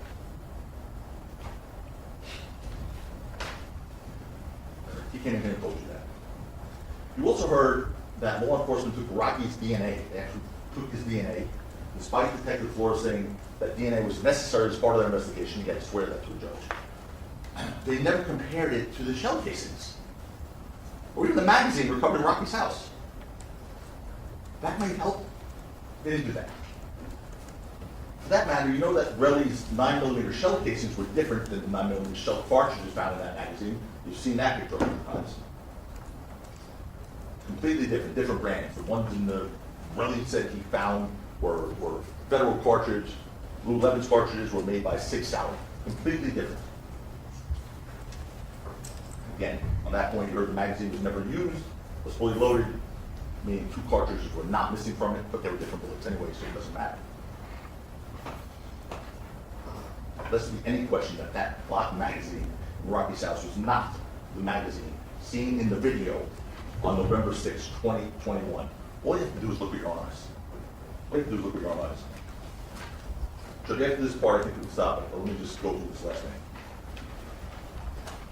The Glock magazine seen in the video is different. The Glock magazine recovered, which we just showed you actually, is a Glock 43 and it's black. Black. That's the magazine. The magazine that you're going to see in Rocky's prop gun on November 6th was not black. It was extended, as Lululemon told you, to look more intimidating. This was a little thin Glock. And if you look at it, you're going to see what it was. But don't forget, Twelby and Lou both said, and the prosecution sort of mocked this somehow in their summation, they said, oh, conveniently they both identified the belt and the extended magazine. So they both could identify, you know, the thing. They conveniently came up with these 2 different things. Jazzy T, much love, much love. Appreciate you, family. Appreciate the support. To be able to say it was the same prop gun. Not conveniently. Look at the picture. That's what it was. Lou put it together and Twelby saw it.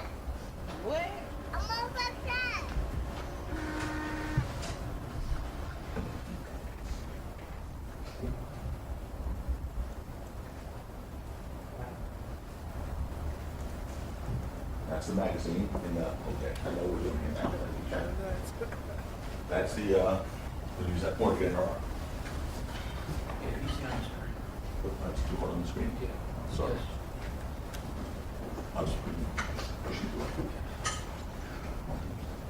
Did everyone see here? No, okay. Anyway. That's the magazine recovered. Here's the prop gun. I'm going to try and do this where. How about now? We good? All right. That little thing at the end is the belt clip. That's a clip. And that's what Lou Levin described. Here's what you see. This thing, this clear, silvery looking thing, is the extended magazine that Lou Levin described, that Twelby described. It's part of this Glock prop gun, and it's an extended magazine. So it makes this thing look bigger, and they both described it as clear. This is the first time, because if you play this in real time, you'll never see that thing. We stopped it. And so here is the magazine, the extended magazine, to make this thing look bigger, and it's clear. It's not that. It's clear. Okay. Are we break now? Yeah, folks. all right. We'll resume at 9 tomorrow. Please don't discuss the case amongst yourself or anybody else. We'll see you tomorrow, 9 a.m.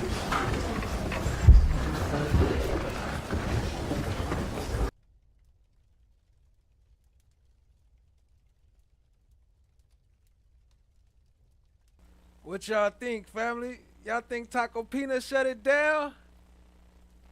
How y'all think Taco Pina did? Y'all, hold on, let me go to the other screen. How y'all think Taco Pina did? Y'all think he shut it down? I don't know. I think he did pretty good. I'll light up the eyes for that one. I think he did pretty damn good. I ain't gonna lie. He made that boy ready look bad. Oh man, let me see what y'all said in the poll. Let me see. Are Relly's knuckle scrapes enough for a conviction? 7% say yes. 70% say no. And 23% say Relly looking real bad right now. We going to end that poll.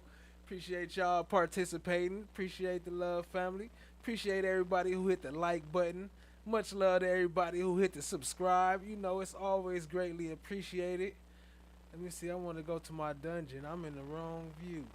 Let me get this one so we could shout out to Chloe Albert's Revenge and Child Diggy coming up with the crazy commercials. Shout out to No One and everybody in the chat. Shout out to Vernicia Williams. I see you, family. What up, though? Black Butterfly in the building. What up, what up? I see you. Appreciate you, family. Mercy and Grace. I see you. Touched on all the critical pieces. Okay, yes, sir. He did. Chloe Albert's Revenge. She still got the tacos on deck. The taco shop not closed. I'm not even clicking. Y'all can't even see them, huh? Let me click on some of this. Well, let me just click on that one while I finish shouting y'all name out. Taco shop not closed. Chloe Albert's Revenge said she still got the tacos from Taco Pina. And the shots right there. It's going down. We got the after party cracking. Shout out to No One in the building. Jazzy T holding it down in the chat. Appreciate you, family, with the moderation. Is definitely appreciated. No One out there too. Appreciate you. Chloe Albert's Revenge too. Appreciate you. Vernicia Williams. Berta S. Appreciate you tapping in. Much love, much love. Joni Ford. Appreciate you. Chan My Black is Golden. Always love. Always love, always love. Lady L in the building. Appreciate the love. Taylor Unbridged swung by. Appreciate you stopping by. FFS dropping the gifted. Appreciate the gifted memberships from FFS. Y'all show him some love in the chat. Always been a stream sponsor around here. Always had major love for FFS, man. He always been real supportive. Big shout out to FFS. That's a big fact. Drop some FFS emojis in the chat. Shout out to Black Butterfly. What up, what up? Appreciate you, family. Laugh always, have fun. Much love, much love. Think I'm seeing doubles now. Watch the rise. Holding it down. Half bot, half amazing. Appreciate you, family. Yeah, allegedly maybe. Much love to you. I think that's the last ones I see. So until next time, family, appreciate you tapping in. There we go. There go the FFSs. Yes, yes, yes. Appreciate you. We got the hard Lewins, the Lewins hard tiers now. You know what I'm saying? For the adults, since we in adults. So we got that for the after hours. Come and get your Lewins hard tiers. Let me see. One more thing before we get up out of here. Let me do this. One more thing. Shout out to our stream sponsors of the night. Appreciate the love, family. Chloe's Hours Revenge, FFS, Chant My Black is Golden. Appreciate y'all for the sponsorship. Appreciate the love. Y'all showed them some love. Dropped them some slime umbrellas on the way out. Shout out to Berta S. Appreciate you tapping in. It was a good show. You might want to rewind it if you didn't catch it. Much love to everybody. Until next time, stay fresh, stay blessed. I'm out of here. Peace out. Let me see. We're going to hit you with a little bit of, what's his name? The evidence will show.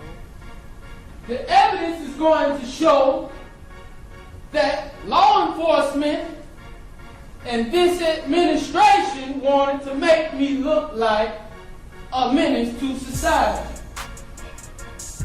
But the evidence is going to show that anything that I may have said, they exacerbated it. The evidence is going to show. The evidence is going to show. The evidence is going to show. The evidence is going to show. The evidence is going to show. I look alone, but I am backed by a mighty God. And the evidence is going to prove to you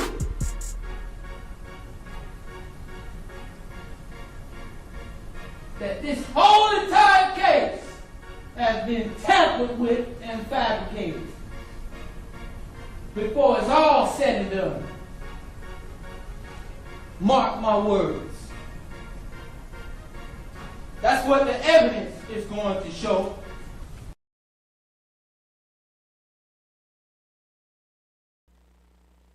Shout out to Prentice Jones.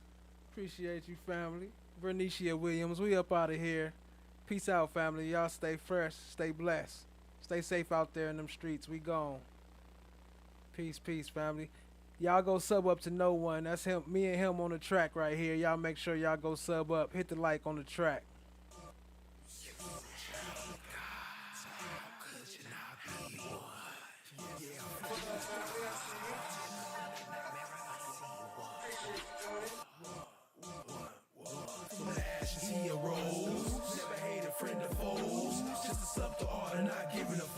Chasing down my goals, I self-law am master, supernatural disaster, metaphysical reaction.